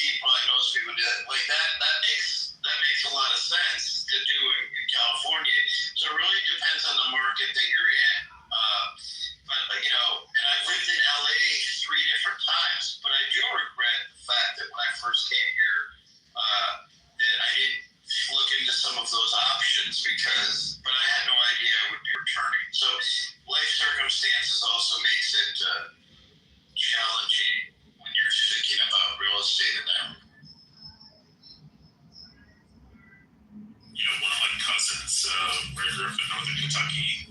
She used to always run her mouth about the small little town that we lived in. She's like, you guys don't have anything out there. You know, when she got into about her early 30s, I seen on Facebook that she bought a house in our actual town that just has like a gas station, and you know, it's only about 25 minutes away from Cincinnati. But she bought the house for like $60,000. I told her, I said, yeah, it's insane. You could live 25 minutes outside of Cincinnati and buy a house for, you know, $70,000. If you go just a halfway point, 12 minutes away, in between there and Cincinnati, that same house is $350,000. You know, it's all where you want to. And in Cincinnati, that house is $500,000. Better, more Skyline chilies. Oh, yeah.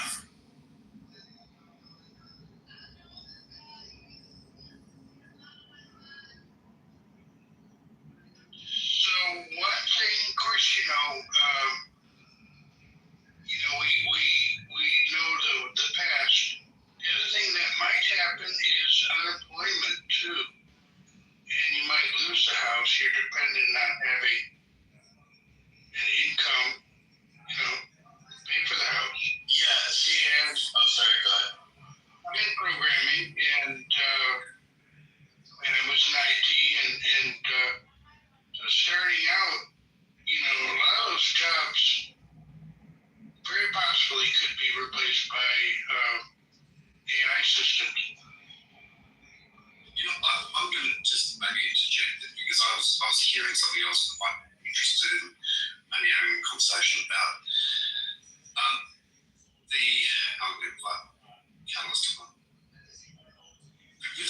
Something was said was actually quite key, and it was about the possibility that property might not be investing in the near future, especially with a declining population.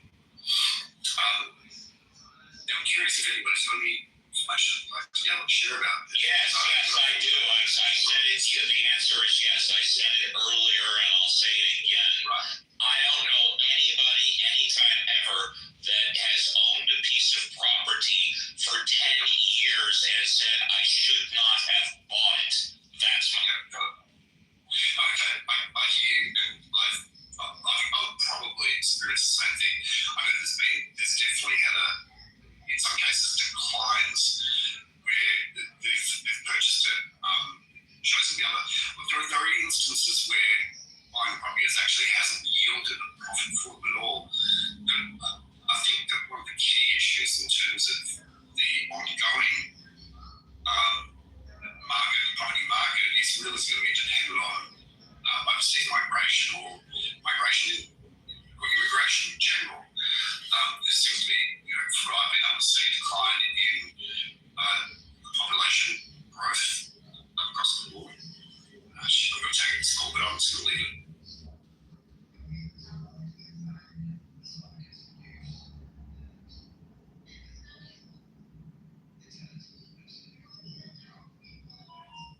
So, Steve, what do you think the economic situation was that made housing go up?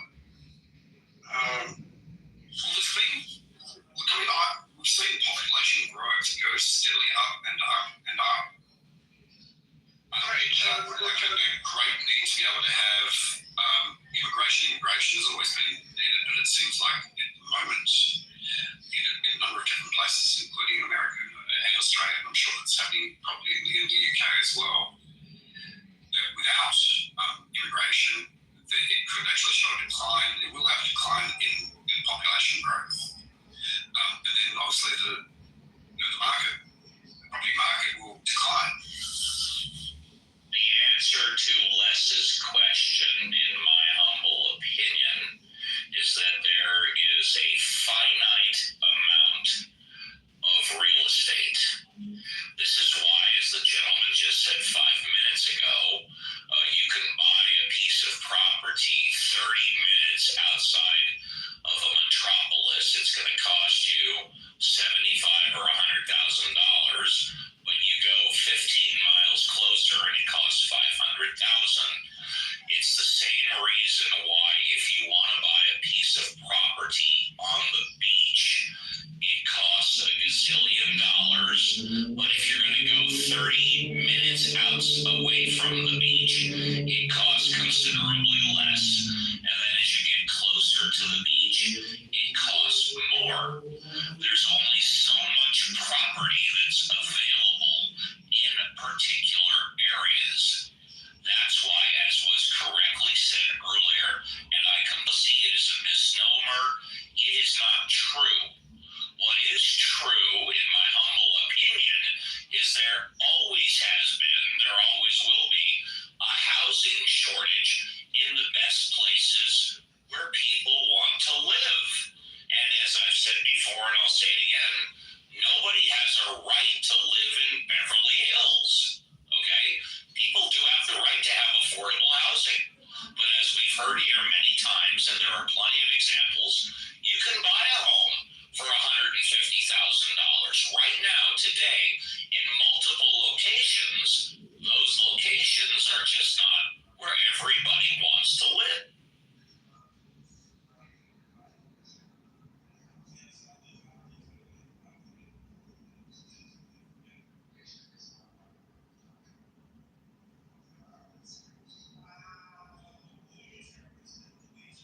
I guess everybody agrees with me.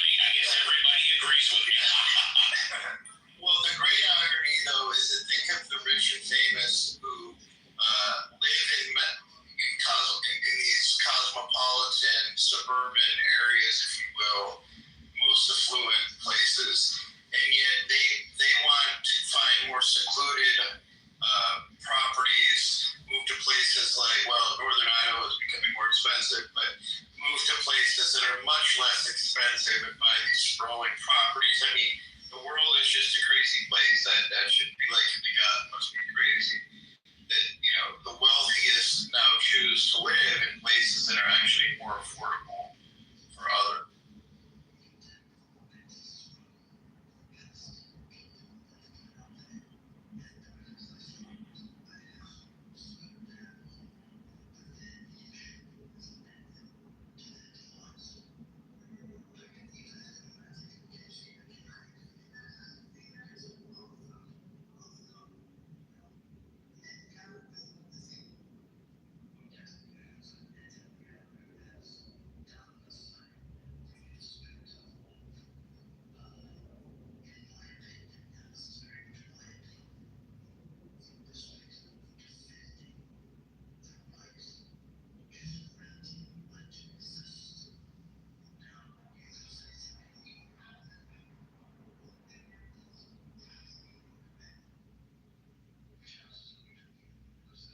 I bought my first home 30 years ago for $170,000.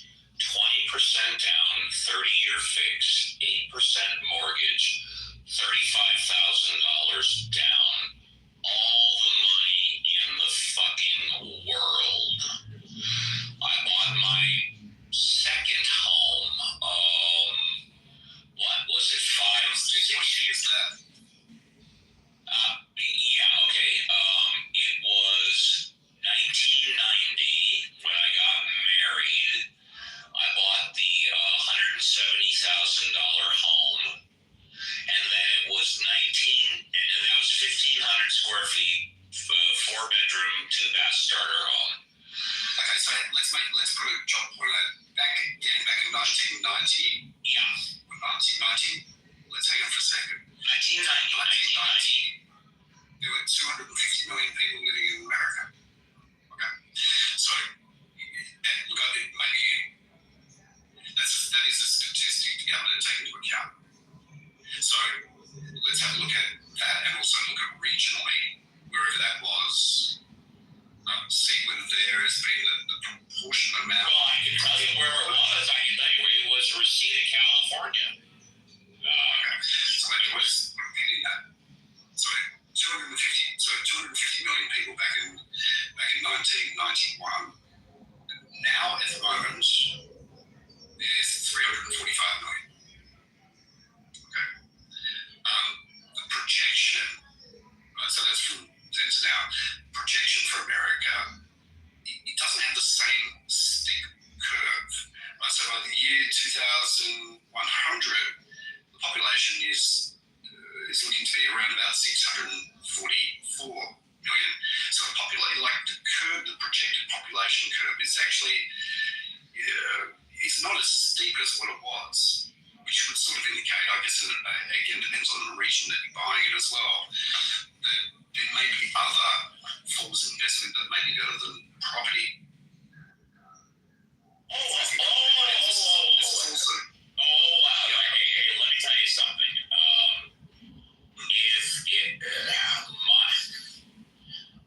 Today, it's just me, I would not buy property to rent. I would not do that today based on... Rent out, just to clarify? Correct. I've owned 4 pieces of property in 30 years. The most I've ever owned at one time is 2 pieces of property, as I said earlier. I own one piece of property right now, and I can afford right now, if I want to buy another piece of property to rent out. I would not do it.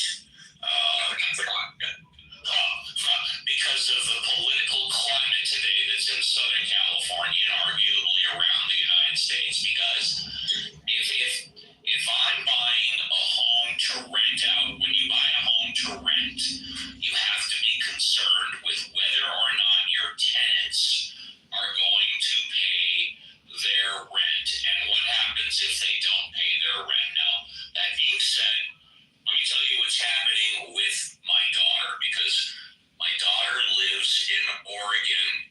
She lives outside of Eugene, which is about 90 miles from Portland. It's about it's the town surrounding the Oregon Ducks, the University of Oregon.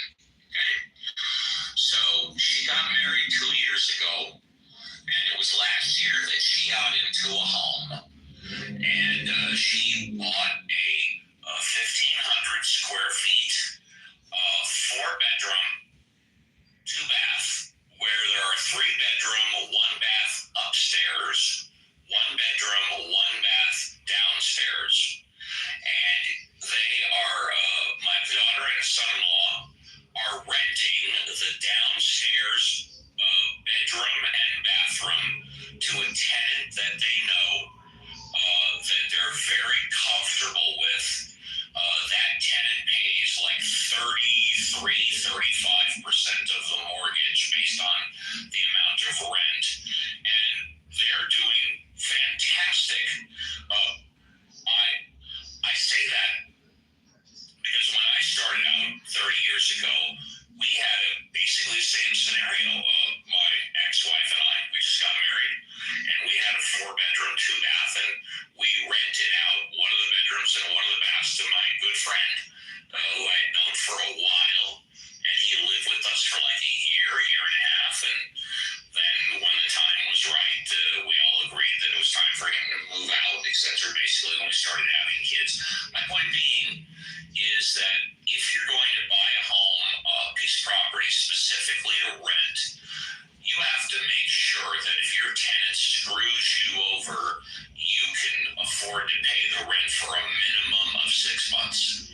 And at this point in my life, that is not the type of liability that I want to take on, which is why all of my investment funds right now are not in a second piece of property, but they are in very conservative stocks and money markets. I can afford to buy a second piece of property.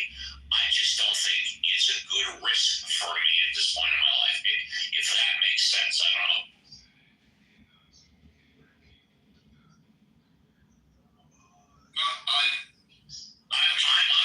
I'm happy making my 10% in the market. That's what. Yeah, okay. Look, I think maybe if you are averaging around about 10%, and it's more of a surefire bet. I guess it also depends on where you look at investing as well. Whether growth areas that are being built into dealing with transport and blah, blah, blah. The opportunity still in the market, but in general, it sounds like just flatlining, which is what the prediction is in terms of population. There's always tons of opportunities in both the market and real estate. It's just that at this point of my life, I don't want to take the risk. I'm 65 years old. If I'm 30 or 35 years old and God forbid I lose it all, I have the time to make it back. I'm 65 years old right now. I don't have the time to make it back if I lose them. You're a spring chicken, Steve.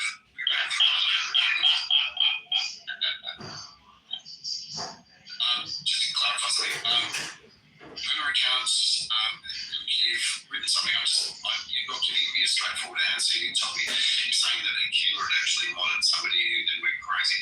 I asked you whether you can clarify it was definitely a killer who had modded this random person. You haven't been able to answer the question. Unless you know 100% that it was him, but shut the fuck up.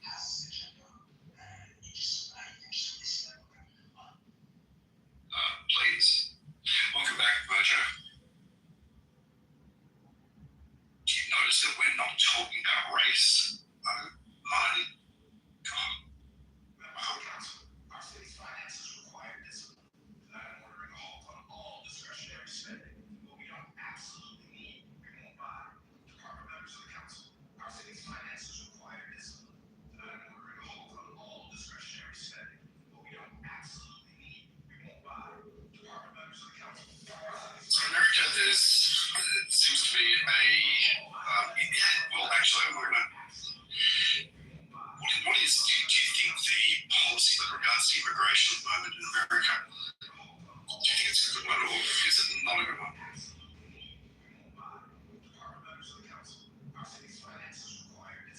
I totally 100% support legal immigration.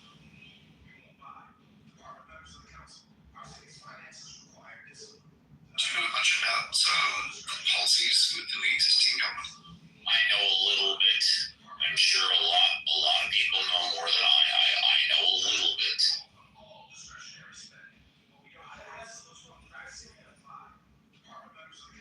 I'm anti-illegal immigration, and I totally am in favor of legal immigration.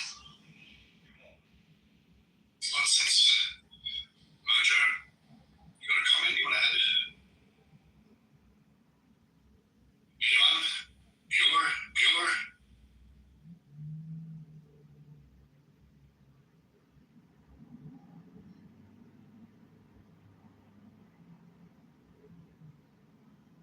Sorry guys, I'm in an Uber. You're just getting back now? Yeah, I'll be home in about 30 minutes. Awesome. Safe travels in the meantime. Yeah, the Uber ride, it's longer than the flight.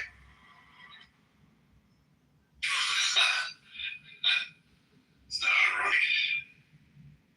Well, 100% of all Uber drivers will be out of work in 10 years. That's a...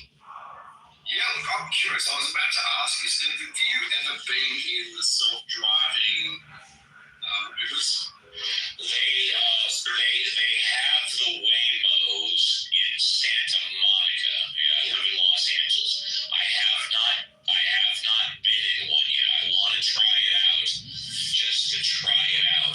But that is clearly the wave of the future.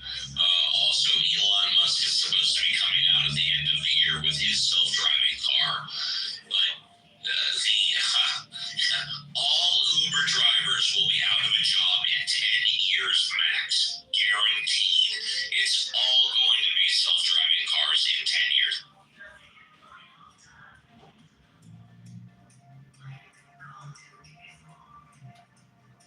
I would love to try it out. I've got a couple of friends of mine that's just been in the States recently, and I mean, one for the first time, they FaceTime time being whilst they were in it. It was just the weirdest experience. Yeah, really bizarre experience. Yeah, they have them in San Francisco. They have them in Vegas.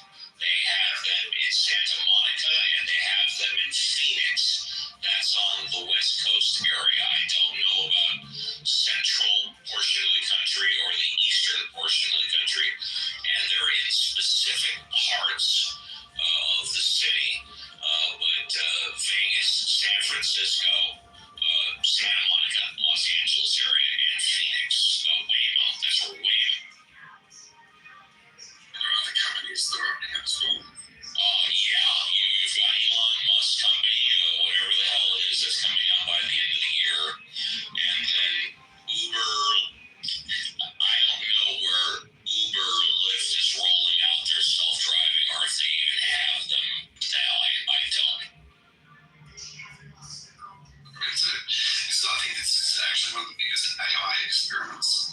There is going to be a huge amount of data that people are using to get from these experiments. And it started off, I guess, being the biggest AI company. I think it's really quite remarkable what they're doing. AI has slowly crept into my business. I've started using it considerably more in the past month, and it's a wonderful tool. What tools are you using? What are you using it for? If you don't mind me asking. No, I don't mind at all. Well, for those of you that don't know, I've been in workers' comp, employment, and labor law for 30 years. That's my career. And AI it's been creeping in. I don't use it to make decisions. I use it to help me review documents and, when necessary, ask questions to get quick reference on the law, either case law, statute law. I never ask it to make a decision for me. Rather, I ask it to gather information for me. When I receive new files, my new files can be anywhere from 150 pages up to literally 4,000 pages of documents. And before AI, if I got a file with 4,000 pages, which would consist of medical records, legal records, subpoenaed records, I would have to review them not by hand, because now I'm paperless, but page by page. Now what I can do is I can ask AI to review specific portions of the file. AI will generate a 5 to 10 page summary, which will give me the page number that specific references to, and I can click on that link. I'm curious as well, are you using a notebook and LM for that, or what are you using? In my field, there are a couple of different applications that the firms use. I don't know if you've heard of them. I don't mind telling you.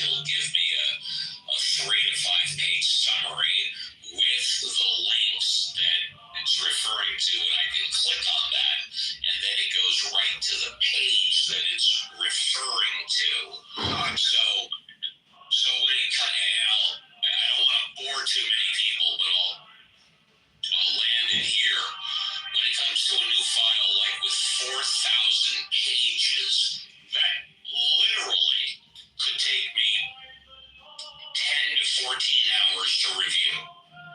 4,000 pages, 10 to 14 hours to review without breaking a sweat. It could take a lot of people longer. AI could summarize the whole fucking thing like in less than 30 minutes. And then I can double check and verify with the links that'll take me right to the page. So it doesn't do the work for me. It summarizes the work for me a hell of a lot faster than if I had to spend 10 to 14 hours looking at every single one of those 4,000 pages. Yeah, I understand. That's pretty cool. Have you used Notebook LM before? I have never heard of Notebook LM. No. It might be something that's worthwhile utilizing, at least trying out. You can try it out for free, no charge. There's also a professional version of it as well. But it's a Google product. And it's specific to the information that you choose to be able to feed it. So there are certain companies, for example, ones that you may have mentioned, they specialize in particular areas of law. LexisNexis is a case study. And if you wanted to be able to create a learning model, you can actually choose what the content is or what the data sets are. So, for example, if you had a series of these 4,000 page documents, and you wanted to be able to just purely analyze that information, you can upload that document up to Notebook LM and specifically query that particular document or a series of documents. You might have a dozen or 2 dozen or 5 dozen documents on a particular topic, and you choose the data set rather than not being able to choose that. Do you understand what I mean? Kind of. But I did look up Notebook LM right now, and it says a powerful AI tool for students, researchers, and professionals understand complex topics, ask questions, and get instant insight. Have you tried Grok? Grok is a separate thing. That this is might be because you have a very specific sort of area of interest and profession. But if you have, how to explain it? Google basically scans through every single link on the internet. Okay, it takes a very broad look, and it's very non-specific, and that's its purpose. You'll find, and again, the same sort of thing can be said for Gemini and ChatGPT as well. That you can actually program it to be very specific in terms of your general needs.